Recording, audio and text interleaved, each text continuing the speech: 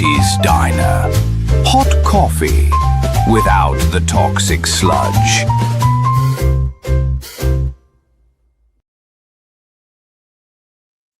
Well, good evening. Yeah, folks, how you doing? Morty here.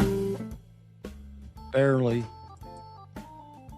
And hey, 4 people watching. That's amazing. Fantastic. Tonight's show is entitled The Tuesday Night Doom and Gloom Holiday Show. Yeah. All right, I think it's all set up. And I think that's it. I have nothing else to say. The invite link is up if anybody would like to join the panel. We can talk about anything, basically. We can talk about whatever, even the hate, the unbelievable hate going on in, those other channels, shows, or on, or whatever. Yeah, unbelievable. We can talk about rich people versus poor people, luxury versus non-luxury, intelligent versus stupid. We can talk about spicy meatballs or no added spices. Anything. So I'll hang around for a little bit, see if anything develops.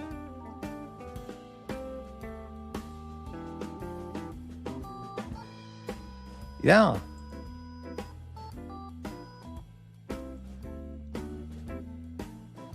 This is the Christmas week. You would never know it by listening to the hate channels. I mean, and it's very funny when the haters talk about the other people being out of control haters, when they're the ones who hate them. They're the biggest haters. It's not hysterical. I think it is. But anyway.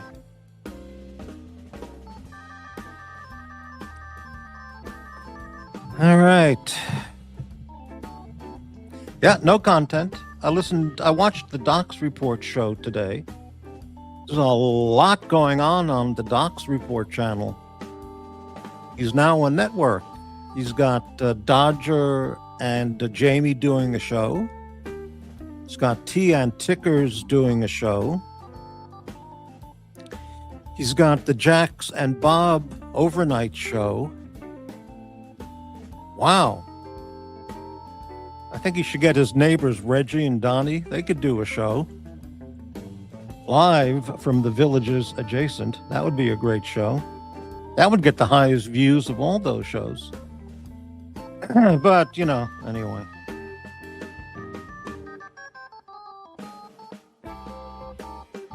An awful day, another awful week, another awful year, worst year of my life. But I say that at the end of every year. And, I've got the special Christmas Day show, believe it or not, coming on Christmas Day.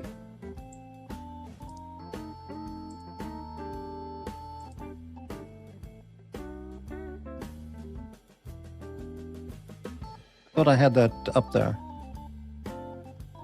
Well, there it is. You can see it on the banner.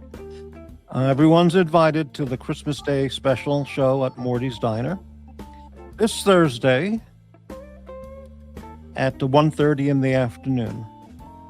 Okay? So come check it out. I'm going to have, as long as I can figure out the technical stuff, I'm going to have some fantastic, unexpected surprise content. It will really be great. I know people think that's just bullshit, but no, it really will be. So, and there may be lots of channels doing a show at that time. That's fine, but I will have very special content with special people. This is true, okay? Really true. How did I do that last time? I don't know. I can't figure out any of this technical stuff. Damn it.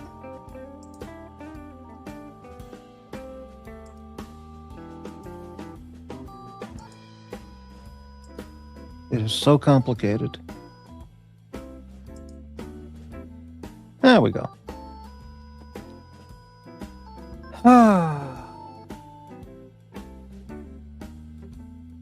Got a terrible stomach ache and headache. I unlocked the whiskey cabinet earlier.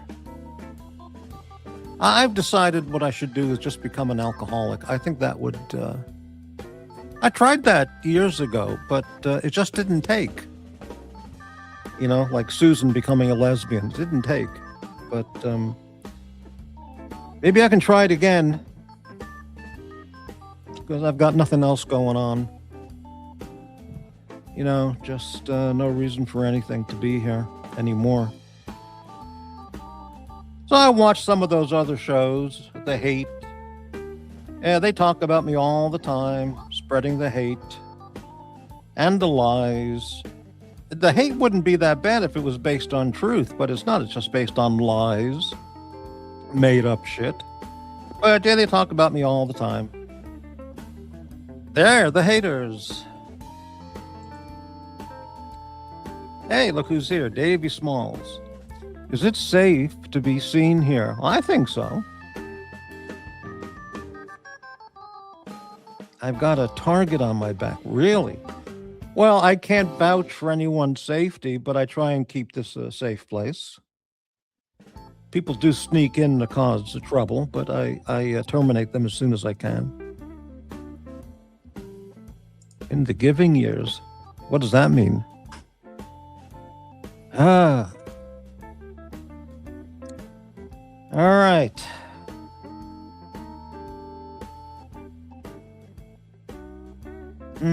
I got nothing. No content. I'm just here. In case anybody would like to bring up some topics or talk on the panel. Otherwise, I can't think of a thing to say tonight. Oh, it's Aussie Expat. Hey, man. Yeah, we're up. We're here. It's, what time is it? It's 8 p.m. here in the West Coast. Here on the West Coast. West Coast of Australia. Has anyone noticed Aussie Expat gets picked on a lot by certain other people on other channels? He gets picked on because he came on my channel once and was doing some weightlifting with dumbbells. And he was getting ridiculed by the haters and the pinheads for that. And then he got ridiculed by the pinheads and the haters because he announced his early retirement at a young age. He got picked on for that. And I guess maybe because he's an expat, he gets picked on for that too. But it's the same people. They just pick on everybody, anybody and everybody. Unbelievable. How's ski season going this year at Mount Hood? Well, I haven't looked up Mount Hood. Oh, that's the Mike and Mechanic song. I remember that song. Yeah, right. I look at the weather report on my phone app, and there's snow and ice out there by Mount Hood, which is like an hour drive, maybe a little more east of Portland. That'd be beautiful to go there, but you need chains on your tires if you're going to drive around there. But it is ice and snow. We have a guest, so let's go ahead and bring him on. Let me do a couple things here. Hang on. Gonna do some stuffs. And let's lower that annoying music. And hello, Aussie Expat. G'day, how you doing? Oh, just awful. How are you? Okay, let me know if there's any like background noise coming from me, because I don't know how much the family noise is coming through. Oh, okay. Don't hear anything, so it sounds Okay. fine. Yeah. Yeah, how you been? Yeah, I do get a lot of flack, but I don't really like those kinds of things don't really get to me. I know that when I do certain things or say certain things that it will raise some ire. I consider that normal. Normal in the insane asylum. That's correct. Yeah. Right. No, yeah, it's relatively normal. You can feel good that in the state mental hospital on these community channels that you don't have a room. Those people all have rooms and padded cells, and you're not even registered there. So that's good. You know. Yeah. So Yeah. It's it's a thing. I think that it's all a bit of fun, so I might play into it. Depends on what it is. yeah. I do get the one that I try to not play into is some people say I'm a know-it-all. You know what I mean? I don't think that's really flattering, and maybe I do come off like that sometimes because some things I feel like I do know a lot about, and I do feel passionate about in some things, but certainly not all. So if someone knows more than me, I actually want to listen. I may sound a bit funny because I will challenge them to back up what they're saying or something like that, but it's out of me trying to understand where they're coming from. So I don't think that it's sort of like just a universal thing. I want to learn from people. So if I challenge someone, it's not because I'm trying to prove anyone wrong. It's just I want to understand their thinking. Yeah, right. Well, that makes sense. Yeah. So we don't agree on everything. No. I really watched the Doc's Reports show, and he mentioned that you don't vote. Is that correct? That's correct. I just find that unbelievable, but Well, I'm very, very right wing, quite frankly. And you didn't vote for Trump. Well, I'm far more right wing than Trump. Or anyone. Yeah. Why would I vote for someone who I think is a leftist? Right, even though he's accomplished and still accomplishes to this day so many great things for the country. I think so. So I'm not so I will admit that for the 2016 campaign, I donated $100 to the Trump campaign. I didn't vote. Well, I'm a pauper, but I've given the Trump campaign during election times way more than 100. But that's neither here nor there. I mean, I have like 6 official coffee mugs. That's well over 100, T-shirts and posters and stuff. But yeah, anyway, so you feel no problem not voting for your congressperson if it's a Democrat who's leading? You think, well, I'm not going to vote? So, yeah, my background is more of anarchism / libertarianism, and the proposition of voting is absurd to me from the perspective of if you had a local mafia. And then they went around with pamphlets saying, "Hey, you get to vote for Don Corleone or Don Mario, who next head of the mafia is going to be. You should be voting." And they got everyone around me. You got to vote for Don Mario. Don Mario is way better than Don Corleone. Do you get what I'm saying?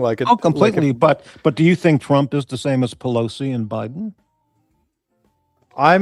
There is a definite I'm potentially a single issue voter. Okay, well, let's take Second Amendment. Sorry, my daughter's just messing around with the chair here. She's sort of trapped. I don't know if she can get out. Give me a second. Give me a second. Yeah. Wow. Talking about trapping children in cages. What is going on there? Wow. 6 viewers. Thanks, everybody, for watching Morty's Diner.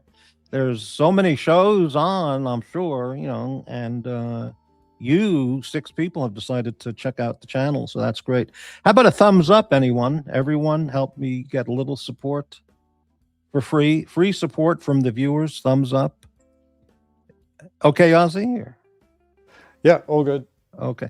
What about, you're a single issue voter. What about Second Amendment? Don't you think? Yeah, no, that's what I mean. I'd be Second Amendment. And Trump has proven himself in his first term to be bad for the Second Amendment. Bad. I spent more money trying to reverse his mistakes than I ever did before. Prior to Trump, Unbelievable. I'd probably spent like maybe $1,000. How would you compare him on Second Amendment versus the Democrats, Pelosi, Biden, compared to Obama? Biden? Biden didn't do anything. Well, he doesn't know anything. He doesn't know what he did. Right. He didn't even know his name. But I Yeah. mean, Well, how about Obama and Biden Pelosi, combined. Schumer, all the Yeah. wigged out Democrats? They want to take every gun you have and They bullet. want to, but they didn't do it. So Obama and Biden combined didn't do as much to hamper, people acquiring guns as Trump did in his first term. Oh, I don't believe that at all. What Well, about in he had the bump California? stock ban. He was pumping, just like the NRA were pumping, the red flag laws, and everything else. Like basically, he didn't do anything to help the Second Amendment. Trump is working very hard to get constitutional concealed carry nationwide without any so-called local permit to carry. That's true constitutional. That's a legislative issue for Congress, and that he's working hard to get they it had Yeah. the HPA and constitutional carry as bills in the Senate when it was under Senate control, under Republican control, and they elected not to bring it to a vote. So it wasn't Democrats that caused the failure of those bills, it was Republicans. Now, I'm not blaming Trump for that explicitly, because that is an issue for the Senate at the time. They chose not to bring it up for a vote. The only people to blame for why we don't have those things today are Republicans. Well, what about in California, where you have to buy ammo at the gun store? You have to register, show your license. That's horrible. It's just unbelievable. So I At mean, the the distinction at between the state level, we but this probably guy had, Newsom, he's going to the run worst. for president, and and the Democrats who follow him in that same mindset, these people are enemies of the country, and it's so important to vote for a conservative Republican or a conservative. I think at the state level, you're 100% correct. The Democrats have been far more active at the state level, far more disastrous at the state level, especially Washington State. I mean, when I left Washington State, the last thing that happened with gun stuff was the basically allowing short barrel rifles to be acquired in Washington State. And there are a few pushes and pulls on certain things, but for the most part, it was completely inept. As soon as I left, they got in assault weapons ban, they got in magazine restrictions, all sorts of BS, like parts and stuff, and all sorts of gray areas, so people can't sell parts to Washington State. They did all this sort of like polymer 80 restrictions, and making your own guns, like that's restricted, despite the fact you can't police it. So yeah, for sure, on the state level, the Democrats have been like, you should 100%, if you're going to vote single issue, you should 100% vote for a Republican at the state level. Well, okay. I mean, I disagree with that. You're not voting, but that's your choice, and I just don't get it. But I mean, there's so many issues besides just one issue, and immigration, taxation. But that's how the Second Amendment gets eroded. Is like if you allow all these other issues to take precedence. Because I know someone in Washington State who unfortunately is always vote blue, but he was also a shooter like me. So he was very 2A, but always vote blue. I think the traditional way of looking at that was like, I think these are blue dog Democrats or something like that. And he thought he could have his cake and eat it too. And so he voted for Democrats despite them being anti-gun, under the idea that only reasonable legislation would come down the pipe. Yeah, that's what they love to say, reasonable gun control. Yeah. There's over 50,000 gun control laws, and it doesn't stop or prevent anything. Precisely. And these are the same people who vote for politicians who want no bail, no cash bail, and defund the police, which causes the right, and legalization of drugs, which have destroyed like Portland completely. And You know. So but to me that's like a spectrum. If you remove the party line, and just look at the policies, I would say I'm not voting for someone who has a track record of banning guns. And wouldn't you say that that makes sense? I'm not voting for someone who has a track. Oh, correct. Yeah. Yeah. So that to me that's Trump. So I'm not. I'm Well, gonna I don't vote for see. All right, someone you who has a you track have your record of view. I banning don't. guns. All right, if that's the case, I'm not aware of it. I mean, I believe the opposite. And if there's things I don't know, like what you're mentioning, to me, the bump stock thing, who cares about that? It's meaningless. No, but that's just more Second Amendment restrictions. Like Yeah, but today, being it's bump detracted stocks. by that, I mean, I can't imagine how that would affect 99% of gun owners, legal gun owners. Well, it did because after he banned the bump stocks, then in the Biden era, he banned basically triggers that were too fast. Okay, well, I'm not aware of that. Yeah. But So I mean, it's a slippery slope. He weaponized the ATF in a way that no other president had weaponized it before. oh, you got to He be basically joking. made it- Biden, Obama weaponized federal agencies into Stalin units, Stalin agencies. Sure, but they still had to follow the letter of the law. Oh, they while on didn't. the other- They violated all the laws. FBI, well, I mean, ATF, their interpretation of CIA, it. all While these under, agencies went berserk. They weren't. sure, but under Trump, they could just invent new laws and ban them outright. Like they just come up with it. Let's just ban bump stocks. Okay, where's a bump stock ban? Like it wasn't enacted by Congress or anything. You just gave ATF the power to create new laws, net new. Yeah, like with this ammo limit, if I'm correct, the state legislature in Salem, Oregon, which is all Democrat controlled. I mean, the fanatic Democrats, totally insane people. Oh, sorry. They could now you bring have up, starting in January or early next year, they've now voted for 10-round magazine maximum capacity. Wow. But the U.S. Supreme Court said that's not legal nationwide. I think there was some case like that. Not yet. It's coming up. It's coming. Yeah. So could you bring up Caliber's yeah. remark here? Caliber. So this hey, was brought to my attention.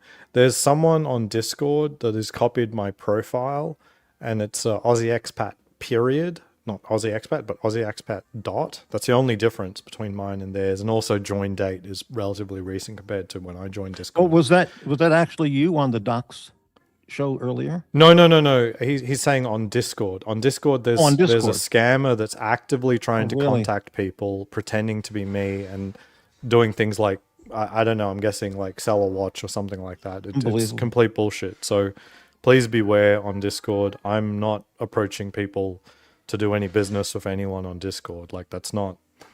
Yeah. Right. Okay. That's Very something good. that's recently happening. So I appreciate. Yeah. System, you came to the right asking. place. Enjoy the show. And yeah, happy to help out. Yeah. So, and what this, if this, well, this, they voted for it to go into effect. So all guns, well, they want to close gun stores. That's what they're trying to do. Just eliminate gun stores. Right. Like they did in Seattle. There was only 2 gun stores in Seattle because of all the crazy laws that they were doing. Unbelievable. And then I think they're down to 1. Like it's completely insane. Wow. Maybe not even 1. I mean, they made it very, very difficult to have a gun store Incredible. in Seattle. So the new law will be, if you're outside and you have a permit, you cannot carry more than 10 rounds in a magazine. But if you already have magazines of a higher capacity, 12, 13, 15, whatever, Yeah. you can keep those, but you can't carry them. But if can't you have carry them at home or your business, you can use them legally, but you can't use them as a carry. They did that in Washington State as well. They made it initially. They said, "Oh, people are grandfathered in," and then they added another law the year later to say you couldn't even carry it if you had it. So, but I just want to clarify for anyone under any like, oh, maybe 10's okay. Well, if you look at NYPD stats for their accuracy and their shooting, for every shot fired, they only have like a 2.5% chance of hitting and incapacitating the target. Yeah, there was a shootout some years ago in the street. 2.5%. Yeah, there were 2 or 3 cops shooting at some guy in the street. The video was on YouTube.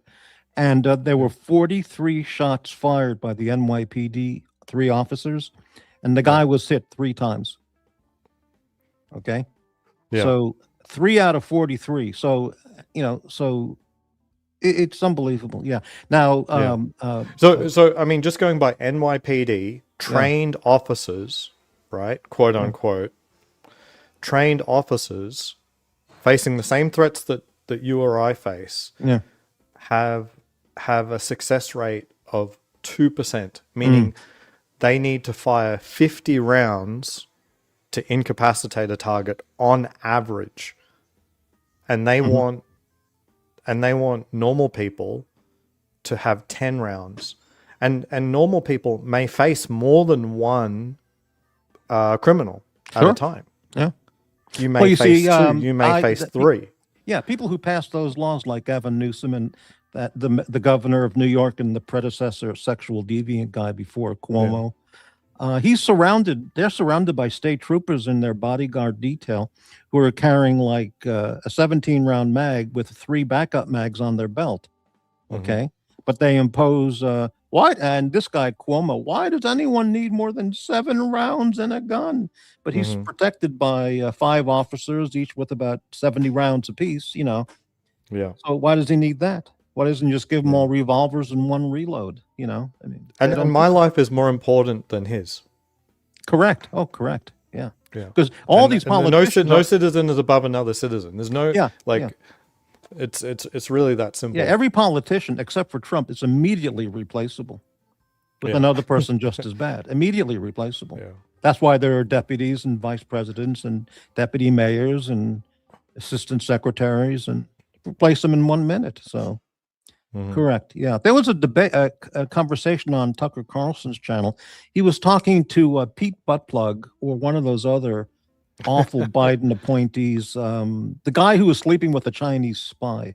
So it wasn't God, Swalwell. It wasn't Pete Buttplug. It was that other guy. So terrible. And he said, let's clarify that. This is not some crazy slur. Swalwell in Congress that's the guy. was literally an asset for the Chinese government. Correct. That's what you call. So the woman is an agent, okay? Right. The people she is in direct contact with are assets. Swalwell was an asset of the Chinese government, and he has the gall to be upset when he's removed from like military and security committees. Despite being an asset of the Chinese government. And I don't mean like how, they slurred, what's her name? The beautiful Hawaiian lady in charge of Tulsi Gabbard? Yeah, Tulsi Gabbard. They're calling her an asset of the Russian. That's completely unfounded. That's just a complete slur. Yeah. But Swalwell literally was an asset of the Chinese government. Well, so intelligence was Feinstein. Asset. Yeah. Feinstein, it was revealed, Dianne Feinstein, the senile, decrepit senator from California, who served until she died in her senatorial chair. She was brain dead. Her chauffeur for 20 years was a Chinese spy. Yeah. So this guy she was on all the high-ranking committees, on her cell phone in the back of the car, talking to who knows what about who knows what. And this driver's listening to everything she says for 20 years. Nothing ever happened. And it might not have just been human intelligence, it might have been signal intelligence as well, as in what rooms and places did he have access to? Did he bug them and so on and so forth for that amount of time? You think he wouldn't have had any technical equipment? Yeah, incredible. You're absolutely right.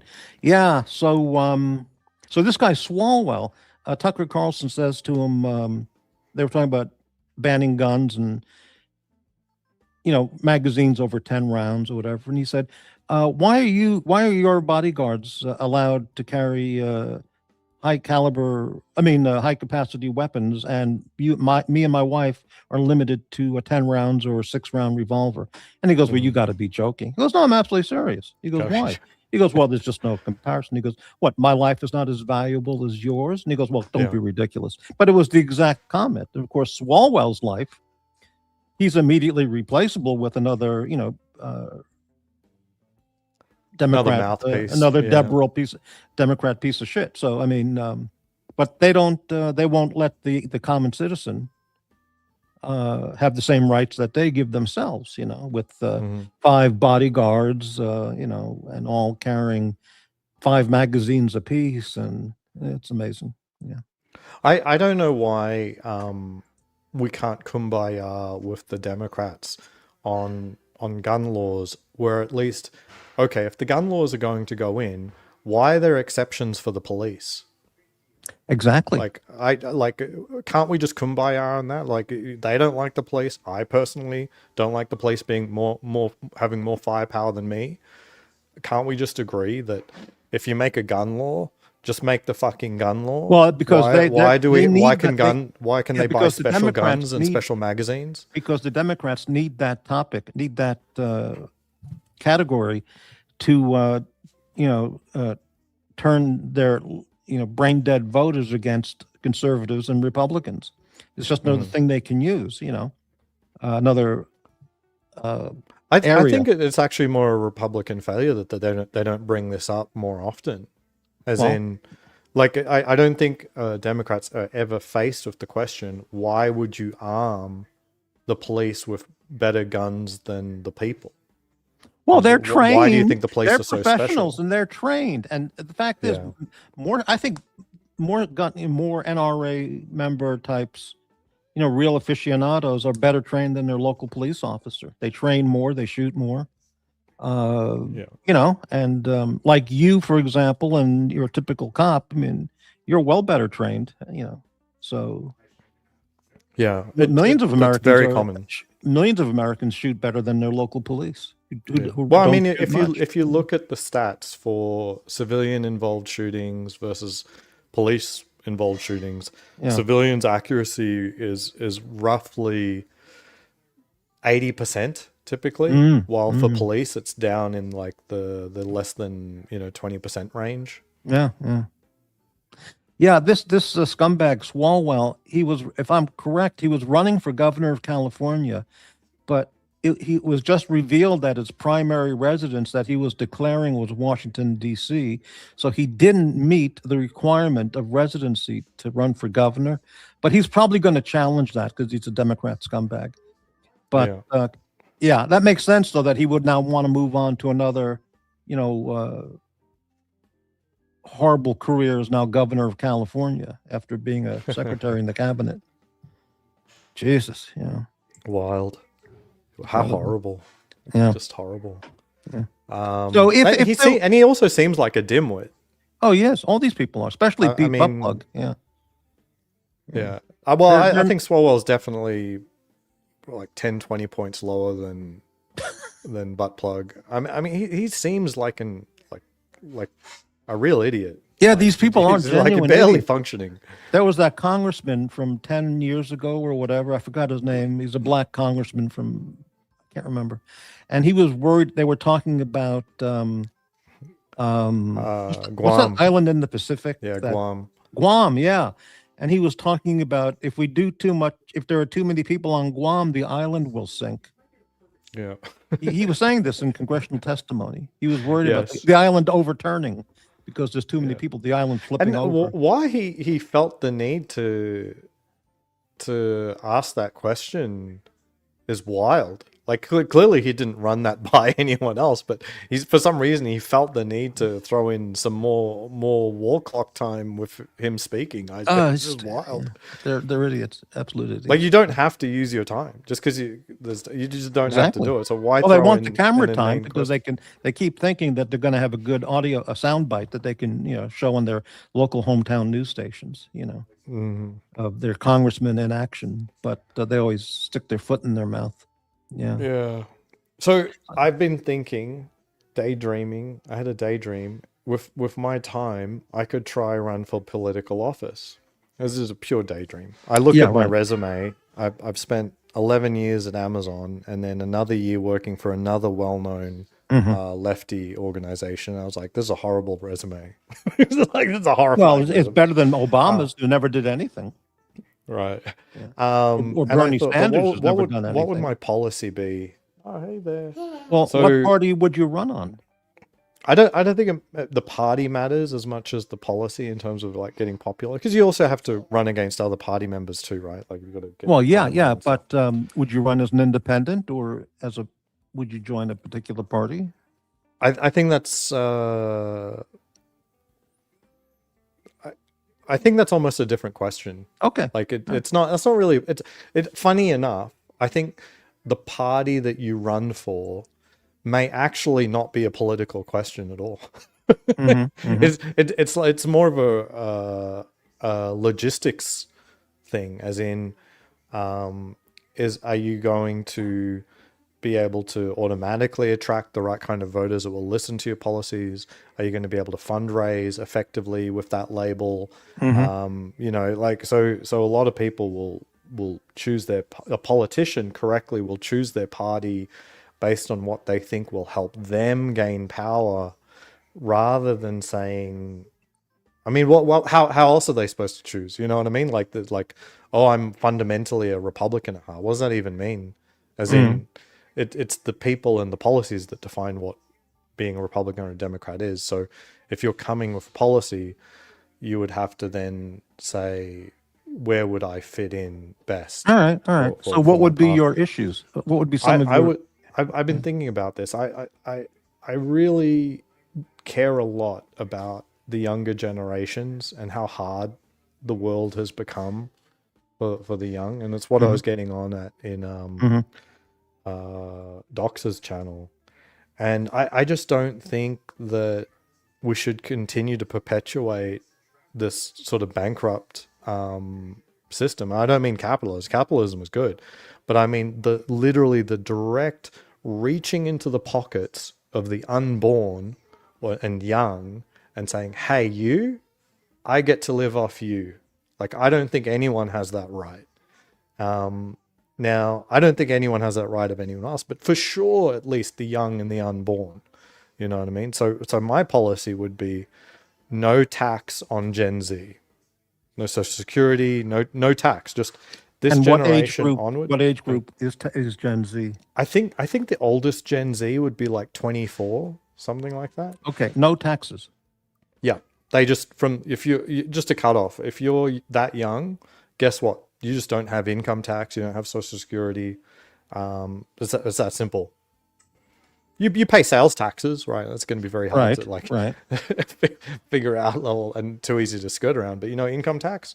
Well, zero. why not a platform of no taxes, no federal tax for anybody? I think that is 100 years ago, fundamentally there was no federal good. income tax. Okay, but I think that there's a practical consideration. And normally the practical consideration is like, okay, we still need money for X and Y. We can't just kill all the programs immediately.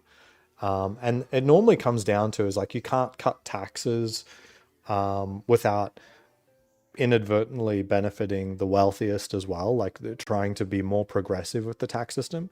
I think the future of progressive taxation would be just simply no tax on Gen Z. You know what I mean? Like, if they're able to make it, and this in this environment, this young, more power to them.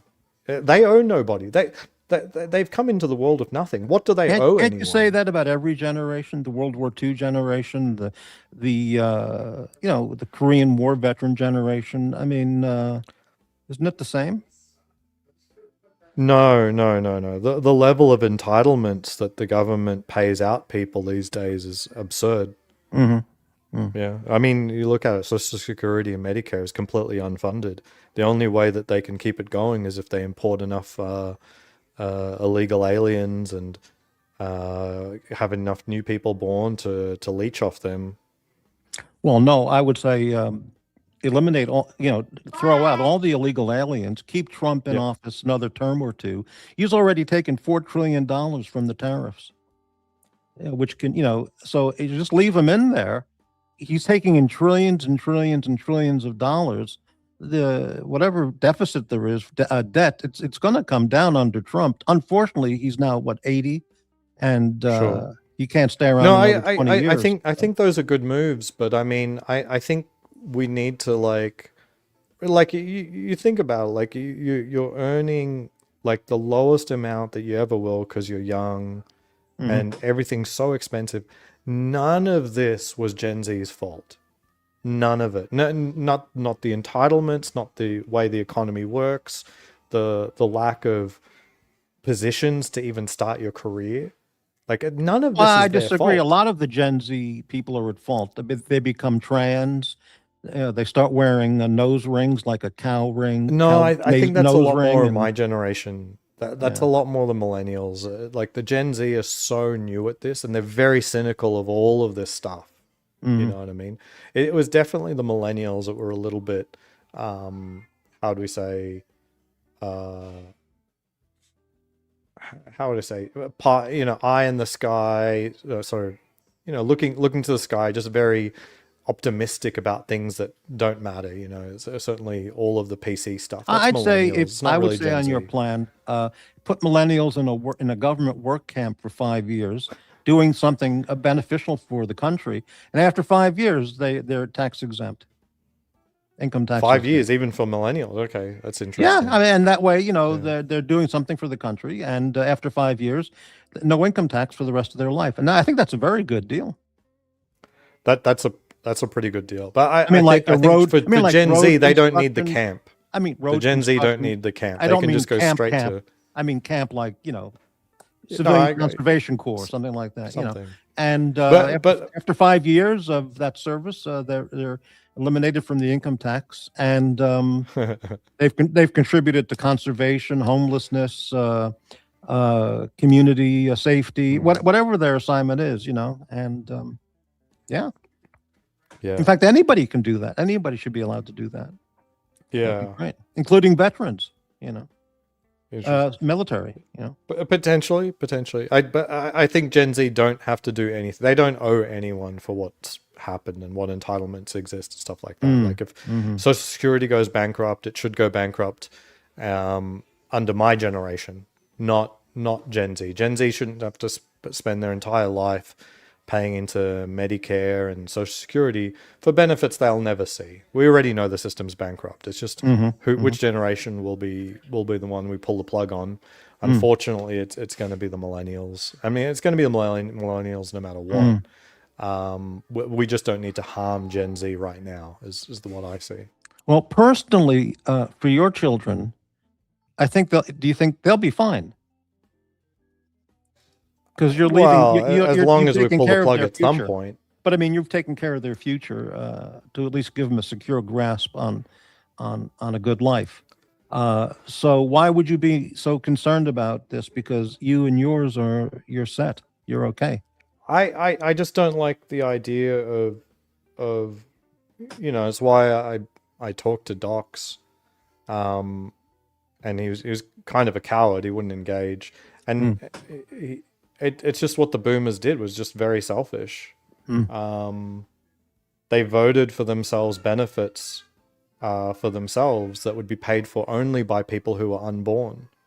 So I think Right. it's literally disgusting.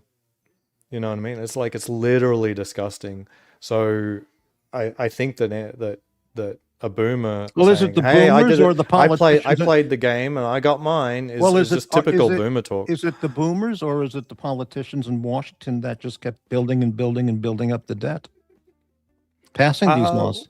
We get people get the governments they deserve, but the boomers were very special in that they inherited an economy that was actually in surplus. A government that was in surplus and an economy that was booming and immature. As in there was a lot of opportunity in a lot of places. And instead of using that as just take the gifts and make things good, they also instituted like swathes of social programs that only they would ever get the benefit of.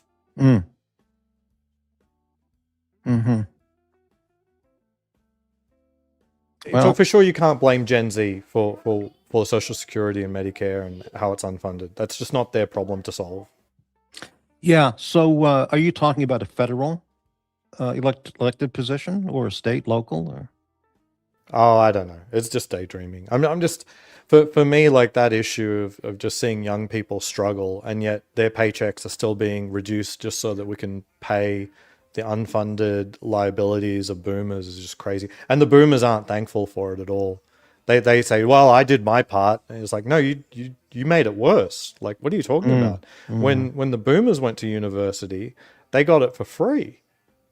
Now my generation, when I got to university, I was told by boomers I have to pay for it. How did boomers get their education for free? Oh, well, this is Australia.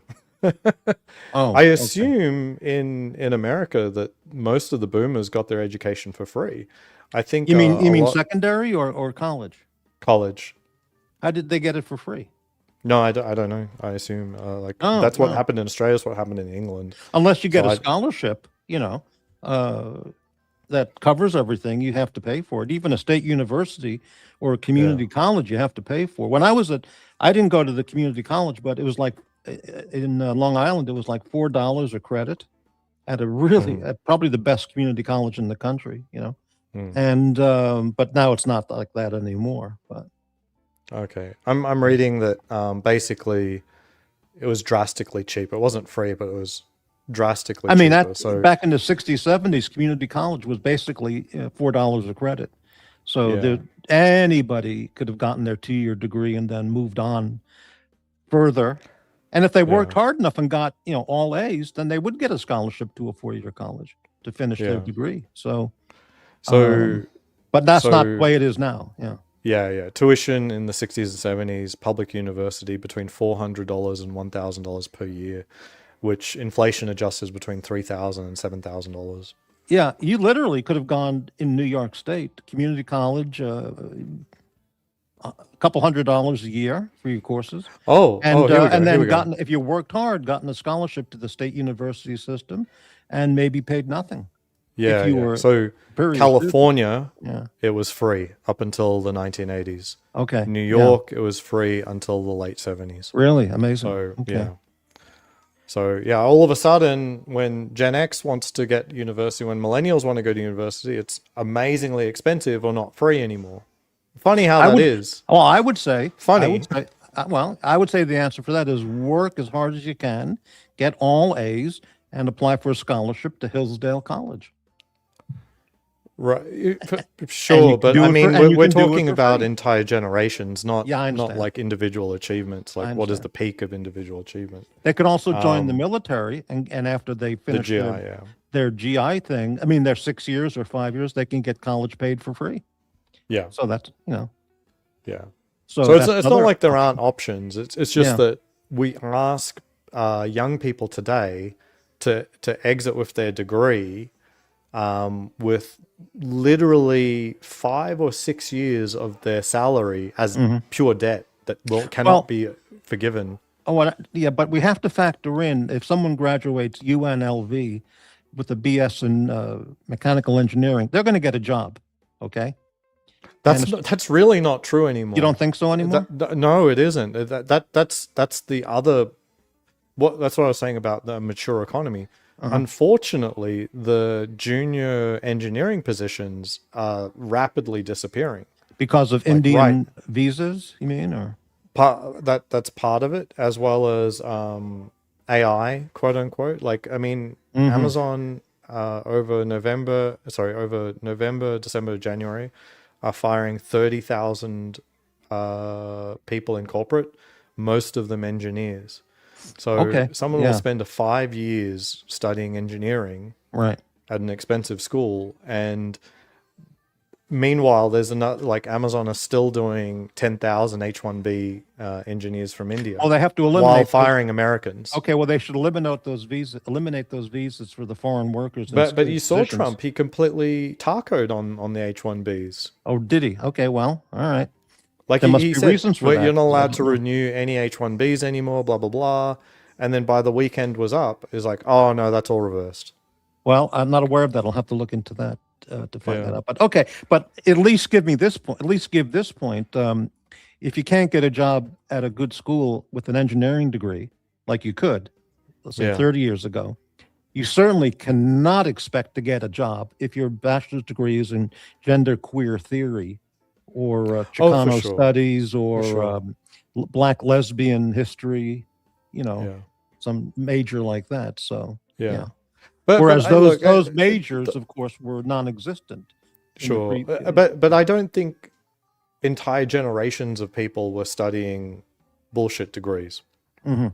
I think the trouble that we have right now is that we have generations of people studying very difficult degrees, very expensive degrees, and then they're getting very little money ultimately. If you look at like wages and salaries, it's all very stagnant. The only field that actually did very well in the last 20 years was computer science. I'm just lucky. Like I didn't foresee it's like, oh, I should do computer science. No, I did computer science because I happened to be good at computers when I was young. Well, you know why you were successful at getting hired in these good positions? Yeah, you had the brain power, but it was your accent. And I've maintained It's partially I've true. maintained this for decades. You take an Australian as a finalist at a job interview, and you have an American, and they can be any background, white, black, women, doesn't matter, right? And you have the Australian at the final hiring interview of a panel of 3 employers, and then you have the American person. The Australian's going to get the job. And the reason is Americans are just fascinated with the Australian accent. I do think that's the case. I do think that's the case. I don't disagree. I do think that there is a slight favoritism towards Australians in America, and I also felt it in England as well. Yeah. It's not. I think it partially comes with some, like in America, a little bit of cultural fascination to some extent, but in England, where there's a little less cultural fascination, there's a sort of a survivor's bias whereby they see Australians that come to the country and they seem to be go-getters, and they associate all Australians of being like, oh, they must be a go-getter. And in reality, it's just the ones who chose to leave the island have a certain mindset, Yeah. Well, so let's talk about ammo. All right. If you sure. were on your, by the way, on your platform, would you have any? Did you have any of the positions that you were daydreaming about, like firing any teacher who teaches queer shit in their classroom, who displays a tranny flag but not a U.S. flag? Do you have thoughts on capital punishment? That's interesting. I hope they're doing that today. Well, depends on the school district. Would you eliminate mosques being built in your state or town? There's a story going on now in Broken Arrow, Oklahoma, where the local Muslim population wants to build a mosque, and the local residents are just saying, they're protesting it by the hundreds at the town hall, saying you can't do this. They're just taking over the country one town at a time, which of course is true, and big. It's right outside of Tulsa, this thing, and I think the like local councils, like local politics, is particularly rife with corruption, basically. Small special interests, usually religiously based.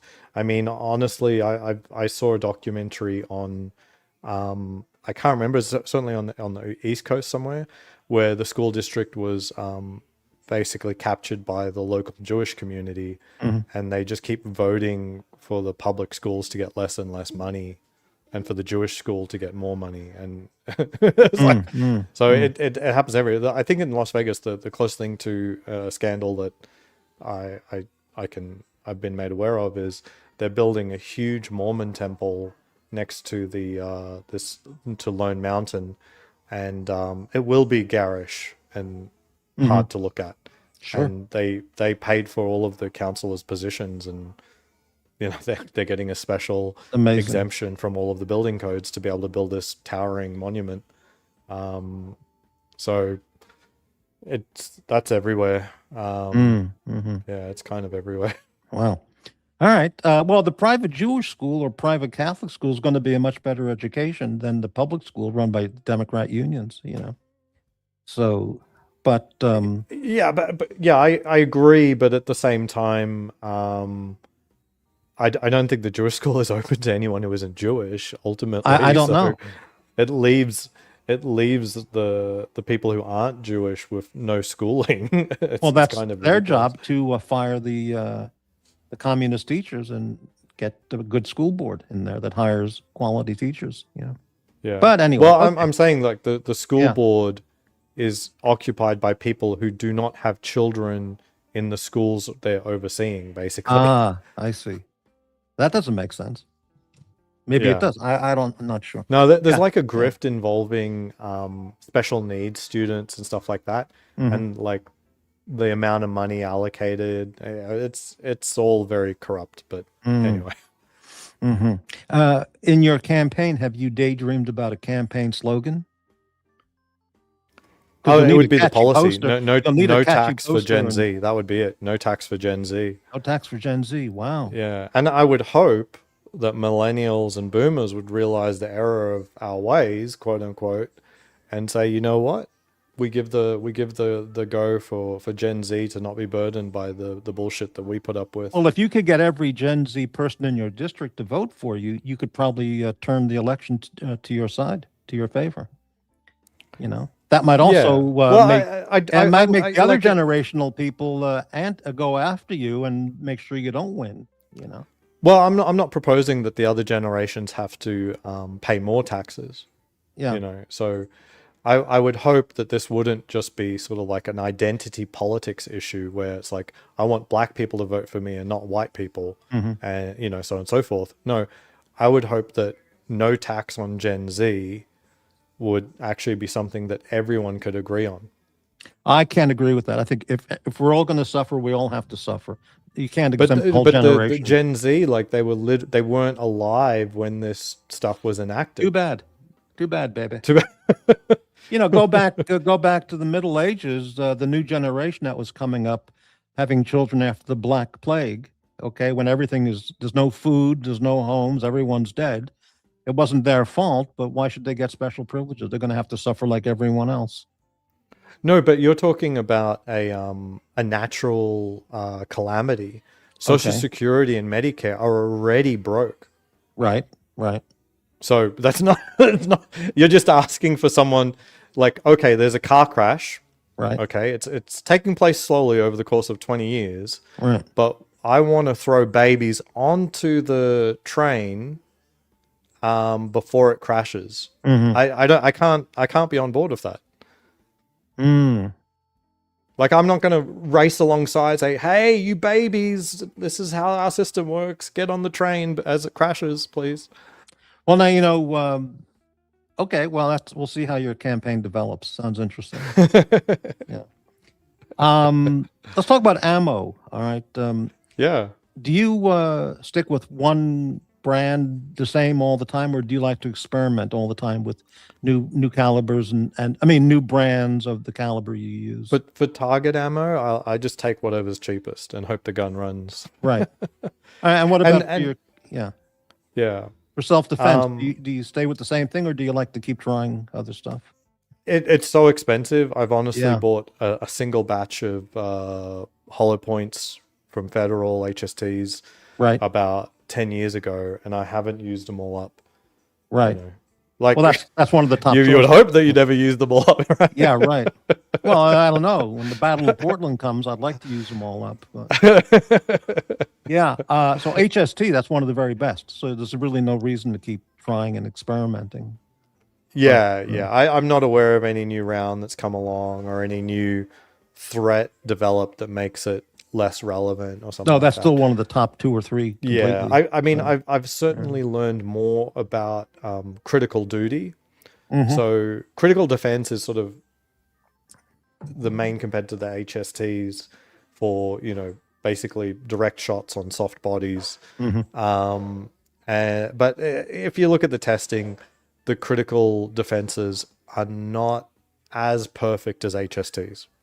They're just not quite as perfect. The expansion just isn't quite as perfect.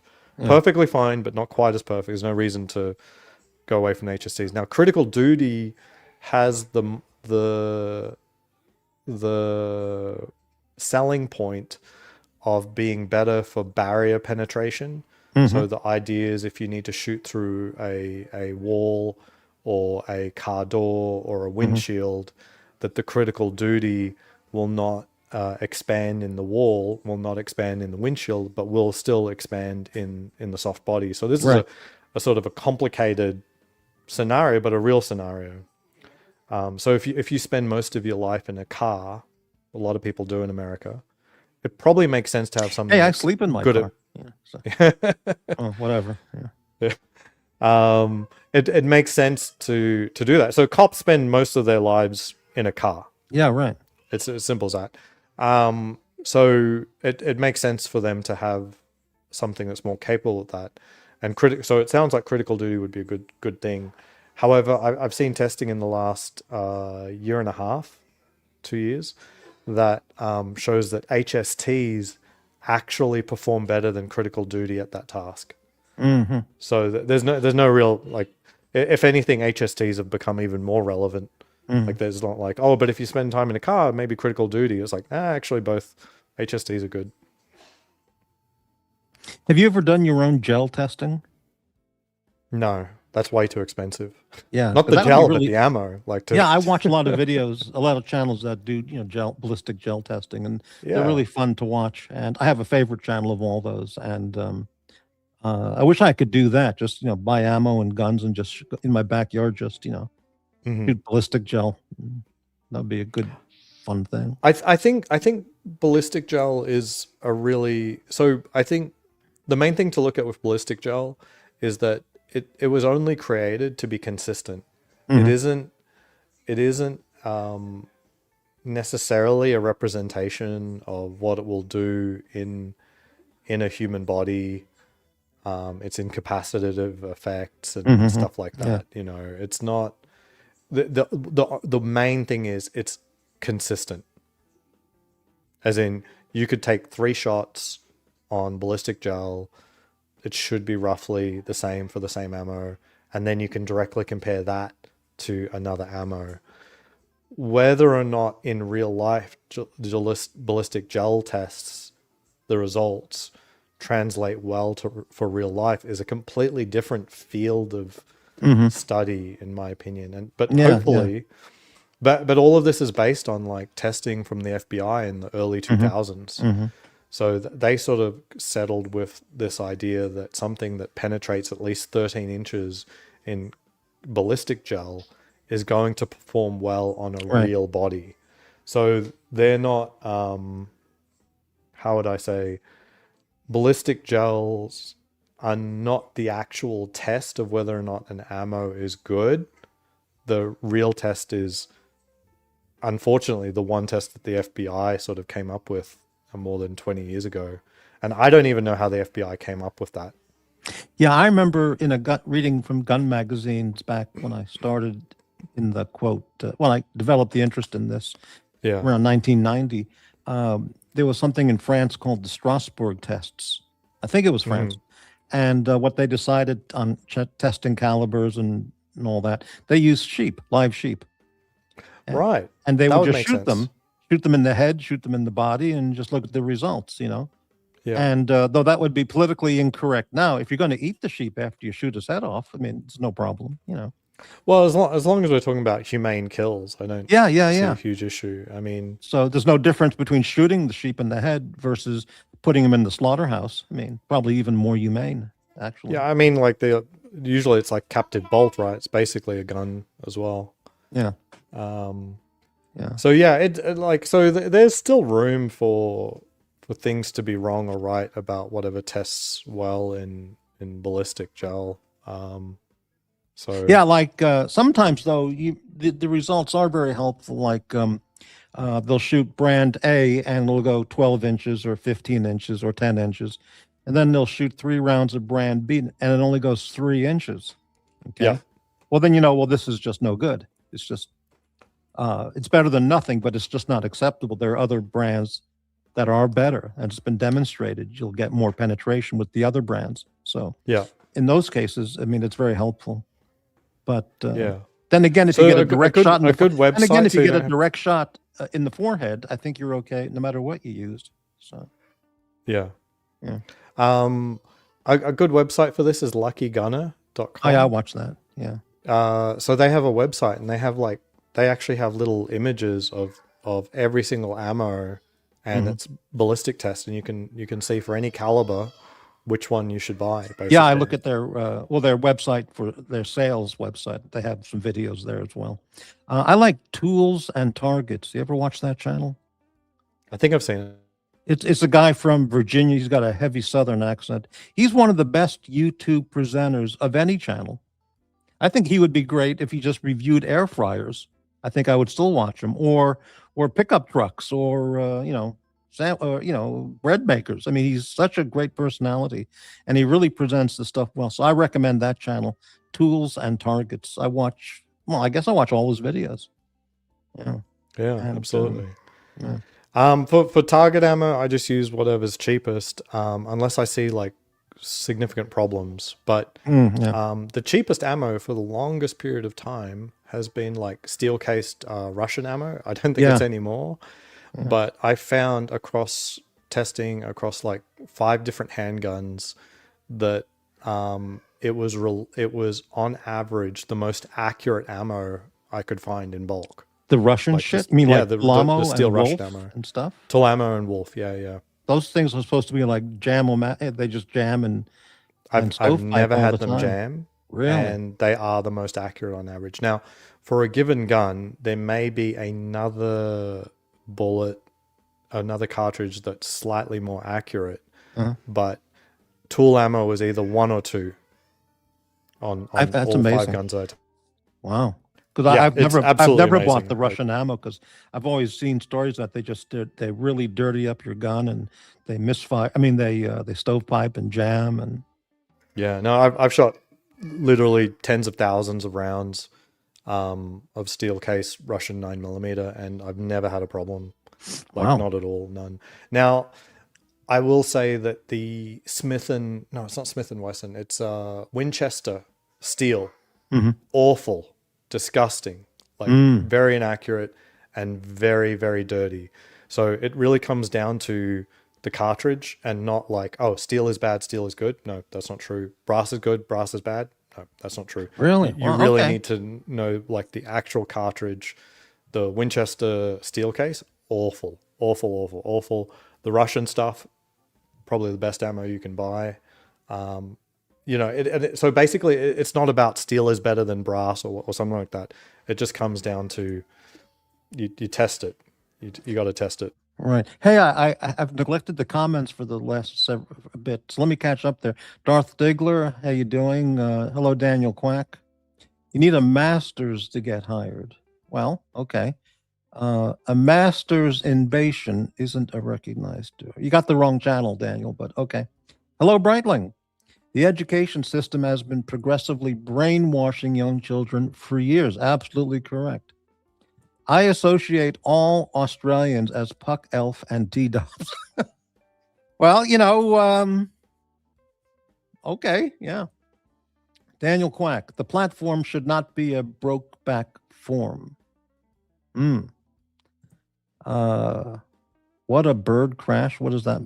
I don't know what that means. Okay. And Tickle My Talk, how you doing? Thanks for watching. Okay, we're caught up there. Yeah.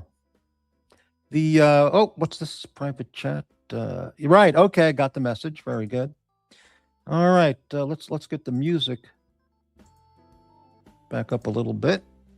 And we're talking with Aussie Expat, and anybody can join the panel if they'd like. We're talking about absolutely nothing on this Tuesday night Doom and Gloom holiday show.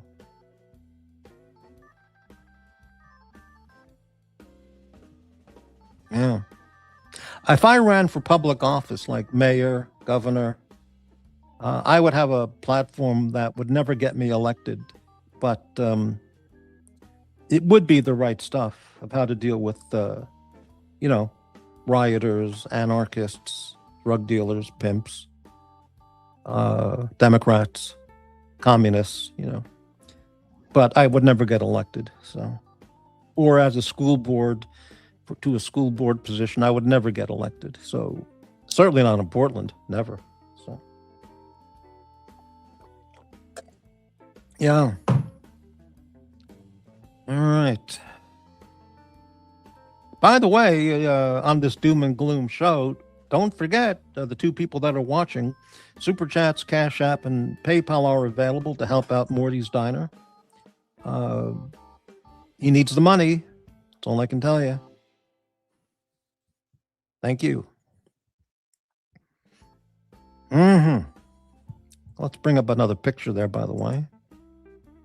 There we go.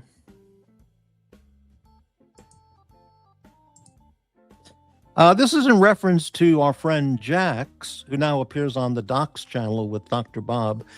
He said this on my show 2 days ago, or whenever, the last show I did. And he was talking about laundry. And he made some statement about laundry, which I said, what was that about laundry? About folding laundry.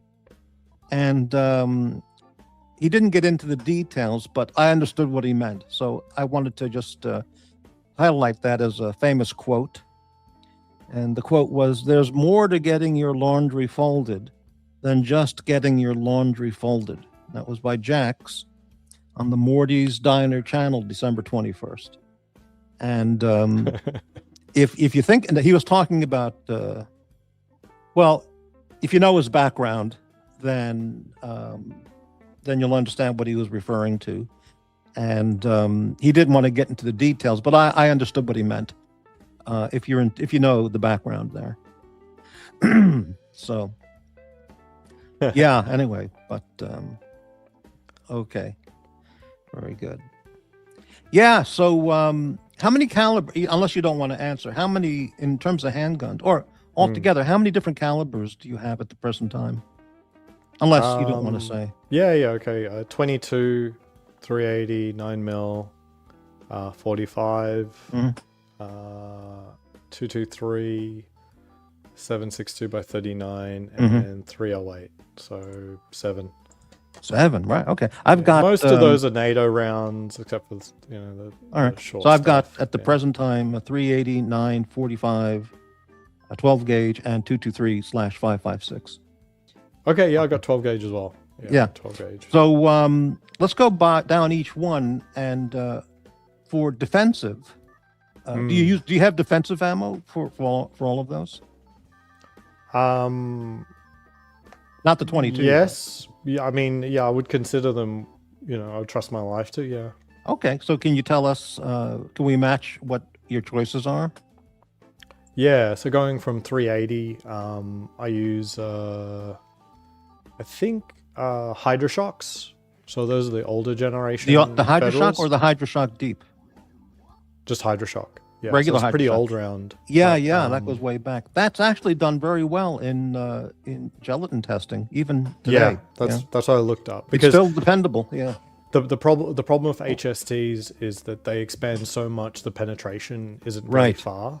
Yeah. So the Hydroshocks don't have as much penetration. I mean, don't have as much expansion, but they actually penetrate. And sometimes they don't expand at all, which makes them no worse than, just ball ammo. Right. So yeah. it is. I think you're wasting money if you go HSTs. You could run ball ammo if you really wanted to. Yeah, I agree. Yeah. On the 380, I have all kinds of a whole mixed mishmash of brands, because a lot of it was bought when there was no ammo. It was like 4 years ago. Or Well, nobody sells or buys bulk amounts of 380 because it's not a recreational round. Yeah. So my go-to would be the Hydroshock Deep or the Federal Punch, and the Golden Saber actually performs pretty well with the gelatin test too. So I have all three of those, and but the Federal Punch or the Hydroshock Deep would be the top choices I would use. Yeah, but, I mean, it all sucks. Like for 380, it all kind of sucks, but you can have a round that sucks slightly less every now and then, as in it happens to expand, and then it will do a little bit more. Yeah, if there's a 120-pound emaciated heroin addict Antifa guy coming at you with a crowbar, I think any of those will take him out. We'll stop him on the spot. Yeah. I stopped carrying the 380 completely a few years ago, just because I spend so much time in the car Mhm. Like I'm not in Seattle anymore. I walk out of my apartment and everything's on the street. You know what I mean? So Yeah, yeah, yeah. I need something that I can reasonably think will actually penetrate windshield or something like that. Right, right. I see. Okay. Now, how about in the 45? What's your defensive choice? 45, just regular target ammo. That's it, really? I don't think you're gonna get better performance than just going ball ammo on 45, because if you start expanding 45, the final diameter is like 0.8. Right. It's it's outrageous hole, but the 45 doesn't actually have that much extra power in it than 9mm. So you start encountering, Well, in you're my getting a opinion, potential 3/4 inch penetration hole. issues. With the 45, you're getting a 3/4 inch hole with the right ammo. Right, but it That's might good. not penetrate that far. That's why that's where the gelatin tests come in. And Yeah, I used to use on a short barrel like 3.3, 3.5 inch. I think it's 3.3. Yeah. I use Gold Dot 185s, and then I've switched. yeah. So my go-to now is Barnes. It's called Oh, the Barnes make Barnes nice 185 rounds. plus P. They call it TAC XPD, TAC XPD. They make very good. Yeah. And it expands to like 0.75, 0.8 every Yeah. time. It's the I'm sure that's probably a pretty good round. But usually, if I'm carrying the 1911, for 45, Yeah. the reason I'm doing that is because I want more reliability against how do I say, bigger soft targets. So Right. Yeah. we're talking like in winter, if people are wearing like lots of very heavy clothing and stuff Right. like that, that's where I feel like 45 ball would be better than 9mm HSTs. Mhm. Or Yeah. I'm playing a round of golf in an area known to have bears. Ah. So that's the most common use for my 1911. It's at the bottom of my golf bag at a course that has been known to have Very bears. good. Now, Which might be a concern for you in Oregon as well. yeah. Would you be concerned? Are you concerned about 45 ball over penetrating if you're in a crowd area, like I a don't shopping think so. mall, and you're taking out the bad guy? Or No, not really. I mean, it only travels at like 900 feet per second. It's Yeah, really right. not built for zipping through lots of stuff, basically. Okay. Yeah. Yeah. All right. I don't think it goes that far. I think it's like 16-inch on FBI tests. Like it marginally Yeah, 16 doesn't inch. pass The Barnes FBI is like standards. 16 or 17 inch with Yeah. 3/4 inch expansion. It's the copper, not lead bullet, and it's amazing. Yeah. Yeah. And there's others like that as well. Yeah. And how about a 9? What's your defensive choice? Yeah, HSTs. I usually go 147 grain. Oh, really? Uh-huh. They work better in the micro 9s, like very short barrel. Yeah. I forgot what I have for 9. Well, I have all the brand, but Golden Saber non-bonded, I think, is tested very, very well. And I use that one. And what's it called? Gold Dot 124. Yeah, I think that's what I have I would the most recommend anyone that can get if anyone can find out what their local sheriff or PD uses. Yeah. That's your best. They're not going to be using crap unless it's, I don't know. I think New York sometimes carries some funny rounds, but Yeah, I have the most I have is the Gold Dot 124 and then other assorted stuff. Yeah. Yeah, And, I mean, if it's technical performance, it's HST. But Yeah, I I think the agree. best answer is really just looking at like what would a bailiff in a courtroom in your jurisdiction be carrying. Right. That way, a prosecutor could never accuse you of being, oh, you use those rounds because you just want to be a murderer or something like that, and then your defense could say, I think that's an excellent choice. What rounds are in Bailiff Johnson over there? It's like, I think that's a yeah, great same idea. rounds. But if you go to the Kings County courtroom in downtown Seattle, they've probably fired all the bailiffs because they said, well, they're not necessary. What do they call that? Defund the bailiffs, probably. Yeah. Wow, that's a very good idea. I might do that if I'm passing by a courthouse sometime and just ask. Yeah, if you happen, friendly bailiff. it makes sense to me. Yeah. To understand what rounds they carry and use that. I mean, it's not going to be bad ammo, and it's like Yeah. It's How better about to do the that. 223 for the AR? What? For Yeah, defensive? that's a really good question. So Yeah. there isn't a lot of testing for that, but there are for sure quote unquote self-defense rounds. Yeah. But at the same time, what the military uses aren't quote unquote self-defense rounds either. Correct. Right. So for me, as long as your AR is pumping out rounds in the 3000 FPS range, it basically doesn't matter what you shoot. Like it's just traveling that fast. It's like I would think that my hunch would be that if there was if you had a hollow point, it might perform worse because at that speed it could break up instead of staying Really? together. Wow. And so I don't think, like, while with handguns it's pretty clear you use hollow points, for rifles I think there just isn't actually enough testing and not enough justification for quote unquote self-defense rounds. So as long as it's a high-performing rifle round, it's probably a high-performing Yeah, rifle I've got a round. whole bunch of mixed up brands and weights and what do you call it? Not weights. Yeah, grains, the weights. Grains, yeah, and different brands. I got a whole mishmash of stuff. And a year or two ago, I was talking with Shot in the Dark, and he told me something I didn't know, which is he asked me, "What's the twist on the twist rate on the barrel barrel, twist yeah. on the what's it called? The the barrel. the Saint on the Springfield Saint." Yeah. And I said, "I don't know." And he goes, "Well, you look that up, and then that'll help you choose which grain, a 68, 75, a 58 grain. That'll be, you'll That's be true. able to choose the proper grain weight bullet." And I said, "Really?" So I looked it up, and I think it was 1 in 8. I think That's something, pretty tight. something like that. And they said, "Oh, okay, so the ones that the 75 grain, you don't want that stuff. You want the 58 or the 68." He said something like that. Yeah. I don't remember. Yeah, that makes sense. I think that's a little bit something like so that. twist rate is important and stabilizing around is important. But you'll rarely encounter combinations that won't be extremely lethal.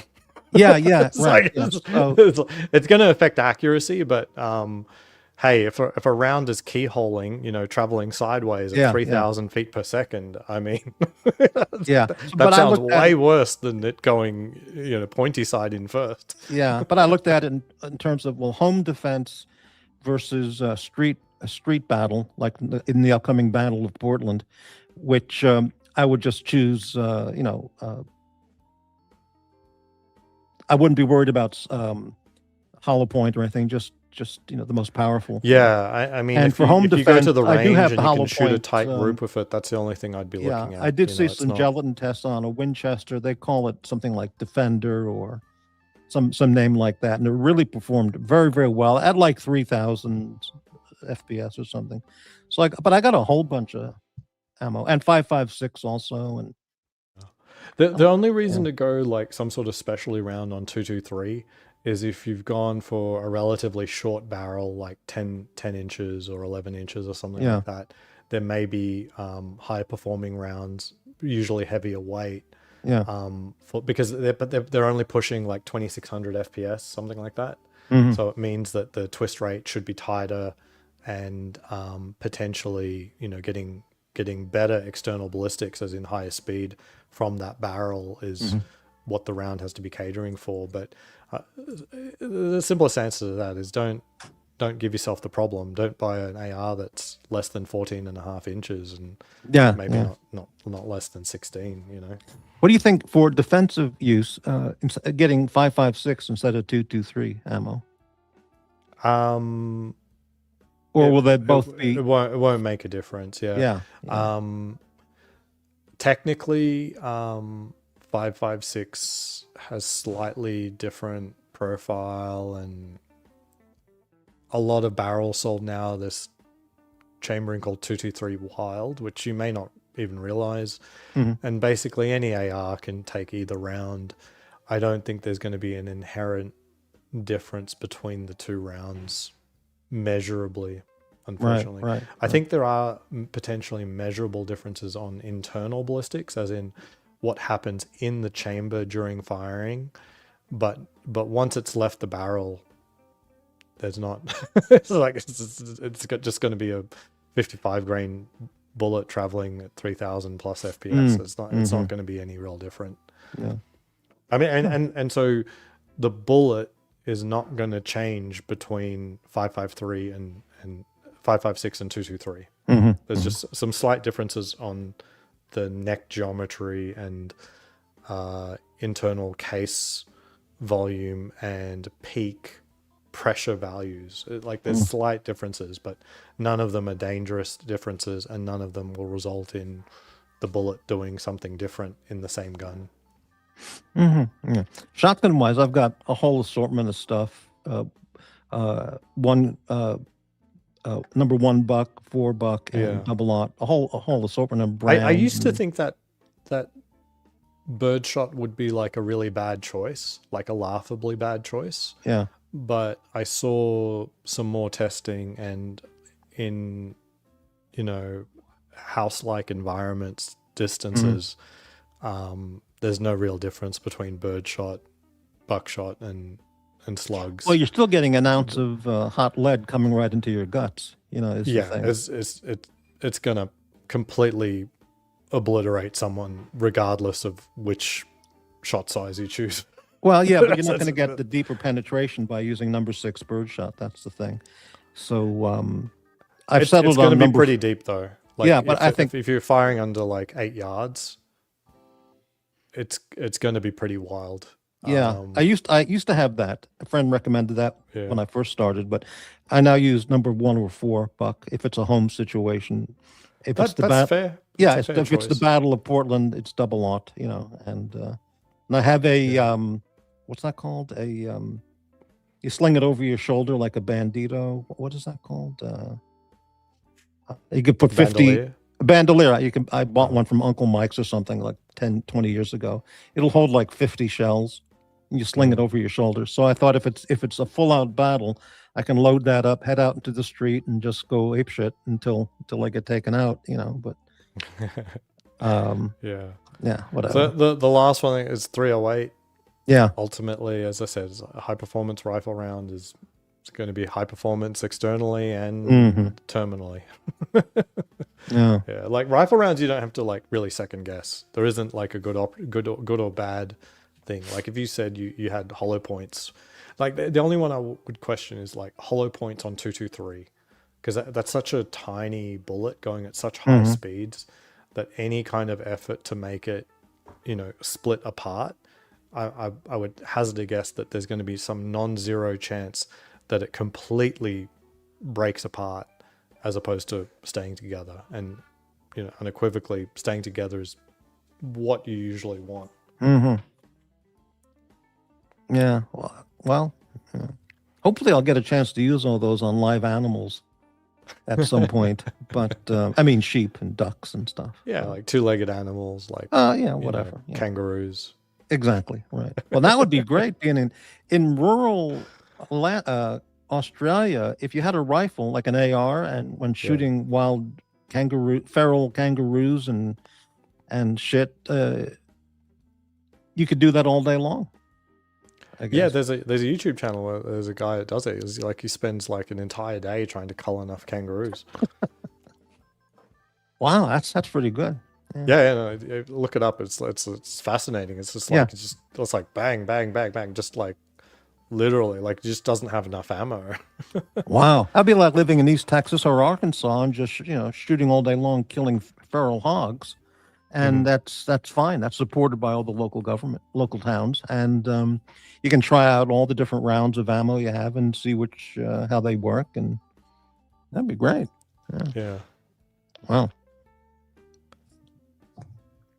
ThermTac. Yeah, there's people using thermal sights here. It's interesting. Do you know the name of that channel by any chance?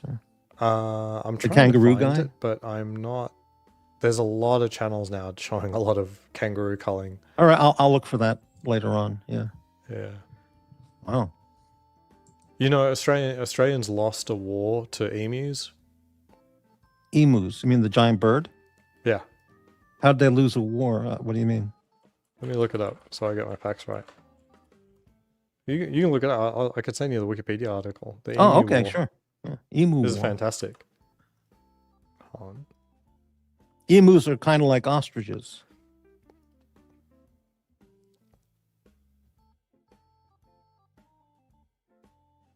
Oh, someone changed this Wikipedia article.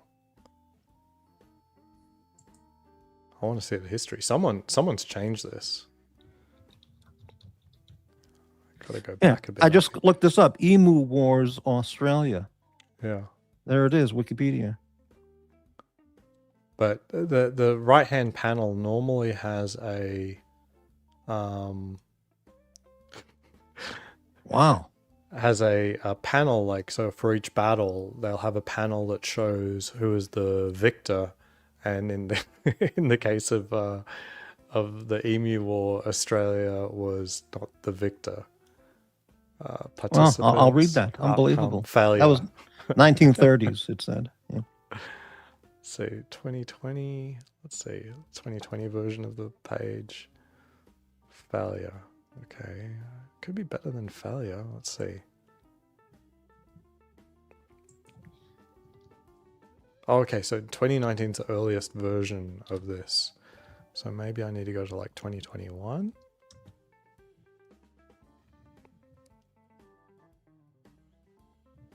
Yes, this version. You got to load up this version. Can you share screen, or do I have to share screen? If you put it in the okay, is this let me Private chat. Yeah, do that idea. yeah, I'm not using Chrome, so I can't share another website. That's the problem with Okay. what I'm using right now. I can share this. Okay. But I just saved that to look at later. Yeah. Yeah, check it out. So if you want to present that. Where is it? It's another panel. I mean, is it in the private chat or? Oh, here it is. I see. Great. Okay. Let's bring it up.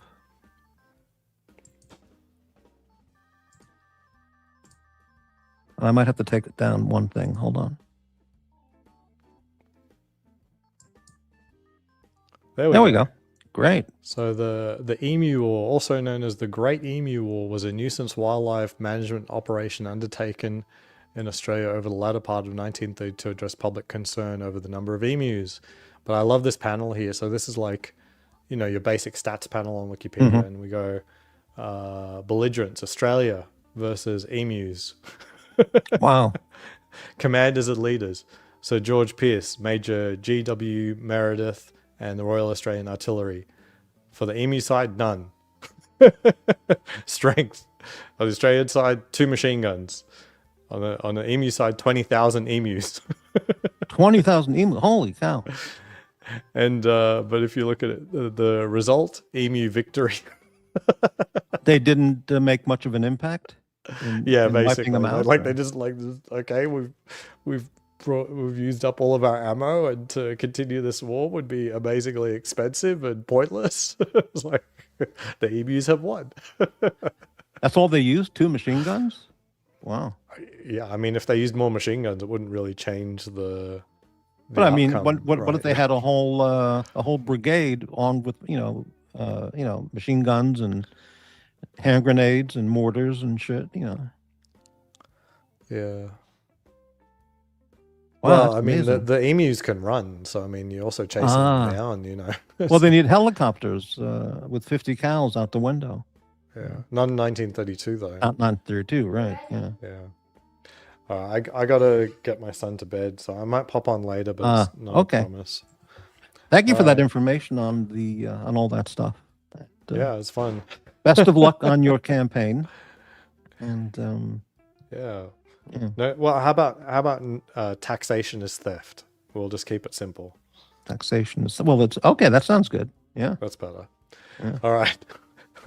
All right. you guys. Thanks a lot. I'll see you later. All right. Good night. All right. How about that? Let's bring up.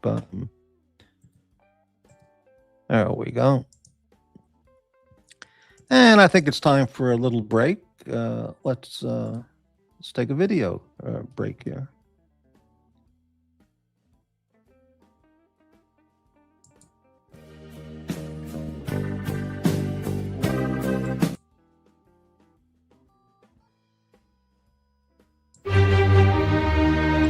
No! No!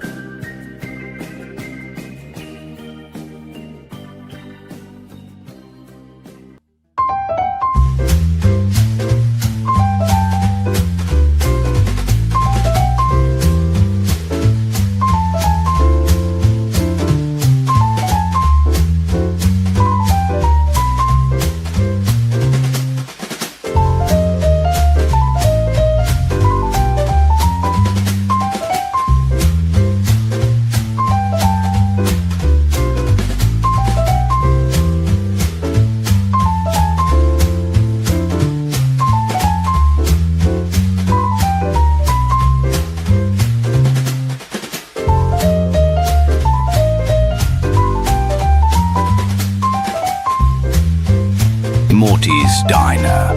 Hot coffee without the toxic sludge.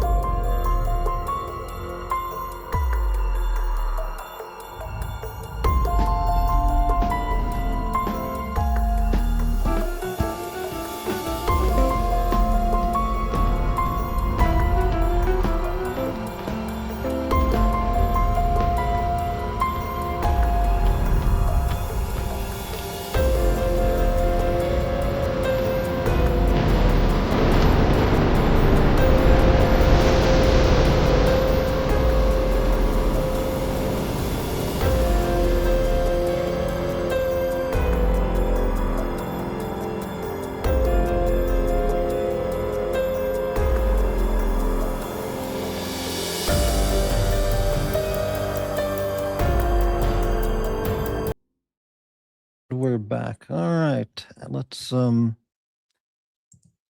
the volume there for a moment. Oh, we have another guest.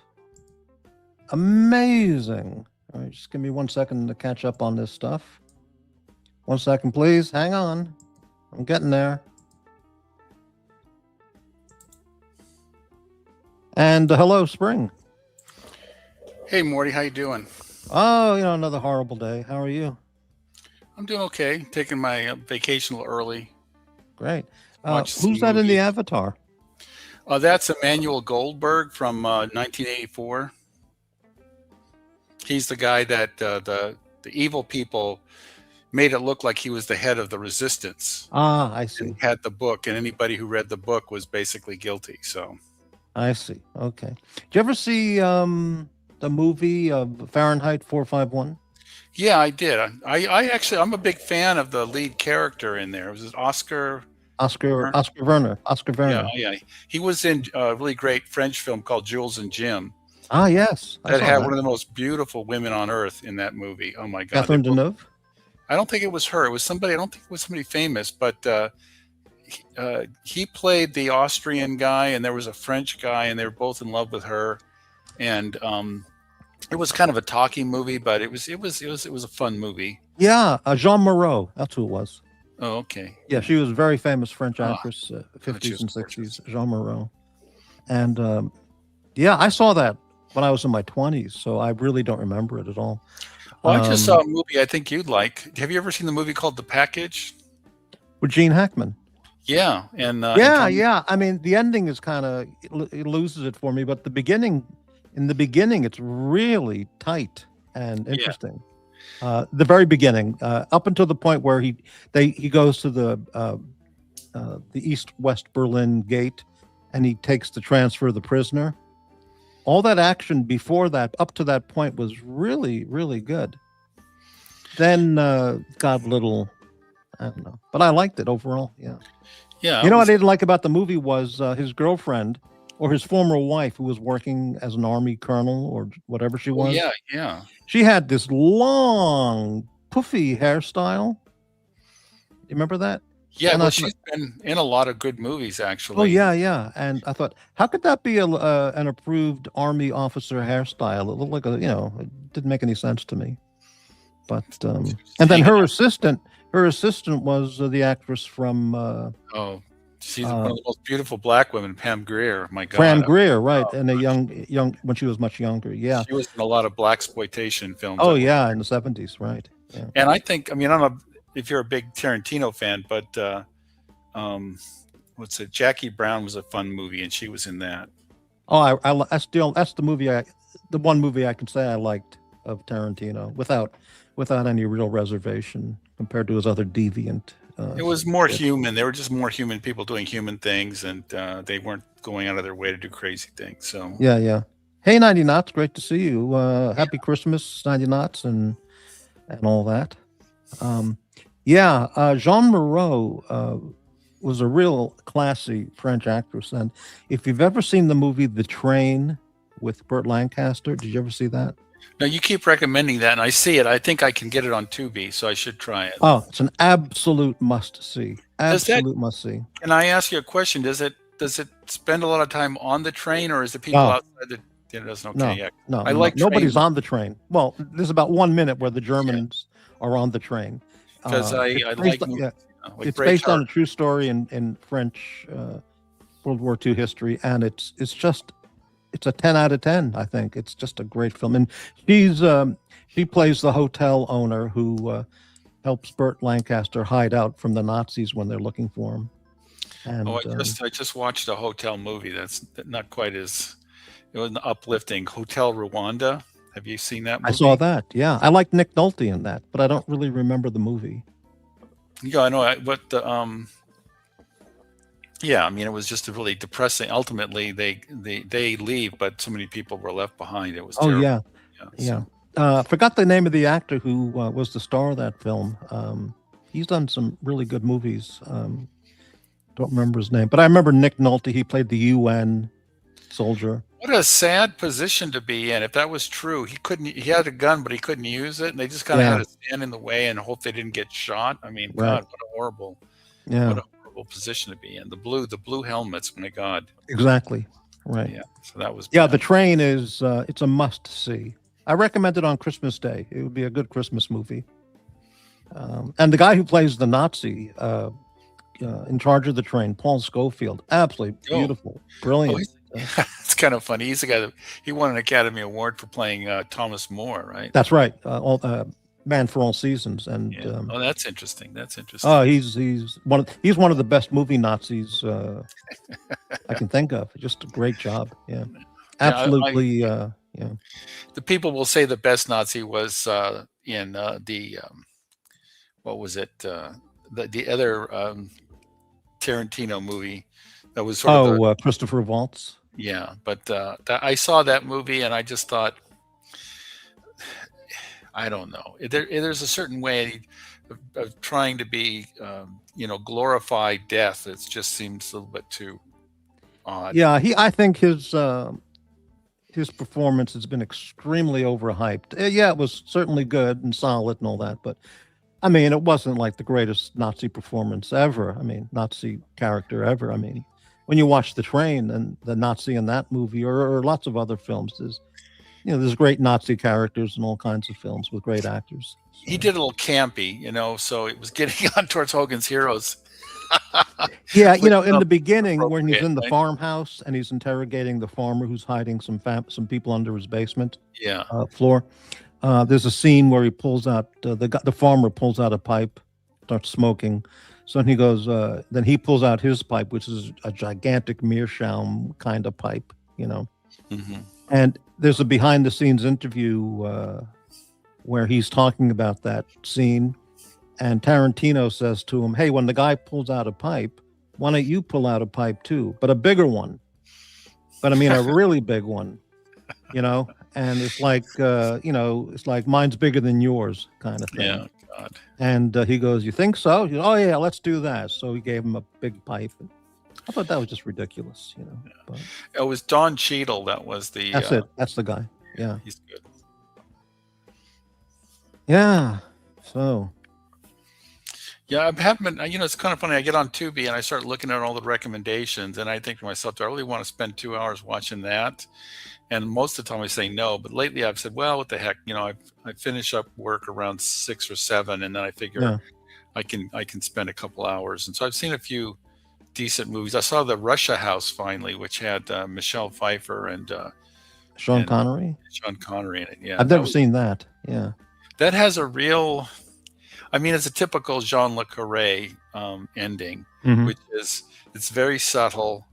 You know, there's no car chase, there's no shootout. It's just some slight thing happens which helps one side or the other in the Cold War, and but it's well acted. And of course, Michelle Pfeiffer is absolutely spectacular in the movie. You mean Um, spectacular looking or great or terrific acting? What do you mean? well, you know, she has to do a stupid Russian accent, which is Oh, I kind see. of. Just turn off the volume. I don't think. Well, I guess the words mean something, and of course the Americans are made to look stupider than the Brits, right? Because Mhm. it's John Le Carré, right? Yeah. So, but I mean, the number of famous actors in the Russia House is ridiculous. Did you ever see Doc Martin, that oddball doctor living in Wales TV show, British TV show? No, don't know that. So even he was in it, but he was a very young guy, and he was playing the guy who taped all the conversations for the CIA. Mhm. And it was interesting to see him as well. So, yeah, Doc Martin's interesting. He's basically plays somebody that's sort of Aspergery, and he's a doctor in a Welsh town, and somehow he gets sent there because he's got this aversion to blood. It makes when he sees blood, it makes him want to throw up. And he's a surgeon. He just developed it somehow. Mm. And so he wants to stay a doctor, but he can't be a surgeon anymore. So he goes and works as a country doctor. Sort of like Northern Exposure, where the guy had to go to a doctor had to go to Alaska, or there was a movie with who's the guy that was in Back to the Future? Michael J. Fox? Yeah, there was a movie where in order to get his school loans paid for or something, he had to go to a small town in the South. There's a Oh, whole I bunch don't of know. these things where they have some very Oh, is that called Hollywood Doc or something? Doc like that? Hollywood, I think, or something Doc like that. Hollywood or something. Yeah, Yeah. yeah. But there's a lot of movies or TV shows where they have some sort of fish out of water, some really educated doctor or lawyer that has to go to some small backwoods place and kind of deal with the locals. And that was where this is kind of like this very, this Welsh town, they're very, emotional, very, very friendly and all that, but he's very standoffish because, he's got the Asperger thing going. Ah. So it's kind of funny. But and his girlfriend that becomes his wife, she's a beautiful brunette. I don't know what her name was, but she's had a few roles outside of there, but that was mostly her career was being in that show. Well, I never knew what Doc Hollywood was about. I remember when the movie was out, but I had no idea what the storyline was. But he graduated medical school and he had to work in a small town to pay off his loan or something. Debt or something like that. It was. I see. That was the thing. Of course, he falls in love with the local sweetheart and all that. Mhm. I see. Wow. So yeah, I saw that a long time ago. I can't remember anything about it, but I've seen so many movies. It's ridiculous. When I go to Tubi and I look, and they recommend like 20 movies to me, I've seen like 18. Right? Yeah, yeah. The two that I haven't seen, it's like no effing way I'm going to watch that.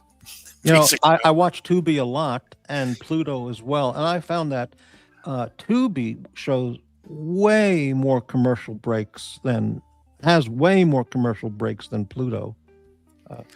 I thought Pluto got bought up recently, and they're now a pay service. I don't know. Maybe I should go back. I was using it yesterday and everything was free. So Okay, I don't I know. have to try that because yeah, I mean, the one thing I like about Tubi is they give you this little timer thing, so you kind of know Yeah, how right. long the break's going to be. So I can like, if it's going to be a long break, I can run away and get a snack or something like that. Right, right.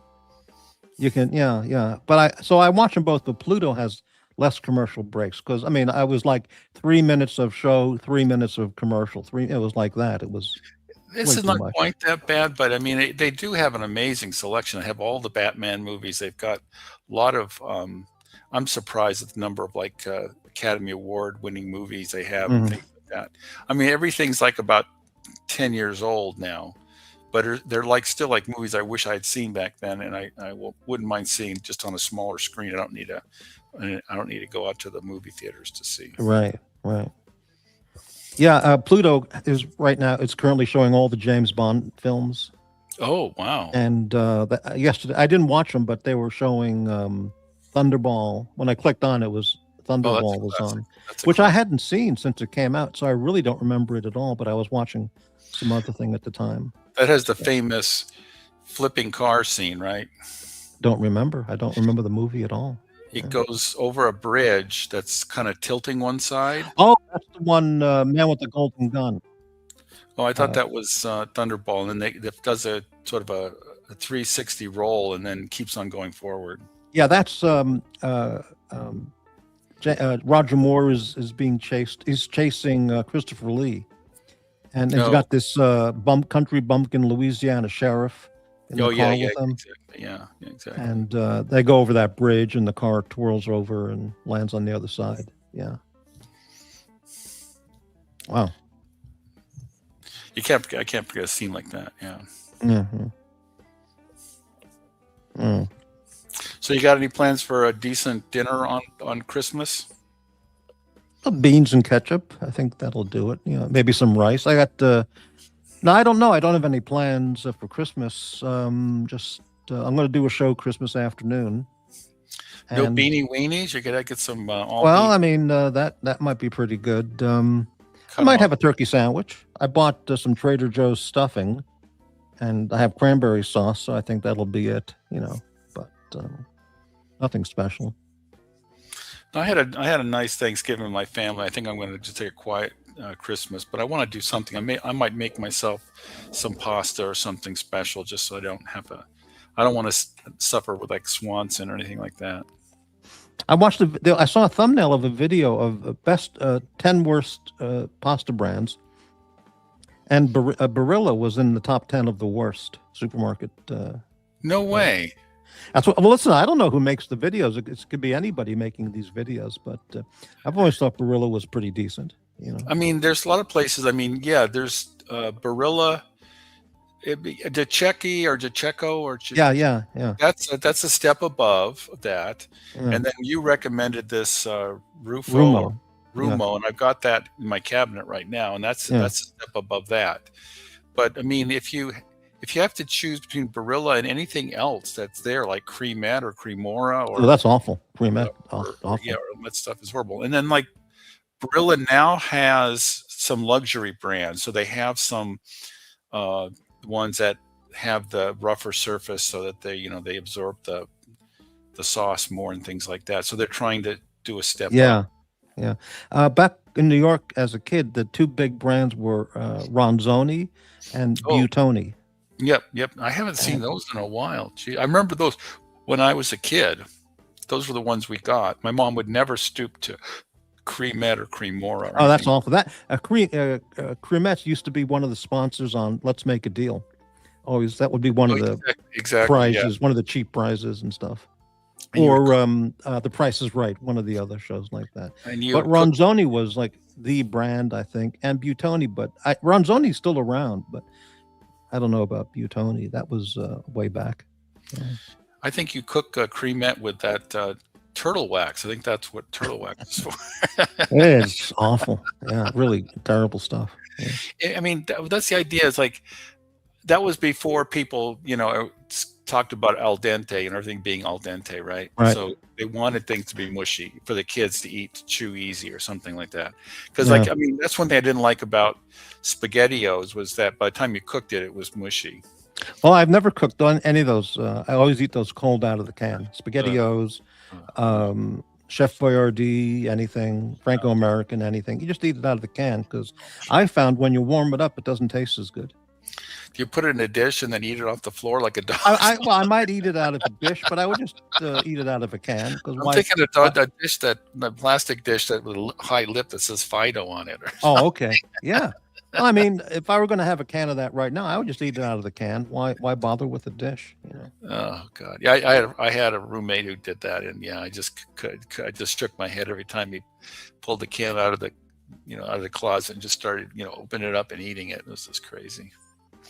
But no dishes, right? All you can do is plastic spoon, and you're set. I do have plastic spoons as well as regular spoons, but there's nothing wrong with plastic spoons and eating it out of the can because you don't have to waste. You don't have to deal with cleaning up the kitchen. Exactly.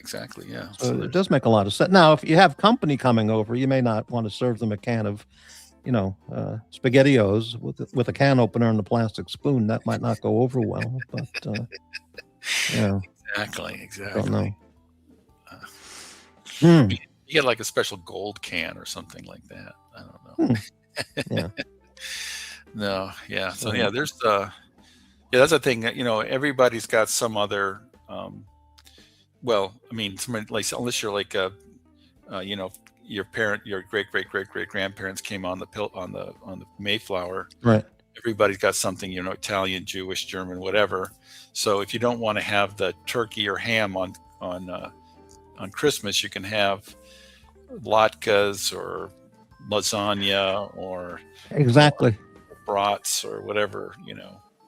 Hey, back when you were a kid and you had Italian relatives and all that, did they ever come over, or did you ever, like bringing over a baking dish of homemade lasagna or stuff like that amongst family members when you were visiting? Or what usually happened was my grandmother was a good cook, and if you brought any food over, she would consider that an insult, like needed somebody else to cook her stuff. So when we'd have these big family get-togethers. All of the aunts and uncles and cousins would all get together at my grandfather's house, and she would start probably in the morning and start cooking everything, and then she'd get some help from the other women, my mom and her sisters and such. And then we had this really big table, and they'd bring out all this food, and all the guys would just show up and eat it. And that was kind of what we did for years and years. And when they passed away, we never got together again. But fortunately, I have some cousins that live nearby, and we get together, but instead of getting together on holidays, we got together like a couple of weekends ago. That way we don't have to worry about, interfering other people's Thanksgivings or whatever. And we had like, 10 or 11 of us got together at this restaurant, and we had a nice long chat and caught up on all the news and everything. It was great. let me ask you if you know enough about speaking Italian on the pronunciation of a few words. Okay? Sure. Nowadays, at this season, they sell these Italian. I don't know if cake is the right word, but is it panettone or panettone? Panettone, I think, is good. Panettone. Yeah, Okay. and there's another one that has one has fruit in it and one doesn't, right? Yeah. So it's panettone. Okay. Is it trattoria or trattoria? I think it's trattoria. Trattoria. Okay, not trattoria. All right. How about well, those are the two that I've never knew correctly what they were. So trattoria. Okay. Yeah. Okay. Yeah, no, there's a guy, I think I mentioned him before. He's an Italian chef that's now living in Australia. And I just actually, it was kind of funny you brought this up because I just watched a couple of his videos where he talked about panettone and I cannot think the other one. And whenever I saw those, I think we had bought them once. I was never that impressed because the cake was kind of dry and it didn't have a lot of flavor to it, very subtle flavor. Yeah. He was a big fan of it. Obviously, he was brought up on it as a kid, right, in Italy. But he actually did a good review, and he actually said that some of these are better than others. And so it may have been that I just got a bad batch. Yeah. And I was actually going to go get some this Christmas. I have to go. I'm in LA, so there's like within a couple hours or even an hour, I've got like 2 or 3 really good Italian. Yeah. I can get. Yeah. To. Is it mascarpone or mascarpone? I think mascarpone. I've never seen. Yeah. Now, like I said before, like there are people that will say capicola, and there are people say capicole or gabacole, right? And their last syllable will either be pronounced or not. And the same thing with prosciutto or prosciutto. And so there may be people who say panettone or. Well, I don't know how it's pronounced at all, so that's why I asked, because I don't know. I've never heard anyone say the word, so I don't know. Well, this is the thing, because Italy was one of the last like major nations to actually form in Europe, because it was basically the crossroads of Europe. You had the Roman Empire was there, so everybody wanted to kind of get next to Rome. So you had all the Goths and the Visigoths and the Lombards, the Vandals, and all those people came through. And like a lot of places, like here, I don't know how it is in Oregon, but like in LA, there's like the Mexican neighborhood and the Black neighborhood, sure. Yeah. Armenian neighborhood. So I'm sure there was the Vandal neighborhood and the Ostrogoth neighborhood and all that. And so Italy was, for a long time, was basically city-states, almost like Greece. So you had these, like Naples was a big area in Rome and Tuscany. And they basically, the main town plus like the surrounding, they wouldn't call them suburbs, but essentially the villages, they would form sort of a little kingdom. And it was basically these power struggles. And then when the Pope gained control, they created the Holy Roman Empire. They started trying to unify Italy, and it was very late, like in the 1800s, that Italy became an actual state. Right. So they had different dialects, and they had different cuisine, especially whether they're close to the ocean or inland. Fish with not much fish, and the northern part was much more different. They had more in common with Germans and Swiss than they did with the southern Europeans, and they even had like kind of a sort of haughtiness, the superiority complex with respect to the southern Italians. Yeah. So I can imagine, and that's what I heard was that the Italians from southern Europe moved to one part of the country, say maybe New Jersey and New York, and say maybe the Italians from northern Italy. Well, actually, it turns out most of the Italians in northern Italy never did come to America, but different sections of southern Italy, like the Sicilians might have moved to New York, and then the Romans might have moved to Chicago and some places like that. And so they brought their dialect with them, and so they either do or don't pronounce the ends of the words and such. Yeah. It was a guy named Garibaldi who connected all the city-states and independent stuffs in Italy into one nation. Something like that, if I'm correct. I think I remember that, yeah. But even then, it's still tenuous. And I think, for better or worse, well, mostly for worse, but then was when Benito took over, it was definitely Italy, and they went to war, and they took over Ethiopia or tried to fight Ethiopia and stuff. So talk about the most pathetic army in world history. Here's a tank division, totally modern, quote, modern European army with tanks and jeeps and airplanes, and they couldn't take over Ethiopia. They were throwing spears at tanks, and they still couldn't conquer the Ethiopian people. Just incredible. Really pathetic. Yeah. Well, I think we're finding. Luckily, that out. Happily they didn't. Yeah. Yeah. Well, we're finding that out now with us versus the Houthi. And Germany. Not Germany. Italy was also a kingdom up until the end of World War II. And the guy who was the king was a guy named King Emmanuel, if I'm correct. Emmanuel, yeah, exactly. Emmanuel, yeah. And this guy was a short guy, like 5 foot tall or something, 5'1", and all the other European monarchs kind of like looked down at this guy. I mean, not physically, but I mean, because like he's a Literally king. and He's supposed to be like 6'5" and be a real king kind of guy, and he's like 5'2", and but he had to abdicate at the end of the war. He gave up the royal shit. And then Italy was sort of like Bolivia for a while. They had every year they had a different government and all that. So, Mm-hmm. so Yeah. and- Do you know whereabouts in Italy your family came from? yeah, there's a city that's sort of northeast of Rome, and I keep forgetting the name. Well, the Rome area. Yeah, and it's inland, and it's. I've actually thought about if I ever do go to Italy, I'm going to try to go there. Well, you're one of the many YouTube everyday multimillionaires. Why not plan on a trip for Italy for a couple weeks or a month? Well, I'm not quite. The reason I might not go is I'm not a big traveler. I have a friend. I have a friend I work with the same company with him for years and years, and he goes on 2 or 3 major vacations every year. And there's an informal invite for me to join him on all these trips. He's been to Africa. He's been to all over the places like Turkey and India and Pakistan. He's been all over Europe and stuff. And I've never gone with him. I just now all you have to do is go to London, and it's like the same thing now. They're all there. You want to go to India or Pakistan, or you just go to London.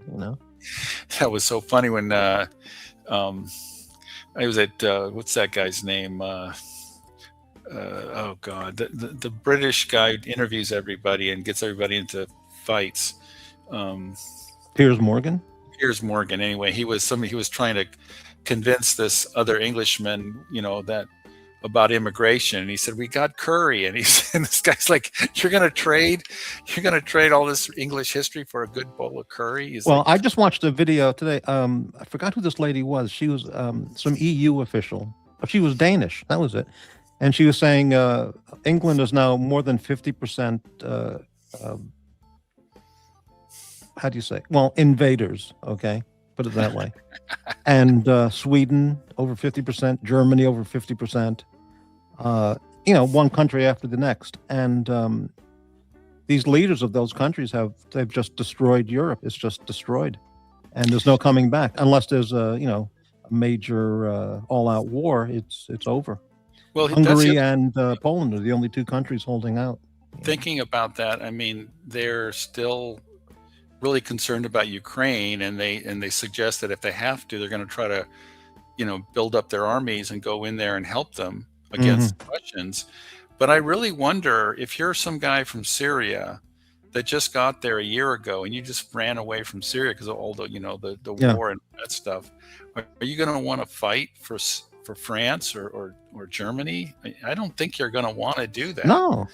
So I mean, the one thing that could happen is a lot of them could go run back to their countries of origin because they don't want to be drafted. That would be a very good thing if all these millions of people went back to where they're from, forcibly, even better, if necessary, and just get them out of that country and save your culture and country, like England and Sweden and stuff. But exactly. I mean, yeah. It's interesting. I had this really kind of a depressing thought, but I was a big fan of Monty Python's Flying Circus, and when somehow I discovered it on PBS late night on Friday nights or something, and I followed them. I saw all their movies, and I try to watch them when they're not like a Fish Called Wanda and places like that where they, as individuals, they were there. But then I see some of the old skits, and a lot of the old skits, they're really cutting. They're not just poking of fun, but they're just sticking daggers into what being an Englishman was back then. They poked fun at the bankers and the lawyers and and stuff. And it wasn't like a friendly satire. It was like, these people are wrong. And so I wonder to what extent, they were sort of like the, like the woke people we have in America who don't seem to be on America's side. They seem to be spending more time criticizing us for killing all the Indians. It's on slavery and all that nonsense. And I'm wondering to what extent that kind of weakened the the grit of the British people. They bought into all that, and they said, we don't want to be the stuffy old Brits that everybody thinks of us as. And what they get is, they're too welcoming, and they have too many people from different countries who don't really respect what they used to have, which was politeness and gentlemanliness and bad food, right? Bad food. I mean, well, you got to take the bad with the good, right? Right, yeah. Well, the thing that I've seen now, which is happening all over this country and in Europe, is when small towns or cities where they would have Christmas markets. Oh, or, yeah. Christmas fairs in downtown area. They now have Muslim groups going there and causing total chaos, or bringing their public address. There's a video I saw today in Berlin at a Christmas market where people would have great holiday shopping and all that stuff. They now had a bunch of Muslims out there with public address systems blasting out Muslim chants, at mega volumes to totally destroy the whole environment, the atmosphere. And it's total conquest. It's a conquest by colonization. That's what it is. The one time that I was in Paris was during, and in Dearborn, Michigan, same thing. Yeah. They showed that as well. The one time I was in Paris between Christmas and New Year, on New Year's Eve, it was a big tradition for the Parisians to light up the Eiffel Tower. Yeah, and I was staying in the northern, what they call arrondissement, and it was by Sacré-Cœur, the big cathedral. It's on a hill. So there's a whole bunch of people that climbed up the hill and onto the top of Sacré-Cœur, so we could see the lighting of the Eiffel Tower. But just before we were heading up there, they said, "Oh, this year we're not going to do that because of the threat of terrorism or something." And I didn't make any sense to me. But we all get up there. There's no lighted Eiffel Tower, which would have been a sight, right? And I understand this Christmas they're also, or this whole season, not going to do that either because of terrorism or whatever, threat of terrorism. I don't know why they think that lighting up the Eiffel Tower is going to. Because they're chicken shit. They're spineless and chicken shit. That's why. Yeah, well, I mean, Obama lit up the White House in the rainbow colors. Remember that? I mean, it's got nothing to do with the Eiffel Tower thing, but I understand that Macron's wife has bigger balls than he does. Very possibly. Yeah. I mean, talk about a sick story, those two. Yeah. Yeah. I mean, you light it. You take your culture like the Eiffel Tower and you light it up and you tell people who don't like it, fuck you. You don't like it, leave. And that's what they do in downtown Portland. The Christmas tree. Before, years ago, when I was downtown, they had a sign there next to the tree. It was called the Be Joy, Bejoy, the Be Joy tree. And not one Santa Claus or Merry Christmas sign anywhere in what they call Pioneer Courthouse Square. This year, they changed the name of the tree. It's called The Tree. That's it. No, yeah, well, that's, yeah, I mean, where I went to college, our mascot was a tree. I mean, that was stupid. Tree, Jesus. Yeah, and years ago, I asked some Portland friends, I said, why do they call it the Be Joy tree? Why don't they call it a Christmas tree? They go, well, some people might be, well, this is a typical liberal Portlander. Well, some people might get offended. And I go, well, so? Exactly. So what? So what, yeah. So they don't have to participate. They can just keep walking. Who cares? It's, I mean, it's unbelievable. They have, there's a city I saw in the middle of the Midwest somewhere that's 95% Methodist or whatever. Yeah. And so they put a Christmas creche on the on public property. My God, in front of the courthouse or whatever. And it represents the community because they just happen to all be Methodist. Right. And then, then you get the one Jewish family or the one Muslim family comes to town. Or the one ACLU lawyer who comes Well, the Jewish and the Islam, they say, okay, we'll put in a crescent, we'll put in a Hanukkah, we'll put in the seven candles, and we'll Mhm. do something like that, right? And that isn't, that's no problem. But then the atheists come in and the ACLU come in and they say, oh, let's put a satanic, let's have a They want the devil statue and a yeah or satanic, something, and that like at the Denver airport. and then they have to just take everything off and just say screw it all, and it Fuck just it ruins all. it for Right, everybody. exactly. Ruins it Right, for everybody. right. So Well, if I were the mayor of that town, I would say to the Satanists who want a devil statue, I'd say no. Hit the paddle, but the lawyers, gavel, and that's it.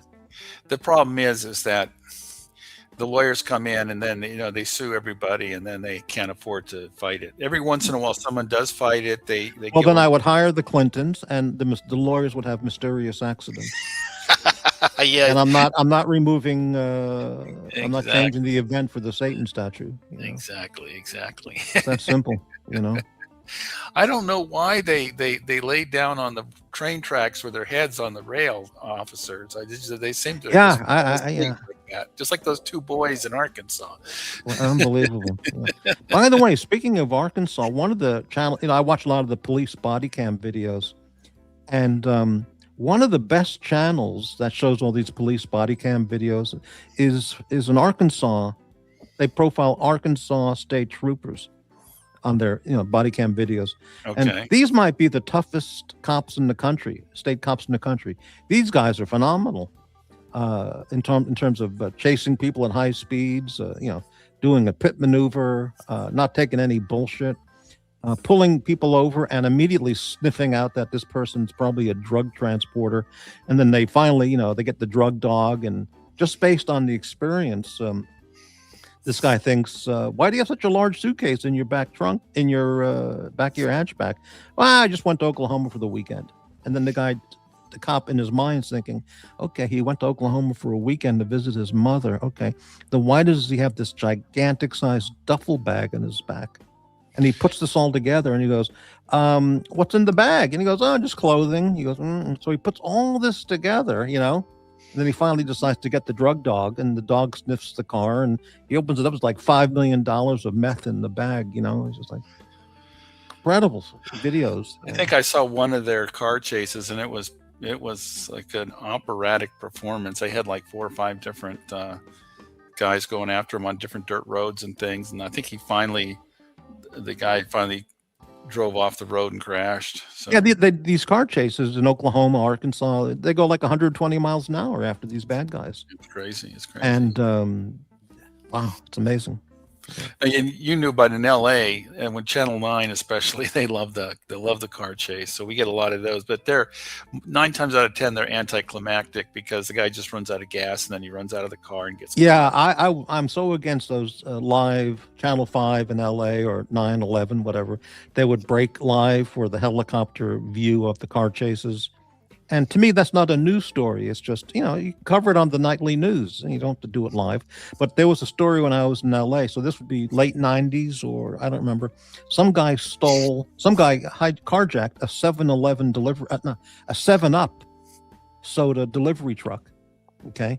Okay. A big, one of these, big 7-Up soda trucks. Oh, wow. Yeah, I know how you're talking about. Yeah, exactly. Yeah. And he went all the way from like downtown. I don't remember, but he went all the way on a high-speed pursuit from downtown LA up through the valley, and he wound up in Oxnard area or something like that. Jeez. And then they finally got him, or somewhere in a broccoli field in Oxnard or something. It was unbelievable.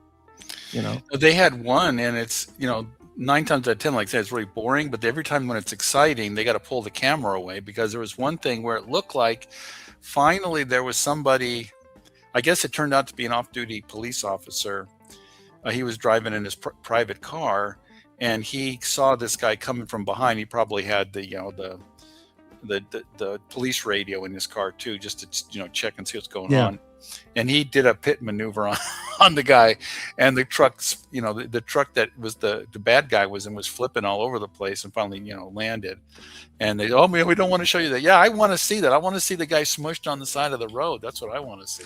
I don't understand. I mean, if I were chief of police or mayor, I would tell the cops, if there's a carjacking or a high speed pursuit, I'm changing the law on my own. Okay.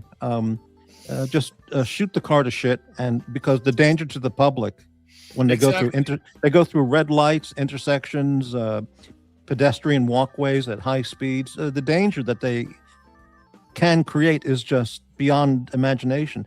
And I would just say, send out the sheriff's helicopter and just machine gun the car. Just stop it, and end of pursuit. That's it. Period. There was something in it may not have been Arkansas, but it was some country in the middle. It wasn't the L.A. or New York thing. They would, if they could bump the rear bumper of the car, it would release essentially like these hooks. Oh yeah, I've seen that. And then they can basically pull the thing. And there was one guy, he must have had a V8, a real big V8, because he was like dragging it for a while before they finally got him.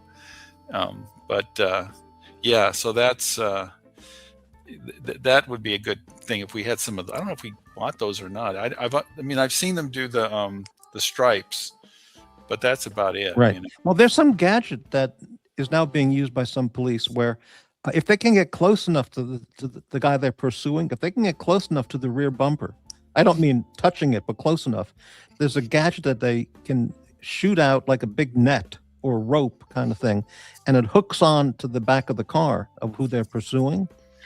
And they can just wrangle the car to stop. Yeah. I think it actually grabs hold of one of the rear tires, like grabs on the axle. That might be it. Because if you try to grab the bumper, all it's going to do is it'll come off.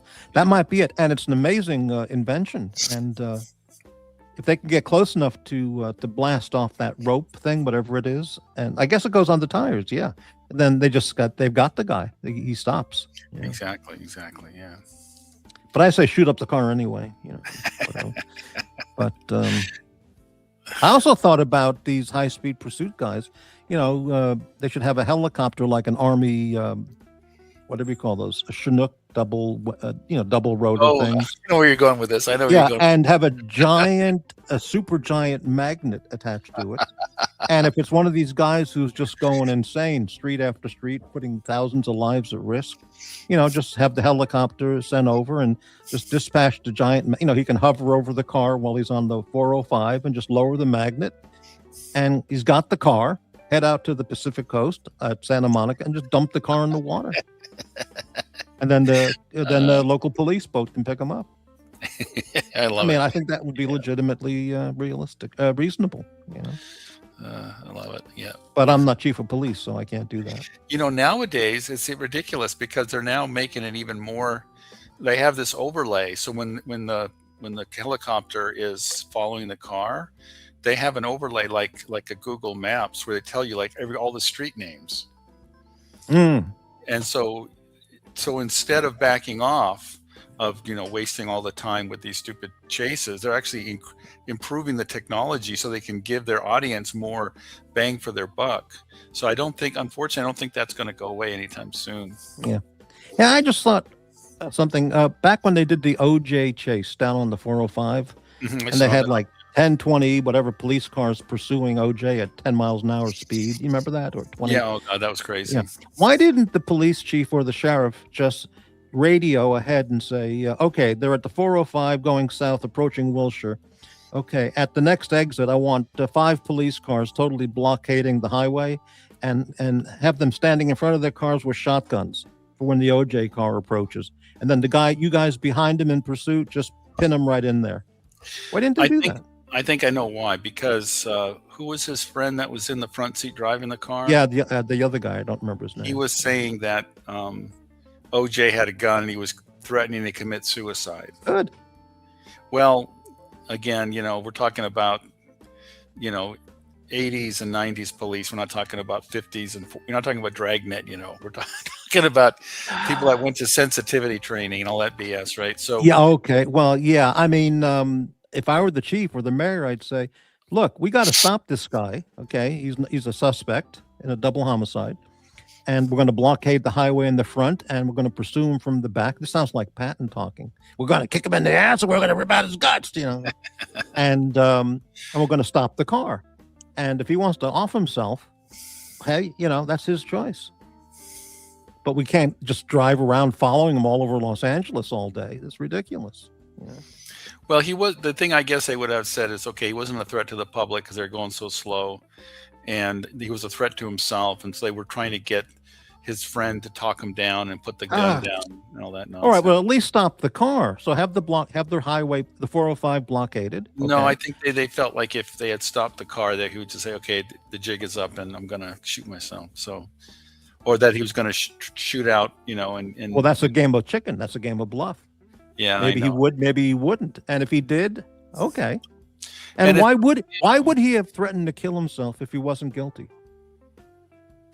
Because some Colombian drug lords killed the one woman he loved, and the waiter that gave him the best service at that restaurant. Unbelievable. I mean, it's just unbelievable. If he's not guilty, why is he in pursuit with a passport, a wig, makeup, kit? Well, why did he go to Chicago and then all of a sudden the knife is missing? Right. I mean, Yeah, exactly. that case could have been cracked and convicted in no time at all. I mean, just unbelievable. No, there was a lot of incompetence with the blood thing, and then also that one guy was I don't know if he was a Nazi, but he was not a particularly he did not get the sensitivity training, right? Mark, Well, I couldn't understand that at the time. Just blockade the highway, stop the car, and just negotiate him to get the hell out of the car. And if he wants to off himself, well, then the case is closed because he's obviously guilty, and case closed. You got the murderer. You got the mayor, and you got you got the courts that said we can milk this for millions. We can't kill this guy. We got to milk it for millions. Unbelievable. Yeah. We had to find two prosecutors who have hankering for each other, so they can have like they can have a tryst, and that could that'll generate a whole bunch of content for the National Enquirer. I mean, you just asked the jury, why is he running from the police? Why is he threatening to kill himself? Why does he have his passport, a satchel full of cash, and a makeup kit and a wig and a mustache, in the car? He's trying to get away from those Colombian drug dealers. Oh, I see. He's not heading for the Mexican border or something. No, because Colombia is, it's not. He's not going to Colombia. He should have gone to the airport and going to Colombia. he's not heading to the private airport to fly the fuck out of California. No, exactly. No. Unbelievable. No, it's crazy. No, but he finally got his due. It's kind of sad. It's like they tell you that some of the worst mafia members were caught not on all the killings that they did, but on tax evasion or something like that. Yeah. And so OJ got caught for like trying to steal back his awards and stuff, right? The crazy thing also about the Robert Blake homicide that he was involved in, the thing that just stood out to me is just absolutely ridiculous was the story was they went to dinner, him and his wife went to dinner. They walked down the street to their car, and then he said to his wife, "Oh, I forgot my gun. I left it at the table where he was sitting." Okay. So he said, "Why don't you wait here? I'll go back and get my gun." So Robert Blake said, so he walked back to the restaurant, then he sat down at the table or the booth where he was at and had a glass of water, sat there for 3 minutes.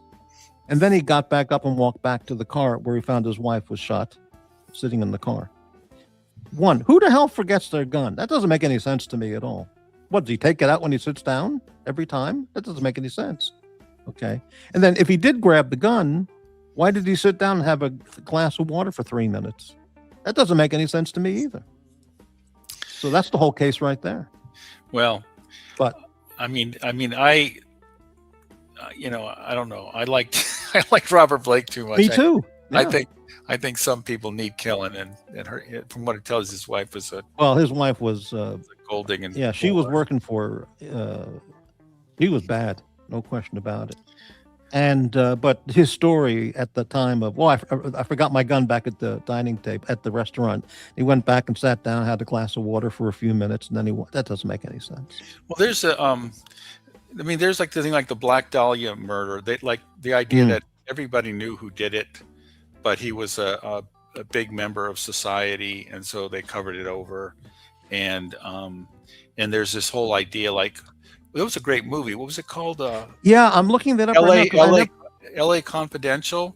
And I love that movie. Part of the whole thing about that was, if it's a really important person, you just don't you don't get them. And like Chinatown was about Right. Mulholland. If he's doing something wrong, you just look the other way, and you slap him on the wrist and say, "Don't do that again." Yeah, there So was a movie on the Black Dahlia. Let me see. Brian De Palma directed. yeah, it was True Confessions. Was that it? True Confessions. It's called The Black Dahlia. But there was also a True Confessions. Okay, yeah. Two because- police detectives investigate the case. Blah blah blah. Starring Scarlett Johansson Ooh, and Hilary Swank, and I don't know the other guys. And from 2006, The Black Dahlia. And I don't know that story in detail, but yeah. But And then there was another one from the 40s, similar Hollywood. I think True Confessions had. I keep forgetting his name. God. Look it up. True Confessions. Okay, here that is. 1981. Robert De Niro, Robert Duvall. Exactly. Yeah. A And worldly, plays- ambitious Monsignor clashes with his older brother, a cynical LA homicide detective, while investigating the murder of a young prostitute. I don't know if I saw that. It has a Black Dahlia vibe to it. I think one of the theories is that the person that killed her was some kind of like a sociopathic doctor Mhm. who would basically, he was sort of a serial killer, and he would basically abduct young women and then vivisect them, almost like Dexter would. Holy shit. And that she was just one of the victims. And when the theory is they actually found out who it was, but he turned out he was actually a very big wig surgeon at some hospital or whatever, and they instead of arresting him, they just said, "Don't do that anymore," kind of thing. There's that story. I just saved that movie, The Black Dahlia, not for De Niro, but it had a very good cast. And but this reminds me of another movie which I've never seen called The Blue Dahlia, from the 1946, starring Alan Ladd and Veronica Lake. An ex-bomber pilot is suspected of murdering his unfaithful wife. That's probably a good movie. So Yeah. I just saved that to see where I can find that. Yeah, I think the True Confessions, I think it might have been the case that the murderer confessed to the priest, and then the brother said, "Well, tell me who it was," and I can't break the seal of confession. Gee, I don't know. I can't remember if I saw that or not. That might have been But, part of the movie, and they used to do that. And every police show had at least one episode where that was part of the plot. The priest knows, and there was a time when when churches, I think a lot of movies, that's like the Godfather, they had a lot of scenes for the Catholic Church, because back then Catholic churches were gorgeous. I mean, they were like these sort of mini cathedrals. Oh yeah. And now oh my God, the LA one is just like a mausoleum, and the new ones are horrible and ugly, and there's no way anybody's going to want to film in there. So you don't see these Catholic priests, and especially after the whole horrible thing that happened with all the priests and the altar. Oh yeah. Yeah. So Hello, AD Never Calling. Happy holidays to all 12 of you. Yeah, we have a huge show now. 14 viewers. Doing great. May you enjoy peace, love, and understanding throughout the rest of the year. Really? Do you think the YouTube community is going to enjoy peace, love, and understanding throughout the rest of the year? They're at strangling each other by the neck and killing each other, basically, with the hate and viciousness. But the sentiment is nice. Thank you, AD. And hello, little Dave. Yeah. there's usually less news at the end of the year, which is usually good because news is usually bad, right? So the less news, the better. I saw a video on some guy's channel. It was a weird, some kind of weird guy, looks like a warlock, and his witchcraft-looking girlfriend, and they were exploring a German graveyard outside in the suburbs of Berlin. They wanted to look for two famous people who were buried there, who were of interest to me. So I watched the video. It was extremely well done, and one of the most beautiful cemeteries I've ever seen anywhere. It was just stunningly beautiful, and there was a little church inside the graveyard area. And when they got inside, I mean, you can't believe how extraordinarily beautiful it was done inside. I mean, it was a great video, but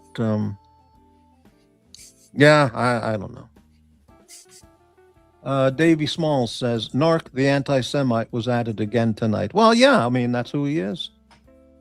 And those who enjoy his content, that's who they are, too, little Dave.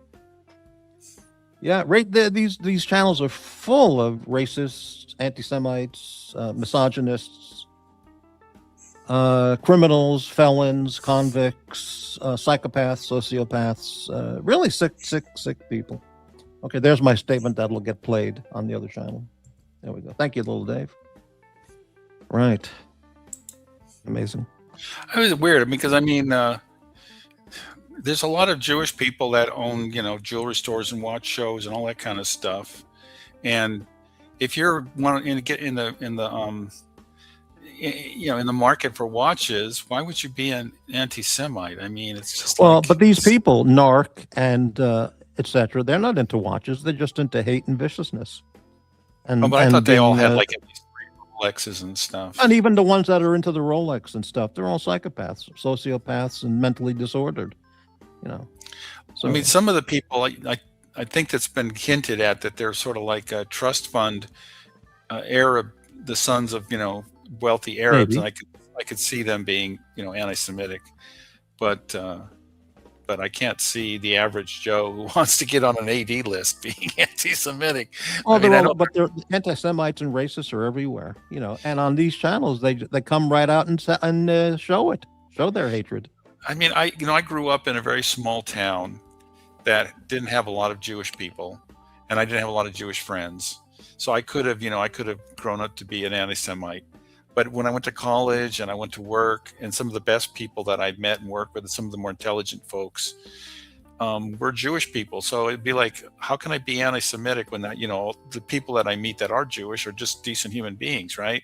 So I'm thinking these people that work with the, in the watch community who are buying and selling watches are going to be coming into, meeting with Jews on a regular basis. And the people that I meet, like at, when I go to Feldmar's, I mean, I think half of those guys are Jewish and Probably, they're all nice to me. They're all nice to me. And they're not just trying to sell me something. They're just decent human beings. They're just a guy. That's all they are. Exactly. Anyway, yeah. What do they call it? Narc also hates America. Well, Narc knows everything about everything. You see, that's the thing. He knows all about America more than Americans do. And he never talks about Australia being fucked up. It's always America being fucked up. Hello, MT85. Great to see you. 1999 super sticker. Thank you for the channel support. And you are tonight's show sponsor. You're the only donor on tonight's 3-hour show. Thank you so much, MT85. Yeah. There is a guy, and I don't know if he's changed at all. There's a guy who has a YouTube channel called Hollywood Graveyard. Oh, I watch that channel sometimes. Yeah, I'll look at that. And he's got, he's been everywhere, but is he the guy that went to that cemetery? Was that different? No, I can't think of the guy's name. I'll find it because he has a really interesting, he goes around the world and all over Europe looking at these off the road kind of places that you wouldn't normally, get a tourist to visit, but they're really interesting. And that German graveyard, he wanted to see the graves of 2 famous Germans. One was the actor Max Schreck, who played Nosferatu in the 1919, I think it was 1919 German silent film, which was incredible performance. And F.W. Murnau, great German film director. And they were both buried in the same cemetery, but it was just extraordinary. And he did a very, very good job with the camera work and the talking during the video. So yeah, I can't remember his name at all. The name of the channel. But so there's this guy, and his channel used to be called Not So Obvious Watches, and he's an Australian, and he changed it first to his name, and then he's now calls it Amateur Hour Watches, and he's a really decent Joe. He's ex-military and and works for the government in some kind of, like quasi-military kind of stage. He's a big fan of aviation watches, so he likes Breitling more than most other people. But he also likes Alpina. So since I have an Alpina watch, I'm like, so anyway, so I would comment on his show regularly. On not on he didn't have a podcast, but I would put comments on his videos, very friendly and all that. But then there was right there when they had the COVID lockdowns, and I thought the Aussies were supposed to be, because they were from they're exported criminals and stuff, that they would have a little bit more gumption and they would fight. I mean, because we're not talking about, going into public places like movie theaters. They wouldn't even let them out of their houses. If you're just like driving around in your car, Australia was like, you could get arrested and whatever. And I thought that they would fight that, and they didn't. They all withered. They all became totally cucked. And so I made that comment. Of course, then he blocked me. And here's this guy, ex-military Australian, who, you think he'd have some chutzpah or some spine, and he caves like everybody else. And I've lost all faith in Australians and New Zealanders, because they had that horrible woman that they had as president, who was they're just hideous leadership. It's just totally. I mean, they're worse than the Canadians almost. Oh my God, the Canadians are really bad. I mean, they're talk about saying invade me and erase whatever the European culture was that used to be here, as fast as possible. They're there, so it's crazy. And so, I don't have a lot of respect for any kind of Australian opinions about America or about politics in general, especially when they're so cucked. That's why I liked, what's his name now? The Pope, Archie Luxury, when he tried to fight that train thing. Remember, he tried to stand the train thing. Yeah. Yeah, and I think, okay, this guy's not cucked, at least. And well, that was a classic moment in the Archie life story, when he went against the train commission or whatever that was.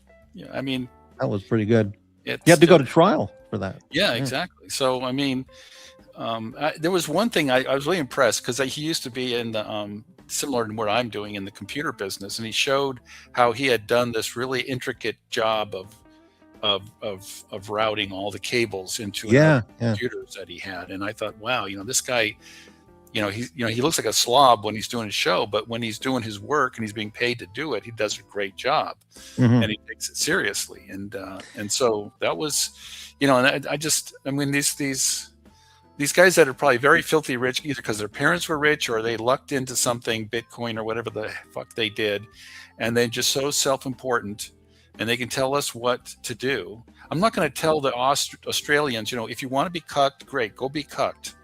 I'm less interested now going to visit Australia, because it's it's a long, fast flight. Yeah.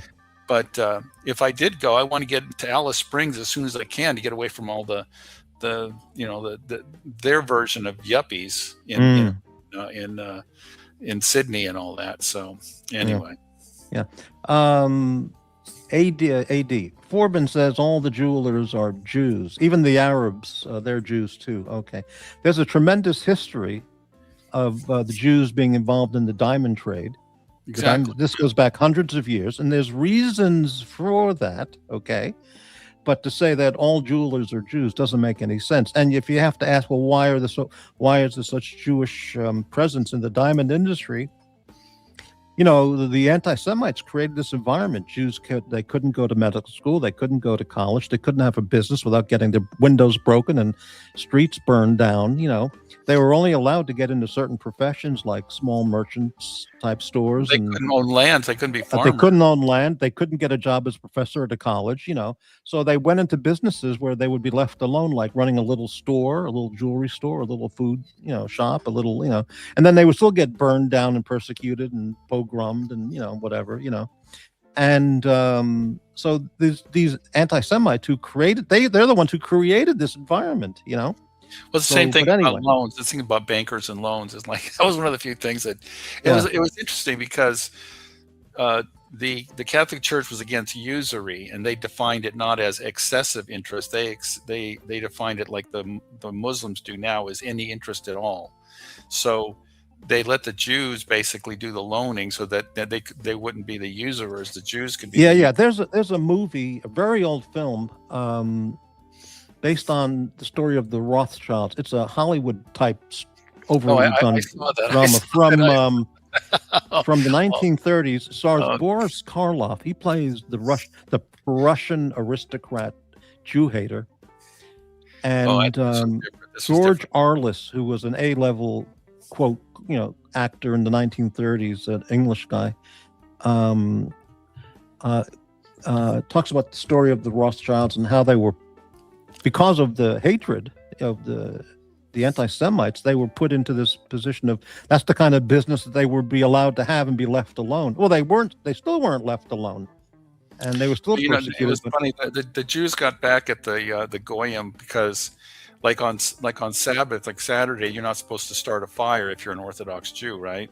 So they'd get the kids of the Christians to come in and turn the pilot light on so they could cook. So they weren't the one that was starting the fire.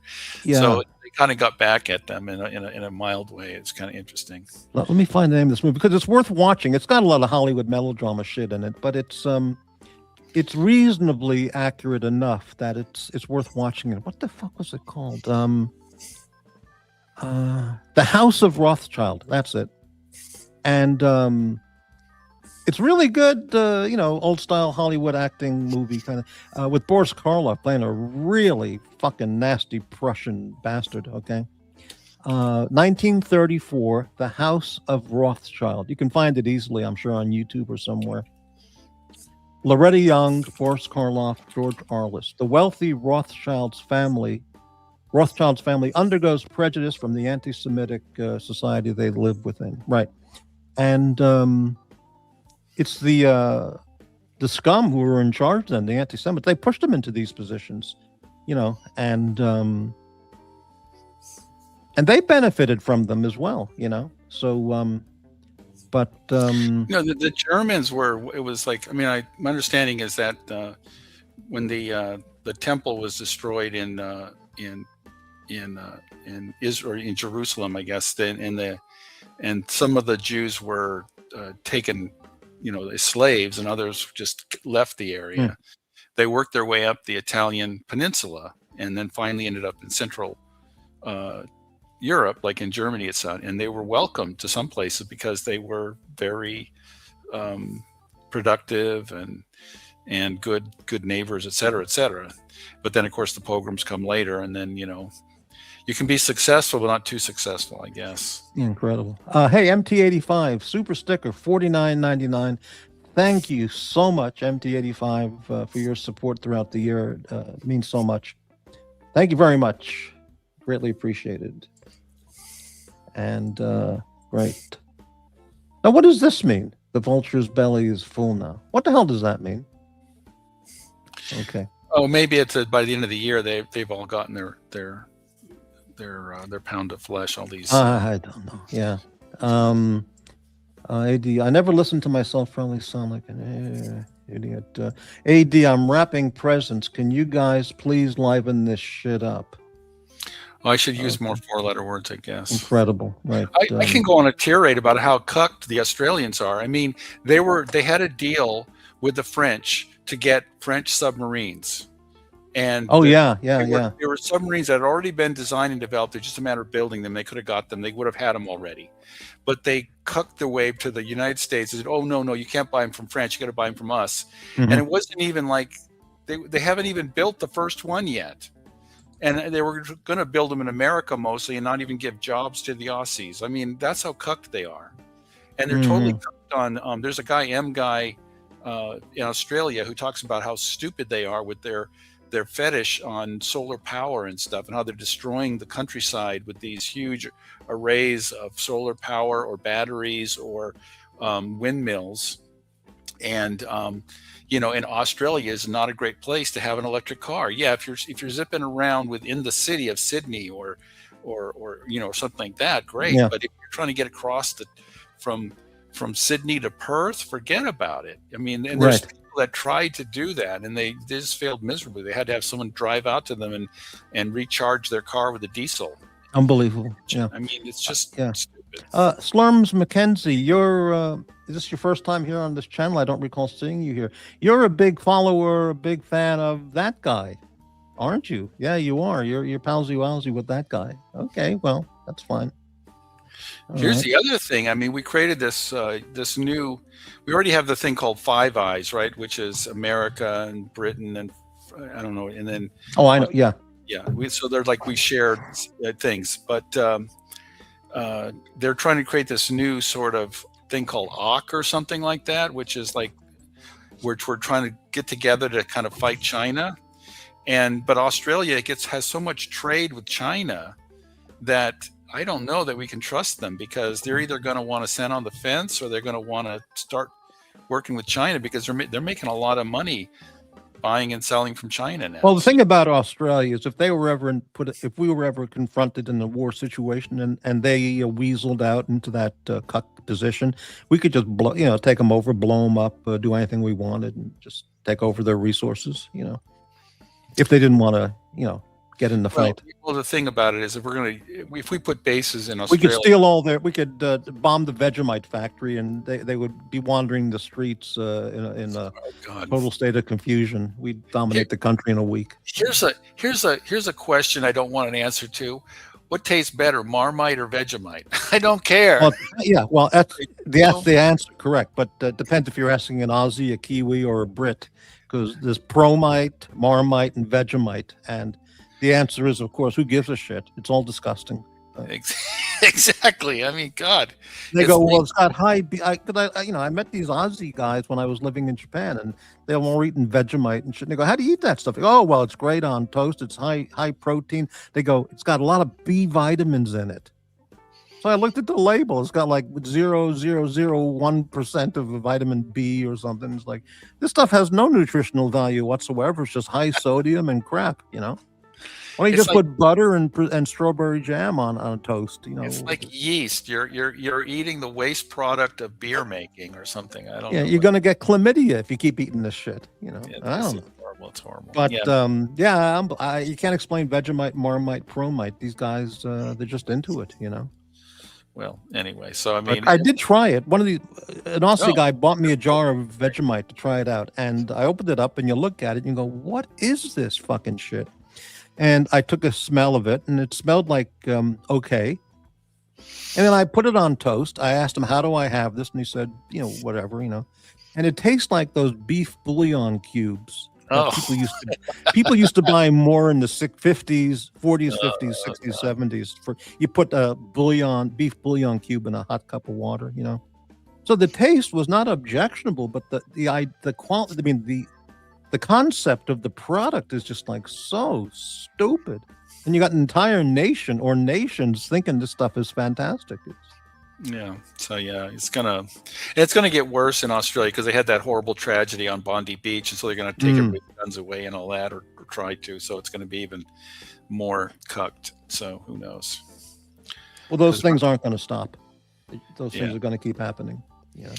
No, there's a guy who's very I think he knows about his specialty is in what would you call it, sort of the dynamics of populations and such. Mm-hmm. And he was talking about how up until the Industrial Revolution there was a lot of people dying in childbirth and young, and it was, in some cases it was because just by accidents or whatever, but in a lot of cases because the population would be subjected to all the stress, and the weakest ones would die out. And so over time the population became, I mean, it's bad to say, but it's almost like we breed dogs and we breed cats, but in those countries that the people that survived the Black Plague and survived the the years of low food and hot temperatures and cold temperatures and all the people that got through all that, were among the strongest people. But then as soon as you start getting the Industrial Revolution and people start living in slums and everybody survives, and now you don't have to, everybody's exposed to the same thing and stuff, all of a sudden the population starts weakening, and now you've got a lot more crazy people being born, because they're just, their parents didn't die when they quote unquote should have. Their grandparents didn't die when they quote unquote should have. They got, they got medical care and this care, and so over time you get more variation. You still got some really strong, intelligent people, but you got a greater variation, which goes into the crazy people, and those are the guys that end up shooting up schools and stuff like that. So, and I think his theory makes a lot of sense. So. Well, look who represents Australia here on these channels. You got T-Dubs and Narc. So, I mean, it's pretty hysterical. And Archie, Yeah, I heard about that. I mean, I was listening a little bit about the new Jackson Bob thing or whatever. And right. Yeah. I went and listened to their channel, and it was looking like they were doing the same thing that Narc does. He says, if you yell and scream a lot, that's considered entertainment. And so they were doing the exact same show on the Watch Nicholas channel. Then apparently, according to Jax, who clarified it on my show a couple days ago, Nick got rid of Jax over some issue. So Jax and Bob were invited to continue their show on the Docs Report channel. So they basically transferred the exact same show over to the Docs channel, which starts at midnight, our West Coast time. And I've listened to it here and there, and they do start off with the name calling and why don't you fucking die, you fat tub of shit, and all this kind of stuff. And then they talk about cars and other stuff. But, okay, so yeah. Also, one thing about that thing you mentioned about Archie, what was that? When he sued the Queensland Rail, when he got arrested. Not arrested. When he got charged and had subpoenaed, and he had to go to court for the Queensland Rail case, and he was doing e-begging. I mean, A-class grifting. I need money. My lawyer is not. My lawyer ain't cheap. I've got to go to court. They called it like the CCC. It's some secret kangaroo court. What do they call that kind of thing? Star chamber kind of thing. I'm not going to win. It's going to be awful. I mean, I've got my lawyer. I don't have the money. I don't have a brass razoo. Please send money to help me pay my legal bills. I mean, I got to win this case or I'm going to go to prison. This is all true. And then he won the case. His lawyer got the case. He prevailed in court. Okay. And then the lawyer appeared on the Archie show after it was all over. Okay. I remember this distinctly. Okay. And the lawyer's there on the live stream talking to Archie, and he says, well, Archie, when I saw this case in the newspaper about a fellow Australian being persecuted by the court of whatever, on these absolutely asinine charges, I just had to come to your defense and offer and give you my pro bono services because I just couldn't I just had to get on this case and defend you. The lawyer got on there and said, I got on this case and did it for pro bono because this meant so much to the Australians, free Australian citizens. And Archie, when the guy admitted it was a pro bono case, Archie was like, and he was doing all that grifting for the legal bills, and I got to pay my lawyer. And it's classic Archie. Classic. Okay. No, I like him even more. Unbelievable. Right. Oh God. It's actually, I got my my Grand Seiko, and I haven't quite figured out how to get the second time zone.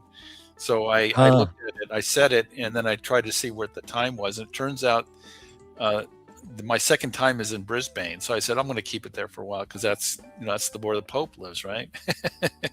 Right. The Pontiff, right. Yeah. So speaking of Seiko, this is a watch I saw. Seiko had an ad on my Instagram page. That's beautiful. This is a Presage called the SPB 525. And as soon as I saw this watch, I clicked on it, and it's a indigo textured dial, which I'm very interested in indigo. That's created in Japan, and I have some products. And when I saw this watch, it's $940. It's not a grand Seiko. It's just Seiko. And 3-day power reserve. Oh, And I thought I love this watch. I just love it. I want it. I don't have money to buy a watch because I'm a pauper. I am the poor. Okay, but I would buy this watch if I had any money. Okay, and there's no loom on it either, which for me, I'm always a big loom guy. But this watch is just great. Now I don't know about the bracelet. I don't know if I like that bracelet. What do you think about it? I have that exact watch, except for I've got what they call the cocktail watch, right? Okay. Cocktail time. So it has the same Jubilee bracelet, but it has it has ridges that go out from the center. Yeah, I'm familiar with the cocktail watch. Yeah. Yeah, so that's what I have, and it's a similar blue. It's not quite as beautiful as that. Mine's a little bit lighter. Yeah. That's a beautiful blue color, and it works. I mean, it's a little jingly jangly, and it's good. It's nice out when you're at night and you get the glint off from the light. Yeah. So I would definitely buy this watch if I had any money. But and it's a shame because $940 is not that much. That's not really a kind of bracelet I think I would like design wise. But I don't know. I've never worn a bracelet like that. So maybe it is very nice once you have it on your wrist. It's the equivalent of the Rolex Jubilee, right? It's similar. I guess, yeah. It's not their more sedate sport watch thing. Yeah. And I think you can take that out and you can put on a leather strap. Oh yeah, I think it would look great on the black leather strap. But the bracelet was probably very nice. Yeah. That's a great dress watch. Not too. I think it looks great. Yeah. And the fact that it doesn't say Grand Seiko or Rolex, I mean, it doesn't matter to me. It looks terrific. Yeah. The only thing about mine is it's probably the one that keeps the worst time. But I think this Presage is probably, if it's got that 3-day thing, it's probably. Well, let's say I think it's like accurate to a minute or half a minute per day or who cares? I mean, you just reset the watch. Yeah, exactly. A week or two. Yeah, big deal. AD, so happy to be done with Seiko. No more, never ever. I do like my 4 Seikos though. I don't understand what that means. You're done with Seiko, but you have 4 Seikos that you like. What does that mean? Yeah, he just doesn't want to buy any more. Oh, he's not going to buy any more. Maybe he had something like addiction, because like you start getting I got a whole bunch more Citizens than I really ever intended to have. Yeah.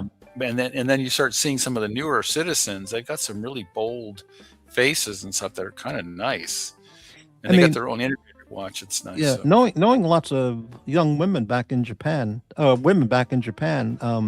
if I were on a date with them or just going out for coffee or a nice dinner date or whatever, and I wore this watch and they saw it, they go, "Oh, I really like that. That's really a nice watch." And I would say, "Yeah, Seiko, it's made in Japan, baby." Mm-hmm. I wouldn't get any more of a reaction as if I were wearing a Rolex and saying, "Yeah, baby, $15,000." They go, "Ew, it looks stupid with that little Mercedes hand. It looks so stupid." But they go, "Yeah, okay, it costs money, but it looks funny." They would like this watch better. They go, "Oh, it looks so nice." Only people that are gonna joke about this watch are the ones that are the vicious, The vicious, right? And the jealous and envious and petty, because they go, how could you enjoy wearing a watch like that and going out on a dinner date or wearing it with a suit and not feel so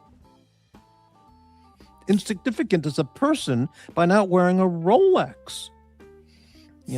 But the Rolex doesn't, you can put a Rolex on a pig, it's still a pig, Yeah, but it's a nice pig. But okay, well, yeah, you'll need a nicer class of pig, maybe. I don't know. But You'll see the clean part of the sty. Right, exactly.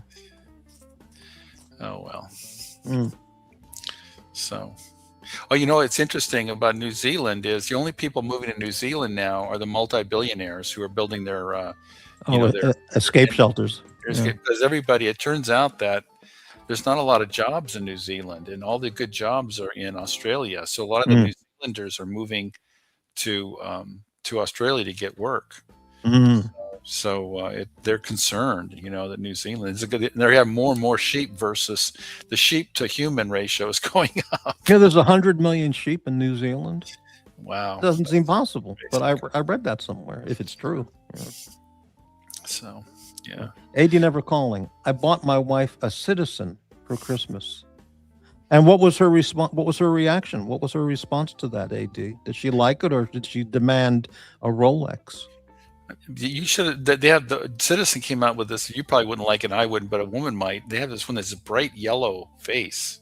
Mm-hmm. It's striking. I mean, it would be one of those things that if I had like 100 watches, I'd buy it just because it'd be fun to wear once a year. Let me see if I can find it real quickly. There's a whole bunch of them. They're about $380, maybe.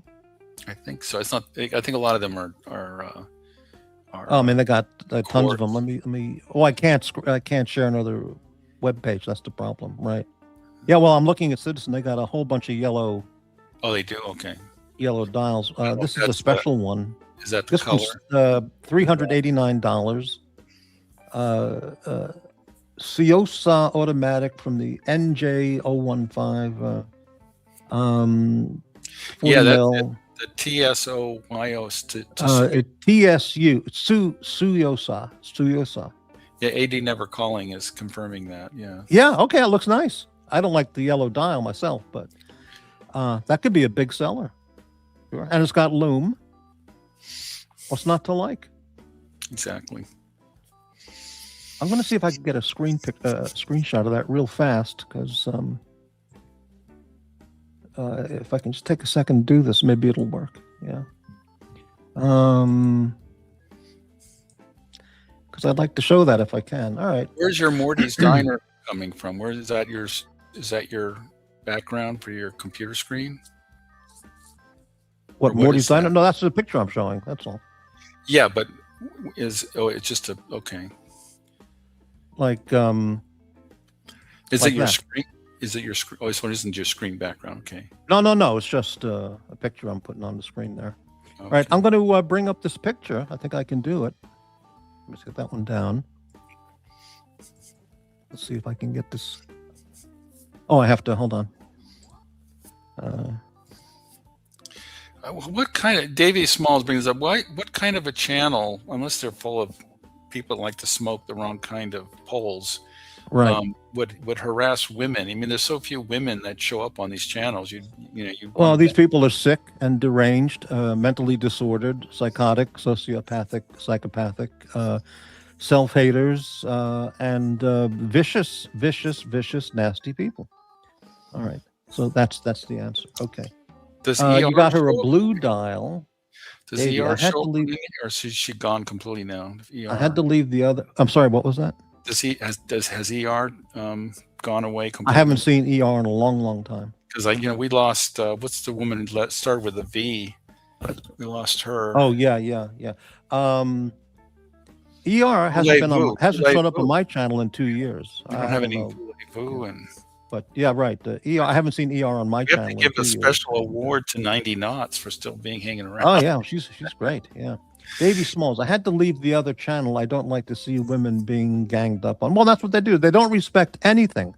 They don't respect people, persons, or property. They're just a vicious gang of whatever. Now, let me bring this picture up here. I think I can do this.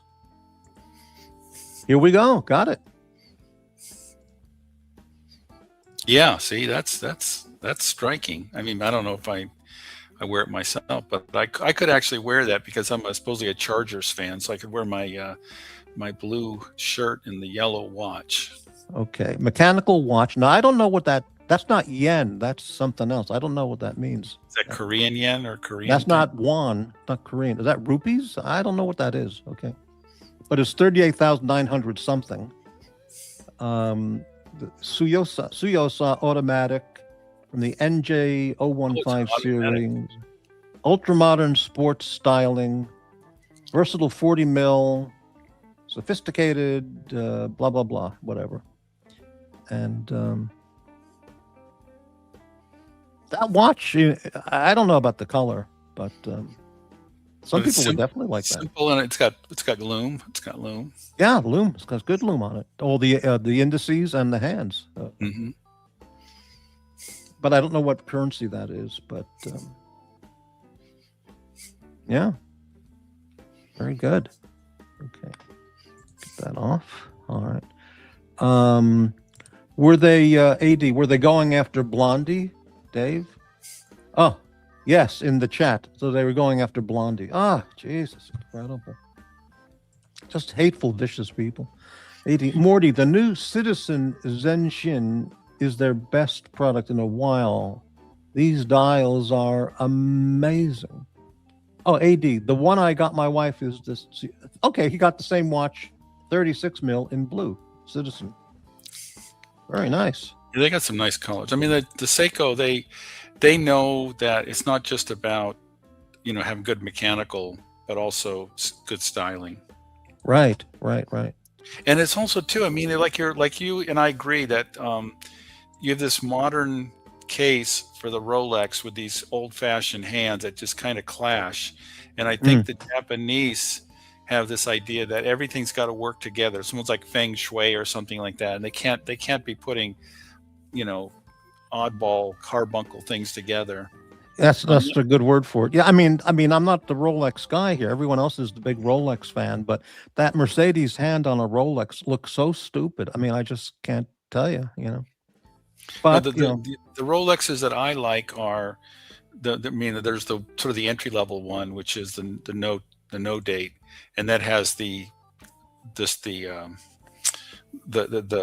square though, just a pit. What are they? I don't know what they call them. But just the those hands like you just like flat hands or whatever. Oh yeah, like a pole or whatever, and that very modern looking hand with a very modern looking case, and it all fits together nicely. Oh yeah, well they got that new watch called the Land Dweller. Oh, and that doesn't. I mean, it's a stupid name, but anyway. Well, the honeycomb. I don't like the honeycomb. That is just weird. Yeah, I'll give you that. Yeah, but it doesn't have the stupid Rolex Mercedes hand. It's got two good long hour and minute hands, and it looks nice. I like their the 1908 or what is it? The one that's 1908. Yeah, that's nice. But it's funny because and I'm going to forget his name, but the guy from Germany, Higgins, yeah, Higgy. I was saying, you know, that the Cellini, I'm glad they replaced that with the 1908. All that stuff was kind of too old fashioned, and he pointed me out to an old Cellini, which they'd been modernizing it over the years, and it kind of looked close to the 1908. So they were actually moving in that direction anyway, and they finally got something that looked classic, but not, you know, not incongruous, I guess is a word, you know, where you have some old-fashioned stuff with some modern stuff going on that just didn't work together. Hey, Hoff, how you doing? Thanks very much for stopping by the channel.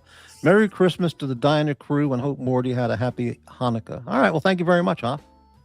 And big Thursday this week is the big Morty's Diner Christmas show. I'm going to have really special content.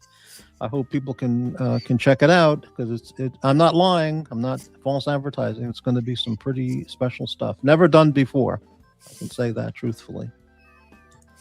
Okay. She's a fighter. Oh, Blondie. She's a fighter, though. She holds her. Why are they picking on her? I mean, it's just, I don't know.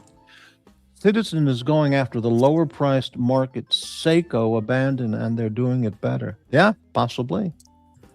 Yeah, I would have no problem wearing a Citizen, but the fact is I'm completely 100% satisfied with my Victorinox Swiss Army Quartz watch. I mean, it does everything I want in a watch. So what else is it going to do? Have a funny hand on it, or have a meteorite dial, or some other bullshit? I mean, yeah. No, again, you know, like you had like a two watches, you'd have that plus that Seiko, and then you'd have something that, you know. Well, yeah, I can see that. Yeah. Nicer, yeah. So. I mean, if I were wearing a suit, I would wear that Seiko. If I were going on a date, I would wear the Seiko.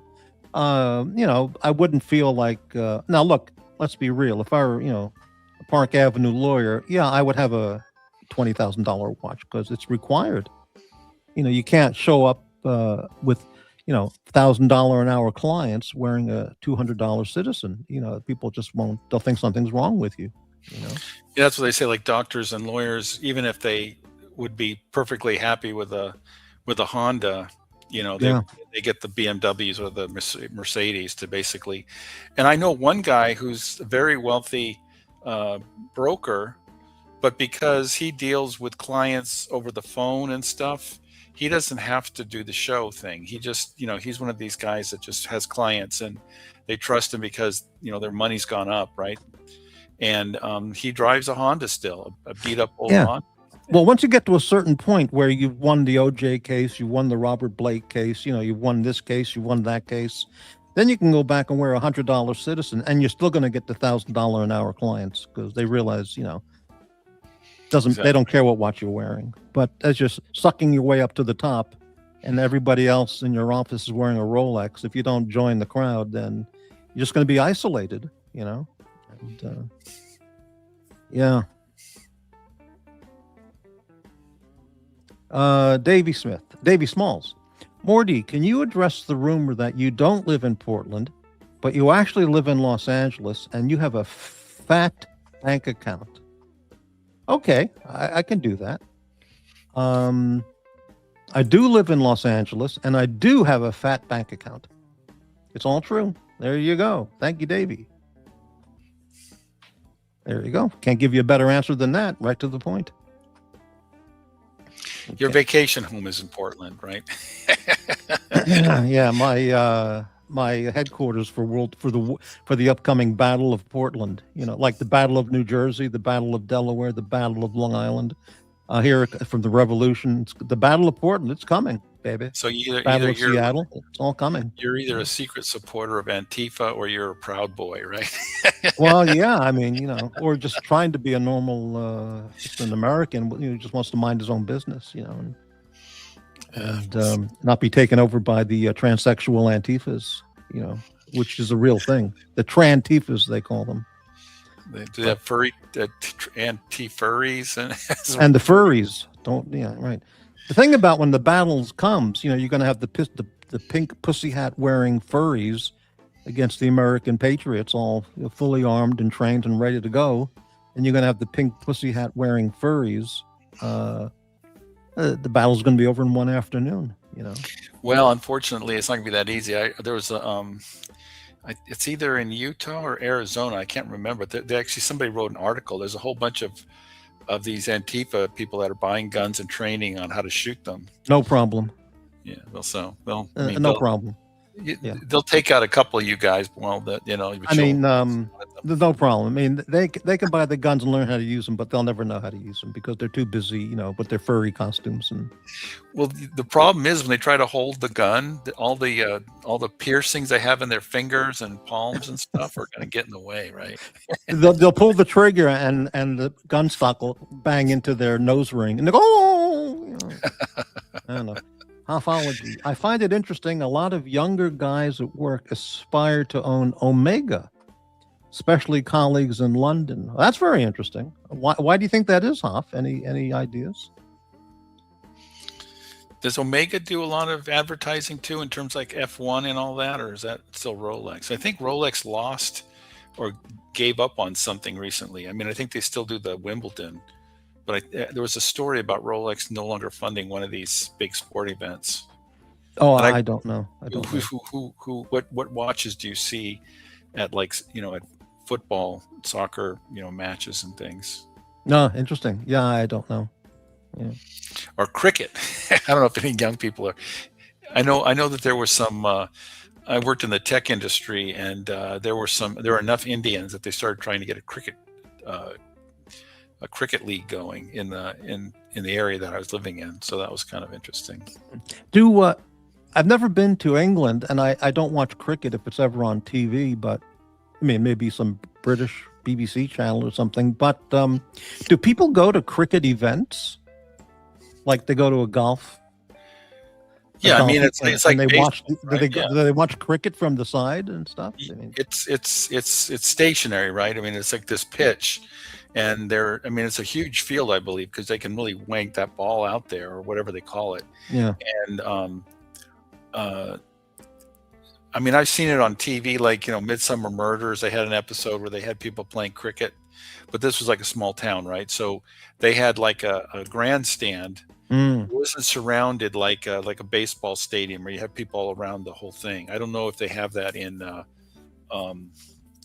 if they have cricket stadiums and they have more like that. But one of the things that is happening is they have these things called test matches that can last for days and days.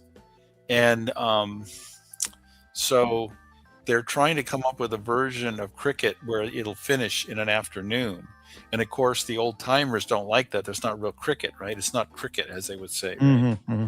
And so that's the big controversy. It's sort of like the difference between the PGA and Live Golf or these other things where they have tried to change things around, make it a little more exciting. Or like in baseball, I thought for sure they were going to get rid of the designated hitter, but instead they moved it to both leagues, right? The National and the American League. So, and that was to get more offense, right? Because people want to see more offense. Yeah. And they also have a timer now on the batter. The batter used to spend half his time, clutching his crotch and straightening his pants and his sleeves and all this other BS. And a game would last 4 or 5 hours. Now they have to, once they get in the box, they have to be ready to hit the ball within, so many seconds, or else they get a strike called on them. Yeah. Hofology, the Globe Master is their date just. I like the Globe Master. I was the only guy talking about the Globe Master like 6, 7, whatever years ago. And if I had any money, I would have bought the Globe Master. I think it was $5,000 or $6,000. It comes in a really, really nice blue dial, and the other's like a silvery white dial. But the blue one was great. And Does it have a pie pan dial or what? It is, yeah. And it is technically a better watch than the date just, but it's not a Rolex. So these people don't want to buy it, a Globe Master, because it's not a Rolex. Okay. Eisenhower Park held Cricket World Cup this past summer. Holy cow. Eisenhower Park, that's in East Meadow, Long Island. Been there a million times. And a cricket match in Eisenhower Park. Unbelievable. That's amazing. Did you go to that? I wish.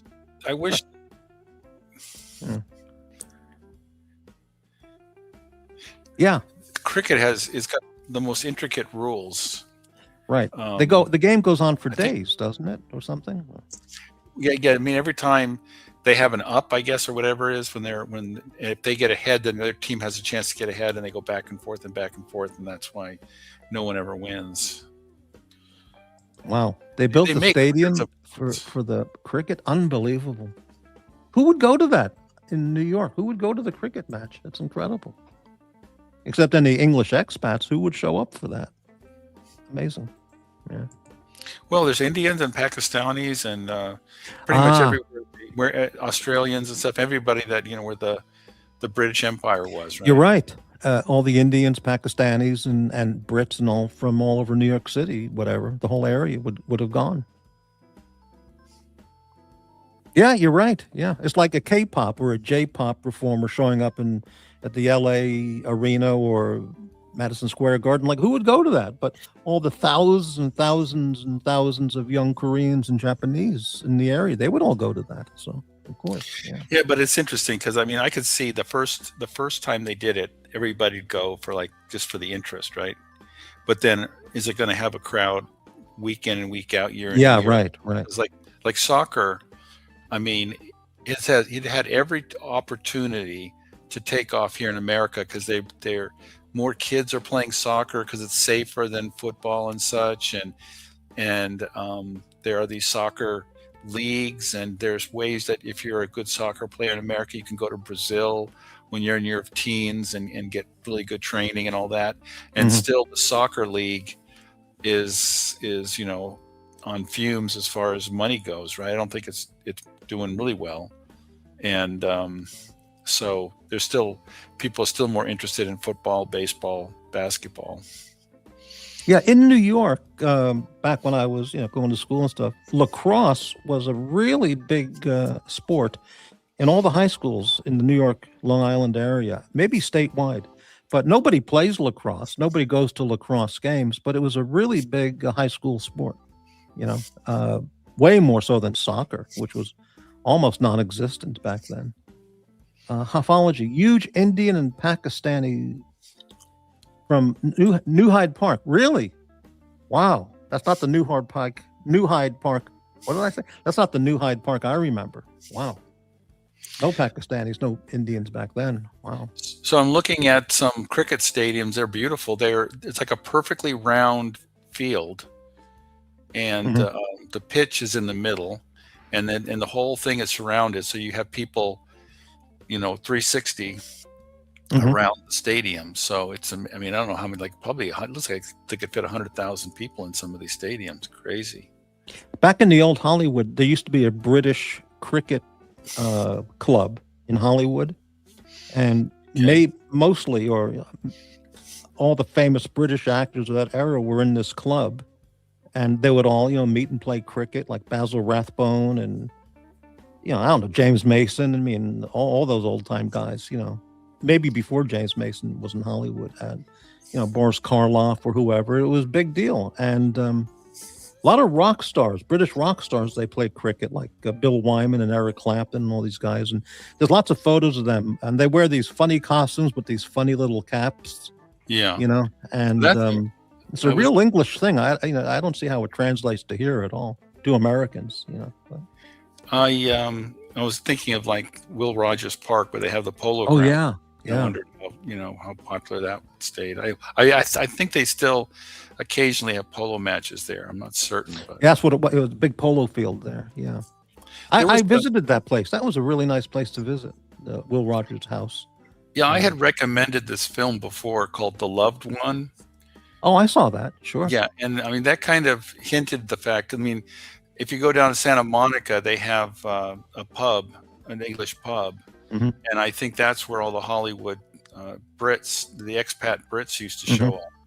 And there was a significant number of Brits because of the movie industry, right? And they would go back and forth between the studios in London and the studios here in America, and so there was a critical mass of Brits who you could call on a Saturday and get a cricket game going, I would imagine. So I mean, and then they had the Ambassador. Was it the Ambassador Hotel? Continental Shop? Was it? Oh, that's in Santa Monica. I've been there many times. It's No. on Wilshire, Well, it's on Wilshire in Santa It Monica. was across from the Ambassador Hotel on Wilshire. Then it moved to Santa Monica, and Okay, now yeah. it's gone. Now it's gone. So Oh, I used to buy chocolate, British candies like the Aero chocolate bar and stuff at the Yeah. Continental Shop. English candies and stuff. yeah, they Oh, had a the lot. loved one. yeah. Yeah, I the mean, loved in one the- from 1965. I remember Jonathan Winters and Robert Morse, and Rod Steiger, who played the funeral director. I think.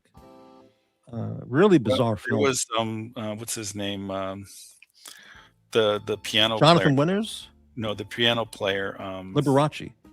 Liberace was the guy who finished off the bodies. Put the decorated the bodies. Oh, really? I don't remember that. Okay. Yeah, Robert yeah. Morse, Jonathan Winters, Rod Steiger, Milton Berle, Dana Andrews, James Coburn, John Gielgud, Paul Simon. Liberace, Tab Hunter, Roddy McDowell, Yeah, Robert right. Morley, Lionel Stander, Barbara Yeah. Nichols. I remember. Yeah. What They a have cast. Paul Simon. Well, not Paul Simon, but Paul. Who's the short guy with the long blonde hair that made all those songs? Paul something. It wasn't Simon. It was Paul. I mean, like Vincent or American Pie. No, he Oh, was Paul Williams. Paul Williams. Yeah. So he was at the end. He was the short guy at the end that he showed up at the end. It was hilarious. I mean, it didn't. Oh, it didn't really? make any sense. Yeah, it was funny to see him. The Loved One. Maybe I'll watch that again because I saw that when I was in my 20s. I think. But it was kind of funny because when you're back in the 70s, you would still see these apartments that had a Victorian veneer, Mhm. or they would have smorgasbords that would have an English name as opposed to something else, And I think that they were trying to, get the British crowd to go there, Mhm. but then one by one, of course, they all died away, and then all the Brits either stopped being British that came here, or they stopped coming, or what. I don't know what happened to the Brits as far as being. A friend of mine knew some guy who was trying to start his own band. It was him. It was called King Ginger and the Twins. Mhm. This guy was like a redheaded British guy, and he had two cute blondes that were like backup singers. And I went to a party where he was like, it was like his like album release party. Mhm. And it was at his little apartment, and he had like 30 or 40 people crammed in this little apartment. I mean, this was like a really a fun party. Everybody's just, and he was, for some reason, he decided instead of actually entertaining his guests and walking around and chatting with people, he was going to play in the band the whole time. Mhm. And the two young girls, they were at a party, and there was all these people there, and they want to have fun. They want to take a break, and they were going to go off, and he started yelling and screaming at them for, not being professional enough, and not, and it was like, just weird. It was just weird, but it was fun. I was one of the few real like kind of Hollywood parties that I'd been to in LA, and it was it was fun. Mm-hmm. Wow. Wonder whatever happened to him. But I'm gonna have to go Google the guy.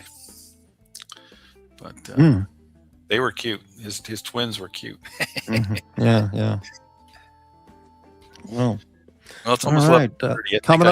Coming up on 3.5 hours tonight. Pretty good. Well, Still hanging in there. We'll go for another half hour of riveting content. Yeah. So, that's why I should do some baking on for Christmas. I haven't had any baking in a long time. I have these fig bars I make. I haven't done it in a while. Maybe I should do something like that. of course, that sounds good. Yeah. Yeah.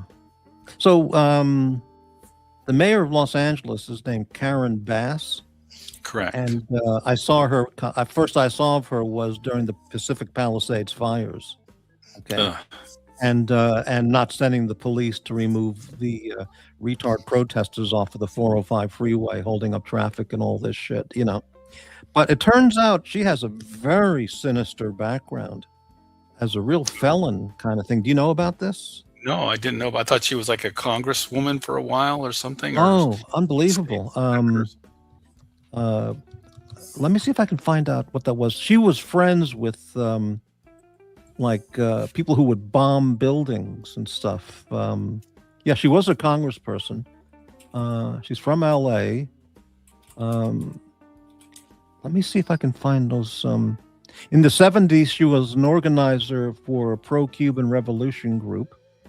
She visited Cuba 8 times in the 70s. She went to San Diego State. And she got a BS in health science from Cal State Dominguez Hills. All right. Let's see here. But there was some story about her when she was in the 70s. She Yeah, it's was called friends with these, people who would bomb buildings and shit. Venceremos Brigade. Yeah, that's what it's called. Yeah. I don't Cheramos know. traveled to Cuba in the 70s. They may or may not have been training for terror. Of course. Yeah, there's a real shifty background with her. Google's not. But of course, LA voters would not care about that. They would only like that. Here's a question: what's the background of Karen? But she's a total incompetent. Completely. Well, but that doesn't matter. The number of incompetence. The fire chief was a lesbian. Oh, what? Yeah, the lesbian, and she was quoted on a news interview when she said, "How can a woman firefighter rescue a man down a ladder from a burning building?" And she said something like, "Well, listen, what was he doing there to begin with?" What? Yeah. She took in the 70s. She took 15 trips to Cuba, where she was trained in terror tactics alongside future members of the M19 and Weather Underground domestic terrorist groups. It's unbelievable. Yeah. Yeah, this is something new to me. My God. Yeah, I just checked. I googled Karen Bass terrorist friends, and all that stuff will show up. They recently found out that there were 2 fires. The one that was in the Palisades, and there was one out in Riverside, where they actually had thought that they had completely put out the fire, but that it was still going like under the brush or underground. They couldn't see it, and that's what started the fire in like the Palisades. It was a secondary startup, and you would think that they would take a helicopter or plane and just dump a huge load of that Mm. water or that anti-flammable stuff and just Yeah, right. on that, but evidently they didn't. So Do you think Gavin Newsom has a chance to be president? I would say, yeah, he has as much chance as Kamala Harris. Kamala Harris, and probably more so because the number of Well- stupid people keeps growing. well, it's not so much that too, is that right now the GOP is splitting in two parts at least, maybe three, and they're fighting amongst themselves. I mean, like, I don't know if you've kept up what's going with TPUSA. Those are all the younger people, and they're splitting off into two parts. And like with Marjorie Taylor Greene leaving, and Massey, those guys are on a different side than people like Lindsey Graham and and McConnell and those guys. So there's people that want to. I mean, I think the Republican Party, they all kind of agree on what's going on as far as domestic policy, but as far as foreign policy goes, there's one group that wants to kind of stop all these wars, another group that wants to just keep fighting for America. Which, and I just don't know if we quote unquote should do that. I don't know that we can afford to do that. So I think that's a lot of people. It's not a question of being isolation. It's a question of just being practical. It's like, can we afford to fight, to support the Ukraines and in the Middle East and in Venezuela and in China and blah, blah, blah, and blah, blah, blah. It's like, can we afford all that? And it's like, we're trillions of dollars in debt. So we'll see what happens. But then that's the thing. I think the Democrats are split between the real radical left and the business as usual corrupt people like Hillary. And then the Republicans are like the corrupt people like Lindsey Graham, who's basically paid off to be a middle roader. And then you have the more right wing. I think he's blackmailed because of his alleged gay lifestyle. Lindsey, he's blackmailed, so he toes the company line and does stuff just to not get outed. Yeah, I mean, allegedly. But even the thing is, like, there's a lot of Republicans, regardless, who actually agree with his position. So, they want to. There's people that I think the difference in the GOP is there's a group of people who say, if you say you support America, it means support Americans. Make sure that Americans have good jobs, they can afford to buy a house, they have a future, they can pay off their loans, et cetera, et cetera. That's being a good American. And then you have the other people who say we want America to be great. Their idea is we want America to be great on the world stage. We want people to know that we can, kick their butts. And we want to support our allies and support our friends here and there. And we want to be able to, put our forces forward. And that's their idea of making America great. And those two things don't jibe. You don't have enough money to help like reindustrialize America and fight every war. You can spend money on one or the other, but not on both.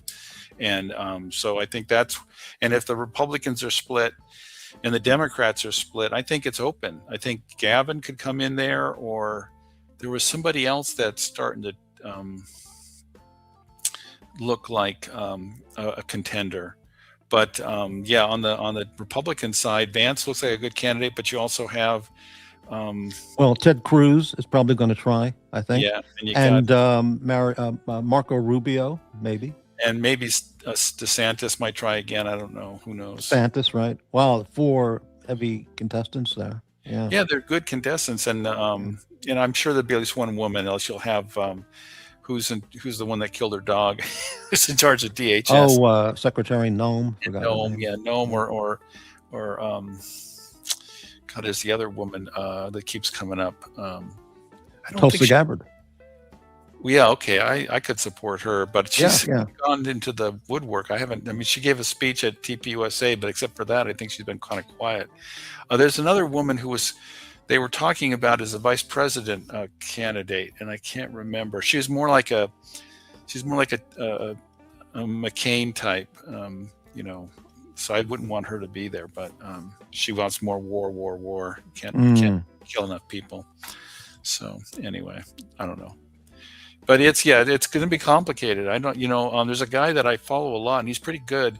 He calls himself Red Eagle Politics or something, and he's on YouTube, and he does this. He's a younger guy, like in his 20s or early 30s, and he does these really intricate electoral maps of all of, and so he, right after Trump got elected, he looked at polls and all that, and it looked like it was going to be a sweep for the Republicans in the what do they call it, the interim elections or whatever, the 2-year elections, and now he's saying it's going to be a nail biter because of all the things that have happened and all the conflict. So we'll see. It could be if the Democrats get a majority in the House, they're going to impeach Trump, and it's incredible. The only good news is going to be what they call gridlock, right? There'll be no more. Unbelievable. Sometimes it's better. Some people are complaining that only 5 bills have been passed since Trump was elected. It's like, and that's a bad thing, because in California they passed like 100 bills, and they say that's normal. Every year they pass like 100 or so bills. It's like, how can anybody keep track of the law if there's 100 new laws being passed every effing year? Jeez. Unbelievable. Yeah. Another impeachment of Trump would just be beyond what's even conceivable, but they'll do it. They'll certainly want to do it again. And I would say that's the time to, whatever. Well, that's the time to do what the Democrats do what the founders would have done. Well, what I'm thinking of is the Democrats keep claiming that Trump wants to become emperor. I would just declare being emperor at that point. He should just declare himself emperor. Nobody was more a king president than Obama. This guy violated every rule, every law possible, and he's totally unscathed. And he should be in Leavenworth for the rest of his life. Hopefully, they'll go after this guy. They got enough criminal charges to lock him away forever. And Clintons and Bidens and so on and the Pelosi's and. Oh, that's the saddest thing, is that Gavin is a nephew of Pelosi or something. I mean, he's total California machine Democrat. Yeah. God, why is it? I mean, we're supposed to be, America's not supposed to be like England, where you got Pelosi, Kamala Harris, Gavin Newsom. They're all the same machine. Yeah, but even the machine, it's like even a bit worse. It's like the same family. It's like we had this fixation with the Kennedys for so long, and then we had a bunch of Bushes and stuff, and it's like, I thought we were supposed to be not like England, where they have like the Yorks forever, and then the Windsors forever. Right. Supposed to get away from that. Well, the royal family in England is just multi-generational mutant inbreds. I mean, it's just incredible. When you go back 1,000 years, I mean, it's just unbelievable. But anyway, spiteful mutants. That was this guy calls all these people that are spiteful mutants. Yeah, it's incredible. Yeah, I mean, God. What does this mean? Get ready for Donald Trump Jr. No, he'll never get elected because he's got a beard, and he would not be president. He would never get elected, either of the Trump sons. Yeah, they joke about Barron, but there's no way. I mean, he's tall. Barron would have the tallness. Barron needs another 30 years before he could even consider that. Yeah. But it's just like, and we don't know anything about the guy anyway, really. So no, I mean, but so, yeah. But I don't think Jared's going to run, right? No. I think it's going to be. They can't be anybody that close to. I'm all for changing the Constitution for a special third term for Trump, even though he'll be 84 years old. Him at 84 would be better than anybody else at 44. Yeah, they complain that he's, there's times when it seems like he's a little bit slower than that, but he still carries on solid. He's doing phenomenal. He's answering. I mean, it's not like, at the very beginning, even at the end of his vice presidential thing, Biden was already sounding, like all time. Biden's brain was toast on day one of him announcing for president. He was already vegetable. Yeah, and we're supposed to look the other way and pretend it wasn't the case. Yeah. It's turns out I forgot what they reported, but for the last 6 months of his presidency, he was in the actual Oval Office doing work for like 3 days. In the Oval Office, because he's just incompetent. He was a vegetable in the head, So everyone else was, doing the auto pen, and Obama was running everything from his house down the street anyway, telling everybody what to do in the White House. So he would just show up for the photo ops, and that's about it. Yeah, they were saying that there was that trifecta of idiots that was diddling here and there all over the place. That was Tilly was the head of was he the Department of Defense or chief of staff? General Milley. Oh, yeah, geez. Milley, and then there Traitor, was absolute traitor. Yeah. There was the guy that looked like Count Chocula, who was I mean, what, the Secretary of Defense? And well, there was a guy that was a spokesperson for the Defense Department, and he would. Yeah, I know who you mean. Yeah, and they would always ask him these questions, and he always give these really just absolutely. And then afterwards, he admitted after that he lied. Did you ever see this? I forgot his name. He was in the Biden administration.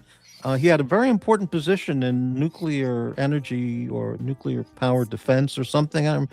He was bald. He was a guy, but he dressed like a woman. He was he had a shaved head. He was arrested for stealing ladies' handbags and dresses. Oh, I remember that suitcase guy. At the airport. Talk about a national security risk. And he was way up there on the Biden, executive team, and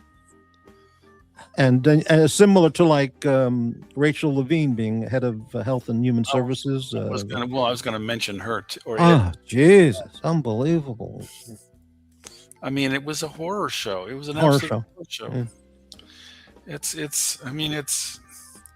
I one of my favorite soap operas of all time was I, Claudius. I don't know if you. Oh, that was great. I saw that. I read the book by Robert Graves. I remember that. But I remember the TV show. Yeah. The parallels between that show and our recent governments are so damn close. Unbelievable. It's scary. You think about Livia and Hillary Clinton. Jesus. I would like to watch that again. It was a BBC production, I, Claudius. It was in the 70s. I think you can see episode by episode on YouTube now. Maybe. Yeah, really. And it starred John Hurt, amongst other actors. He was played Caligula, and it had the guy who played Augustus. Oh my God, he was. I can't remember. Yeah, he's a famous British actor. He's not as known, but he was great. And everybody. I mean, even the guy who played Tiberius, who's kind of a sleazoid. He was good, and of course the guy who played Claudius, what's his name? I'm gonna look. Derek Jacobi, was he in that? Maybe? Yeah, that was him. That was amazing. God, that was amazing. Let me look this up here because I should watch that again. Let me see the cast here. Derek Jacobi, Claudius, John Hurt, Caligula. George Baker, Tiberius. I'd have to let me see his picture because the name doesn't register. Maybe I know who he is. I don't know. Let's see who else. It was Augustus. Augustus Caesar was the one that was the Brian Blessed. Yes, Brian Blessed. He's been on a lot of things. He's a great actor. Let me see what it looks like. Offhand, I don't recognize him. And then the Star Trek guy. What's his name? Patrick Stewart. Yeah, he played Sejanus, who was like there he is. Yeah, head of right. the guard. He was the one that basically toppled. They had the coup on. On Caligula, and they never a fan of Patrick Stewart, but he definitely has the acting creds. He did a good job. Oh yeah. And Sean Phillips. It's an Irish name. I don't know how she. SIA with a Gaelic kind of A thing. They had some really beautiful women on there that were like the daughters and the wives. Right. Celtic, I mean, not Gaelic, but yeah. I wonder where this. I'm gonna look this up. It's probably on YouTube or Internet Archive or something, and I can find the whole series. 1976.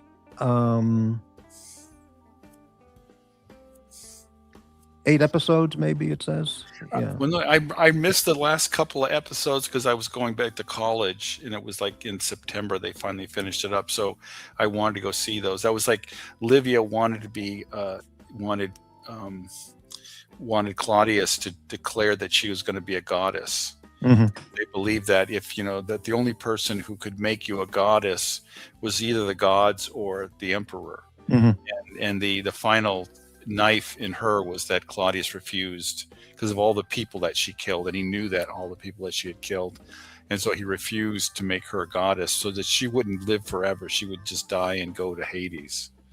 So, I can imagine similar to Caligula, Obama declaring himself a god, and all the Democrat, low information IQ retards supporting that and bowing down to him and everything. Incredible. Mac Lobster. Morty, that department has been shut down due to budgetary constraints. What, the department run by the guy in the woman's dress?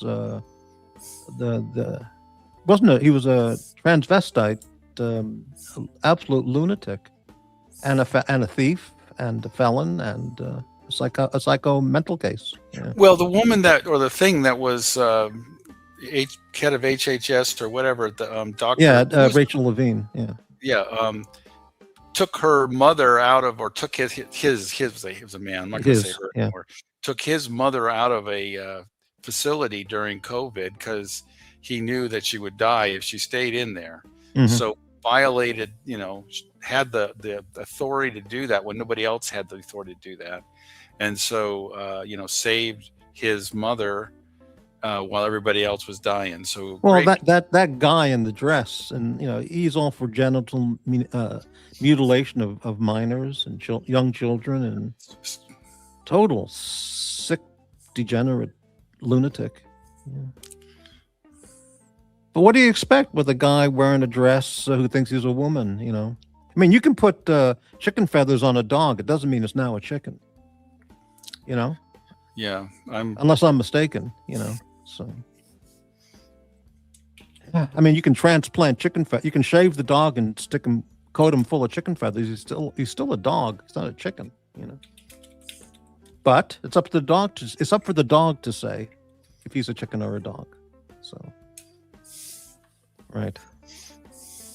No, not George Santos. It was. Let me. I don't know how I could find his name. Let me look up. Biden. Biden guy wears dress. Bald. How's that for a Google search? There it is. It showed up. I've typed in Biden guy wears dress bald. Sam Brinton. That's the guy. Sam Brinton. You got to look it up. American nuclear engineer and LGBTQ activist under the Biden years. Went to MIT, MS degree.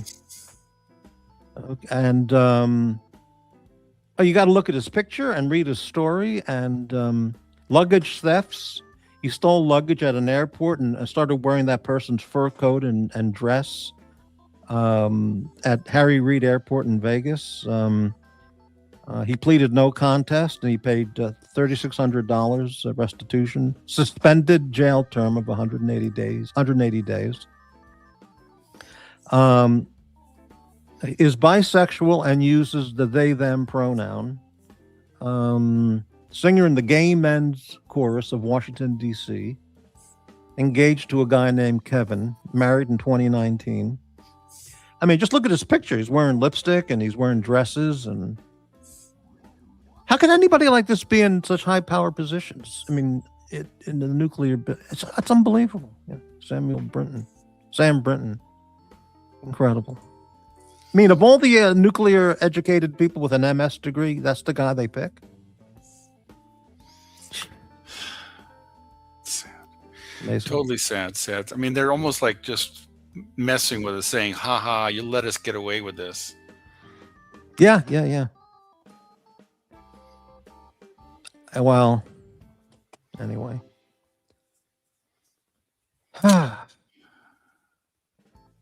So what's his name? Bongino left. Yeah, that's a surprise because he was so thrilled and honored and gung-ho to become deputy director when he was offered that position. And he left. Why? Why couldn't he do the job? When he was on the Joe Rogan show with Patel, and they asked him point blank, "What about the Epstein files?" and their expressions looked really suspicious. And since then, everybody said they know something and they're not willing to reveal it. And they're saying, "Oh, there's nothing there. There's no files. There's no pictures. There's no nothing." And it's like now all this stuff is coming out, and so it realized that they basically didn't tell the truth, the whole truth, and nothing but the truth, so help them God. So he was making a lot of money off of his website. I used to go to the Bongino Report, I think it was, and I really liked it. It was like the Drudge. It's like the Drudge Report used to be when Drudge Report was conservative. Right. There's some other reports out there, but they're all political, and they just have political news. This one had health, entertainment, economic, political. It had a whole bunch of different kinds of categories, and so you could go through, and it's really interesting because you got a big picture of what's going on around the world. And I would go there every day and look at the the new headlines. But then after he had that interview with Joe, I boycotted him, and I'm never going to go to his website again, because I think he could have put his life on the line and said, run, everybody run to the hills. It's worse than you think, but he didn't. He caved, and he. Why? I wish I could interview him on a major TV talk show, because I would just not let off of him. I would pin him down. Why did you leave? You were, you took the job. You're the guy who's the big talker. You're going to do this. You had the qualifications for the job. Hell, I could be deputy director and do a better job instead of you quitting. Exactly. Yeah. What are you afraid of? Do the right thing. You afraid of Hillary that much, and the Epstein killers and all these people? Just do it. Arrest all these people. No, the thing that surprises me, and people think this, they think if we ever have a civil war, the military is going to be on our side, on the side of the conservatives, and they'll get out of the military, and they'll be standing shoulder to shoulder with us in the trenches. But I don't know. I mean, we saw that there was a bunch of, bad people in the Secret Service, and we're finding out that there's a lot of people in the FBI that were hired for politically correct reasons. And we see those advertisements where they have the gay guy and the black woman and the right whatever, and those were supposedly, those weren't actors; those were actual FBI agents, and in the military, you had that picture like 3 or 4 generals that were all, in makeup and right stuff. And it's like, I don't know that we can trust. I mean, I think that it's one thing we said, okay, let the liberals. Well, Milley, the chief of staff, he couldn't be trusted. He admitted, by his testimony in press conferences, he showed everyone he's a fucking traitor. He lied to Trump. Trump said, "Get these people out of there," and he said, "Okay, I'll do that, sir," and he didn't do it. So he basically he didn't follow an order of the president of the United States. He also said, it's right on video. He said, if we ever were going to go onto a military attack against China, he says, I would contact my counterpart in China and tell him first what's going on. If that's not treason and worthy of hanging or firing squad, I don't know what the hell would be. And there was that guy that was in charge of the Ray, I think it was, in charge of the FBI, that was a communist. He had Christopher Ray. Yeah. Yeah. How do you? I mean, again, maybe he's not a communist anymore. Maybe he's just a left-wing Democrat or whatever. But I mean, if you were ever a communist, you don't get to go in the FBI. You don't. You just don't. Obama's a commie, and he became president. Like for example, who was the guy that died recently that was in charge of? Oh, he was the guy that used to be in the Black Panthers. He was their lawyer, and then he got sick and tired of it, and he became a right winger. Jewish guy. I don't know. Anyway, he became very right wing. I wouldn't want him in the FBI because he was a commie. He was in the Black Panthers. Okay, I'm sorry. That's just like unbelievable. Yeah, unbelievable. Yeah.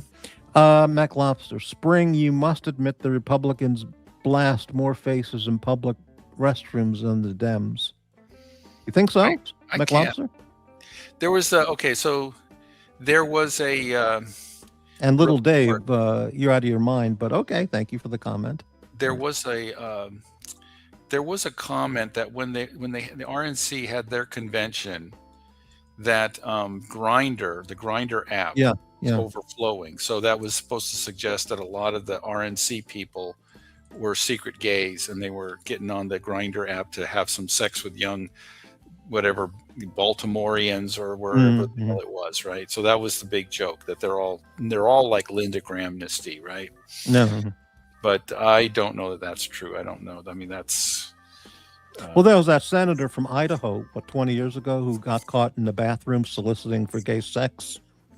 And when he was being questioned why his leg was under the stall into the neighboring stall, oh yeah, there was the wiggling. tapping feet with the guy in the other stall, he said, Yeah. "Well, I sit with a wide stance." Yeah, the white And then he stance. resigned after denying it for 2 weeks. He resigned his office. But, If you can filter a politician's entire career down to like wide stance. that's all he's known for the wide stance. Looking for gay sex in the toilet at the airport bathroom. It's like one of those, it's like one of the signature lines from Seinfeld, Oh, she has that. She's the soft talker, or she's Right, he's the wide stancer. He's a stancer. Okay. Look up Senator Shorty. All right, let's take a look.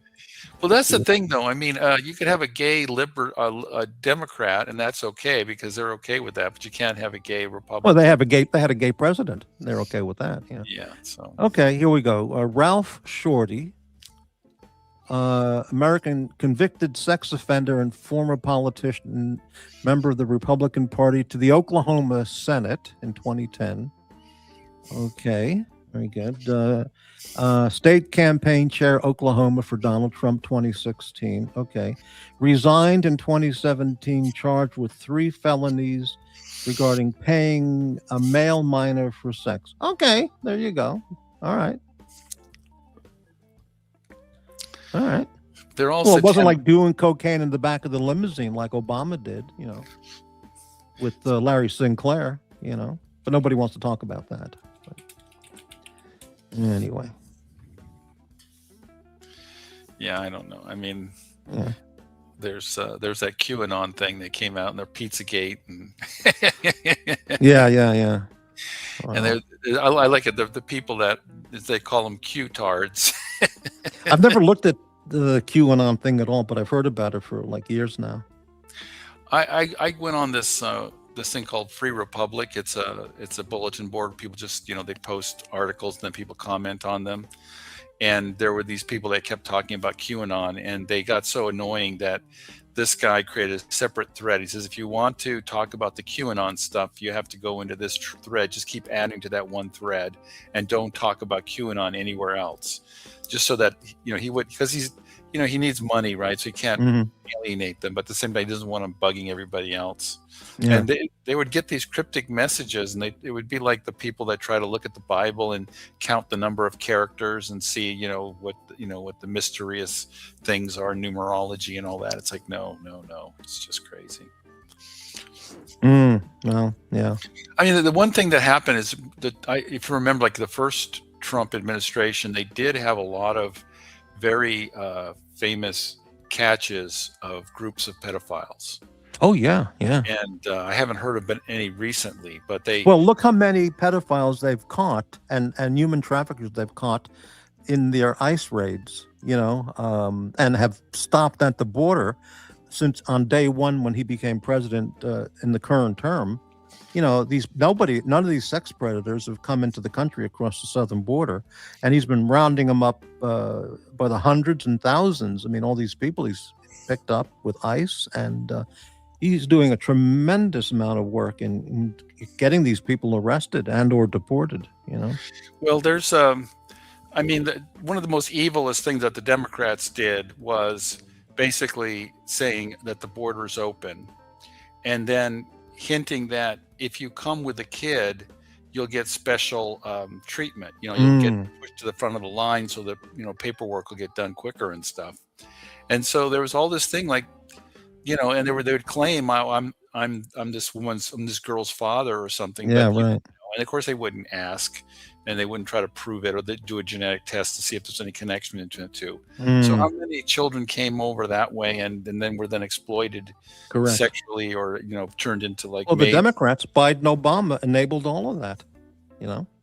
Oh God, there's a creepy name. I mean, so John Podesta, if you've ever What a seen the creep. guy, Yeah, creep, he's creep, a skinny. creep. You know that he only eats the only meat he's had for the last 20 years is fish. He's skinny as hell. He's only Mm. like a vegetarian, and then he's talking about going to a party to have Right. pizza and hot dogs. Right, This right. guy has not had a piece of pizza. He has not eaten a hot dog in 20 years. So what is he talking about with pizza and hot dogs? I think he's had a lot of tube steak. Yeah. I mean, it's just really. I mean, it's just so obvious. And then they had a picture of his apartment that he lived in, and there was this, basically pornographic photos on the Mm-hmm, wall. mm-hmm, mm-hmm. I mean, and then of course the my favorite one was there was that young girl that went missing in like Spain or something that people were talking about for years and years. Oh, I don't And know. she was it was a big case. Like they blamed her. Oh, parents. in Aruba, the blonde Some- girl who was murdered. No, and not disappeared? that one. No, it was a Oh. very young girl, like a 5 or 6 years old girl. Oh, I don't know. And anyway, so there was people that said that the Podesta, that there was like two guys in the area at the time that looked like the Podesta brothers. Yeah, the Podesta brothers. The other brothers are real creep too. Yeah. So I thought, okay, well, there's your answer. Just arrest those guys. Well, they're Clinton people, so they're protected. Yeah, it's just terrible. Unbelievable. Yeah. I wish Trump would just tomorrow morning just order, simultaneously teams of FBI or U.S. Marshals, whoever he can totally trust, and at the same time at 6 a.m. Monday morning, arrest Bill and Hillary, Pelosi, Graham, Lindsey, not Lindsey Graham, what's the fuck, Gavin Newsom, Chuck Schumer, all the, well, Feinstein's dead, can't get her, and all these people, just arrest them all at the same time, like a night of the long knives, but don't kill them, just arrest them all and detain them in prison and, then put the, convict the fuck out of them and send them to Leavenworth for the rest of their lives.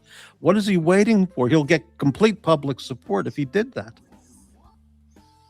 Shit. Well, half the country would freak out, but they don't count. They don't matter because we'd be in control.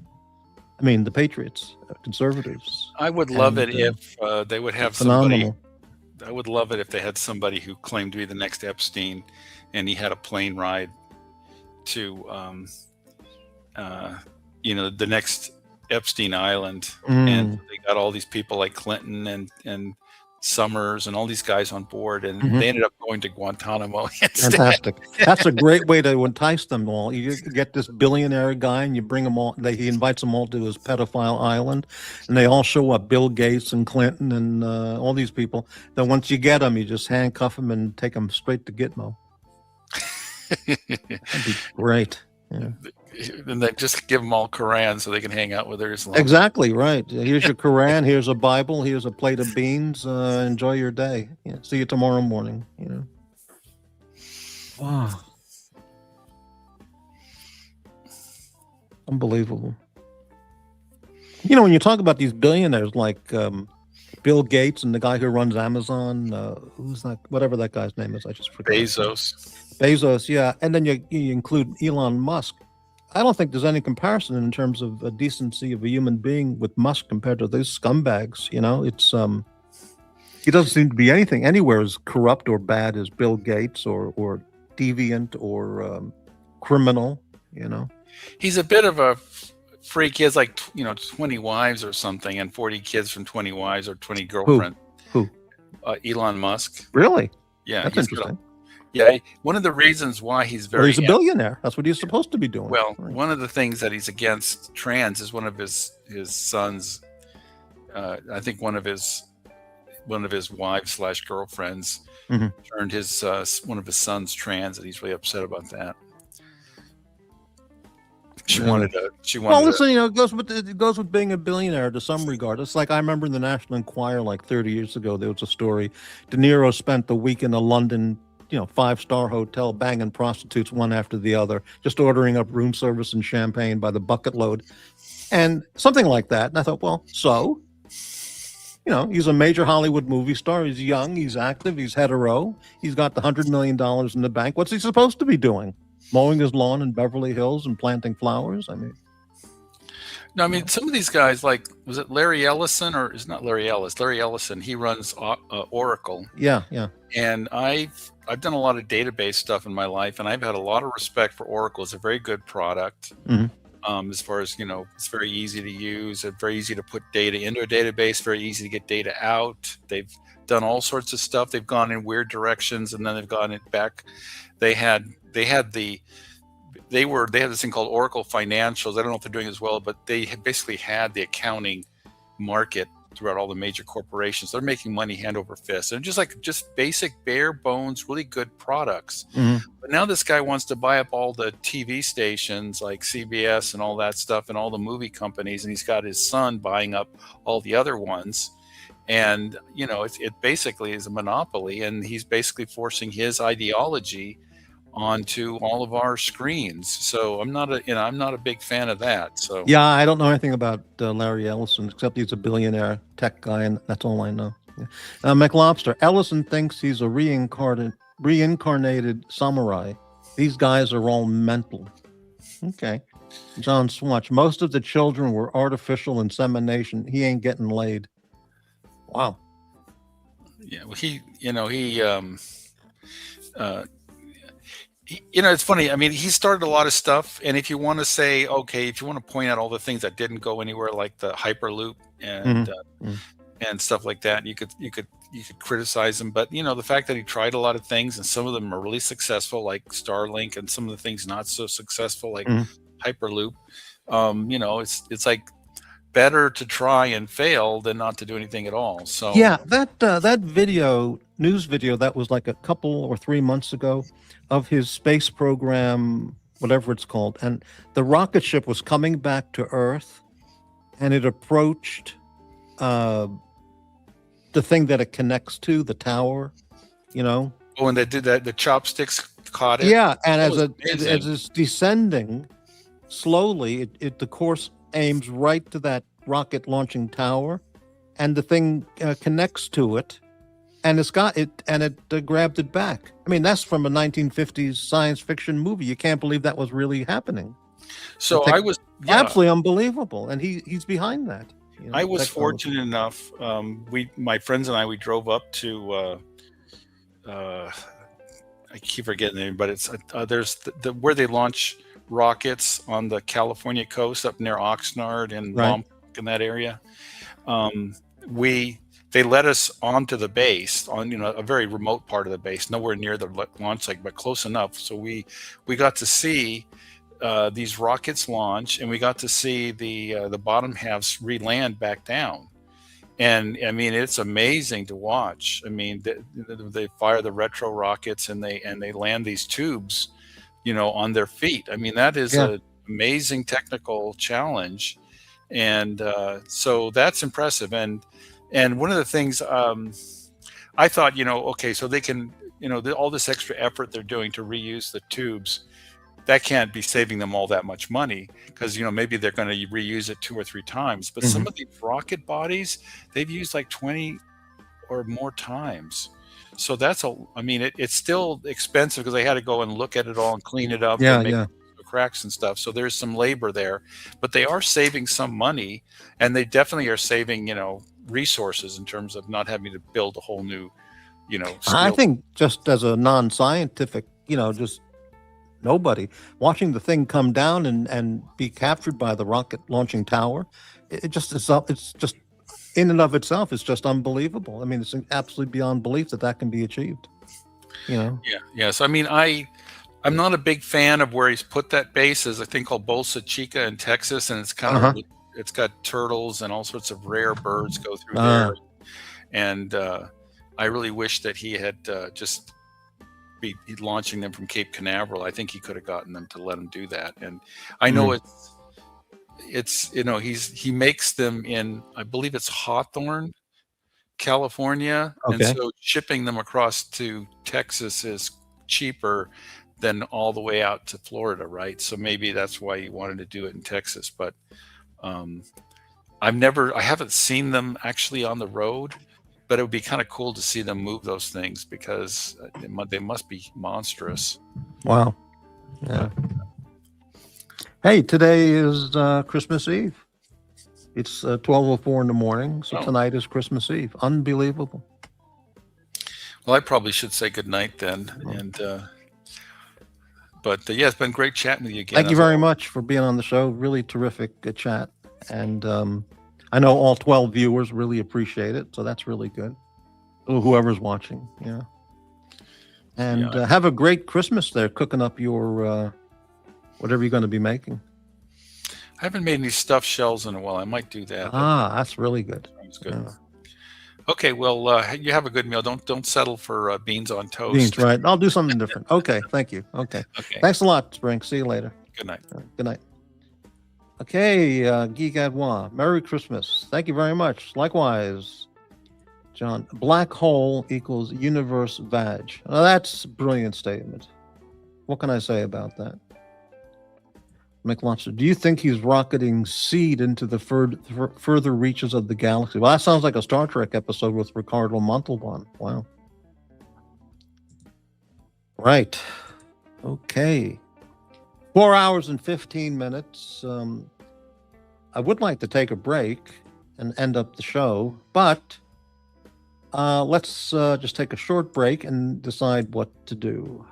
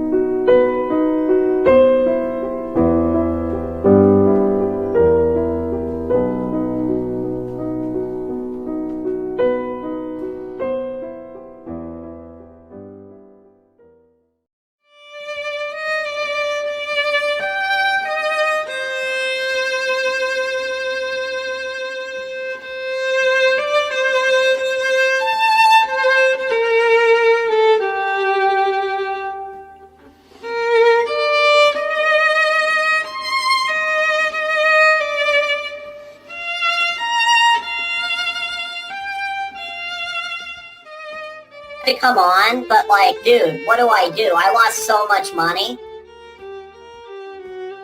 Seriously, I didn't know I could lose this much money this fast.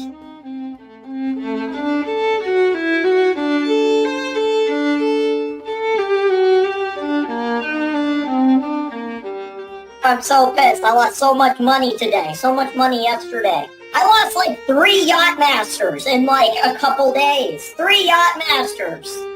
3 Yacht Masters. 3 Yacht Masters. 3 Yacht Masters.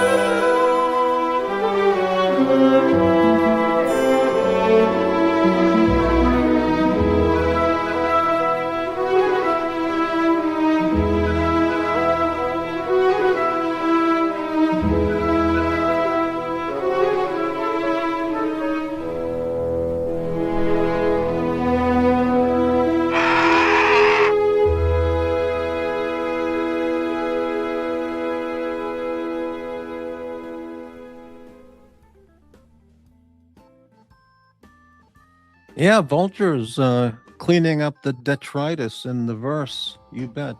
Forming a real service. Mac Lobster, $2 super chat. Thank you very much. Holiday cheer. Happy holidays to you, Mac Lobster.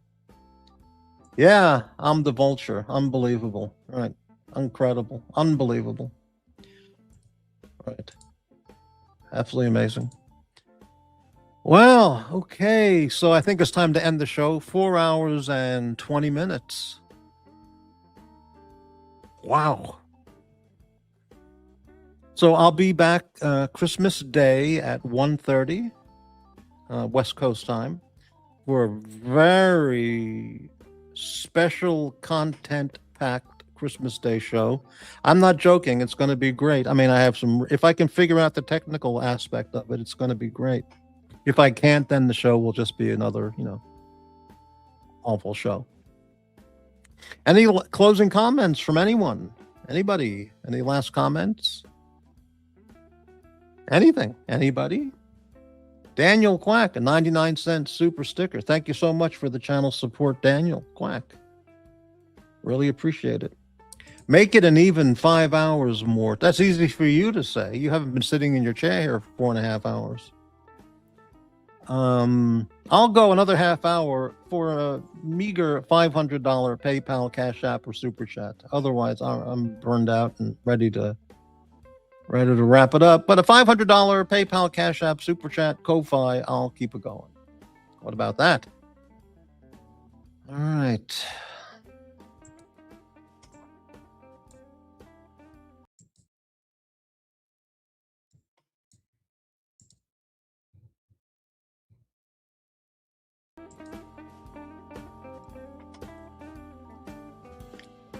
Well, I'm sure there'll be lots of shows on to watch in the community over the next day or two. John Swatch, did you talk about the doxers? No, because I don't want to talk about it. It's just awful, awful, awful, awful, hateful, vicious shit. And those other channels can deal with that. I mean, been there, done that, Egadwa. John, have you rolled through the files yet, Morty? What does that mean? What do you mean, John Swatch?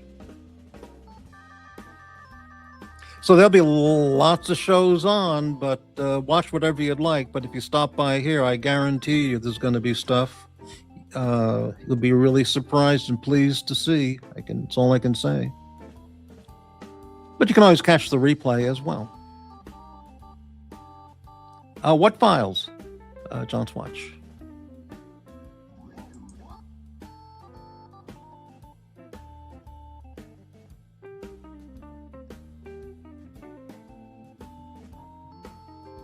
You know, all the clips and old shows and audio clips of all the haters and vicious people.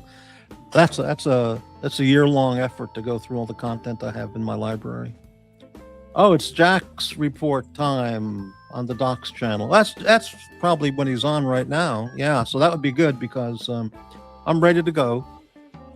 So perfect timing if you want to catch Jack's on the Docs channel. Odd, my comment didn't. Well, what was your comment? John, this was the last comment, and then this one. Maybe YouTube detected a word it didn't want to show.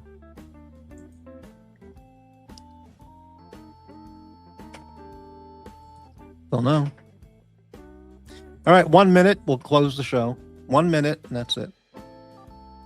It's 12:15 in the morning. You should hop on his show later, Mort, but the Jackson Dr. Bob show. No, not going to happen. I am not on speaking terms with Dr. Bob. He's behaved very, very badly towards me. And that's not going to happen. He has a $550 penance on the penance chart.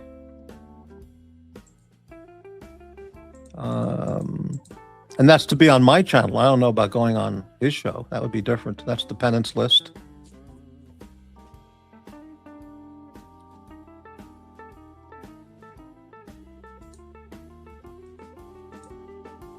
This was Watch Nicholas's penance list, which he posted a few days ago. Everybody's $5,000 on the Watch Nicholas penance list. KB, MT85, JB, MT85, Patel, Nelson, which is mind-boggling, Dirk Diggler, ADNC, Pasta, Lux Report. Woo! Yeah, and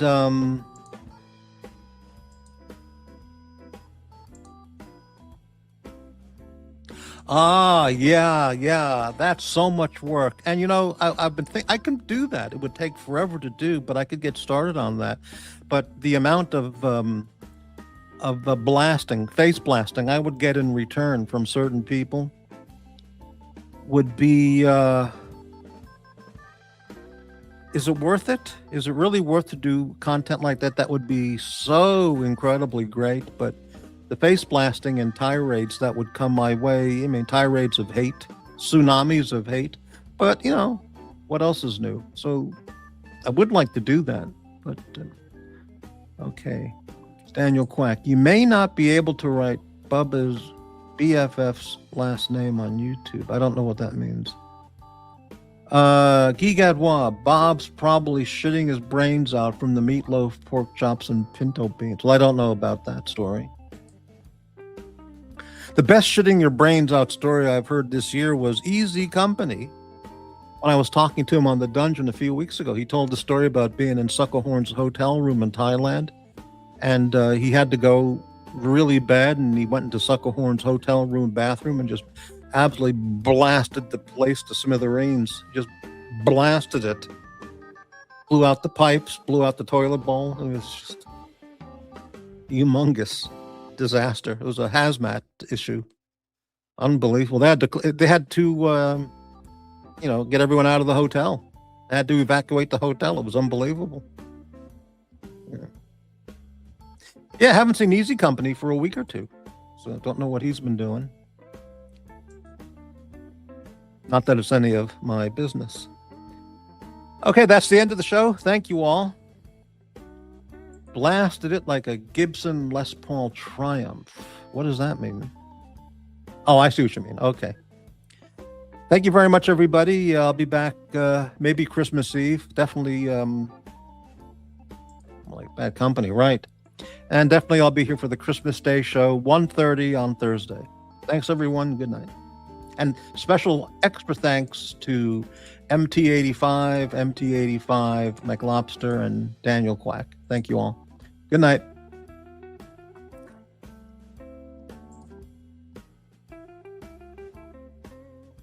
What's this? Jock Show was deader than Cellos. Okay. Yeah.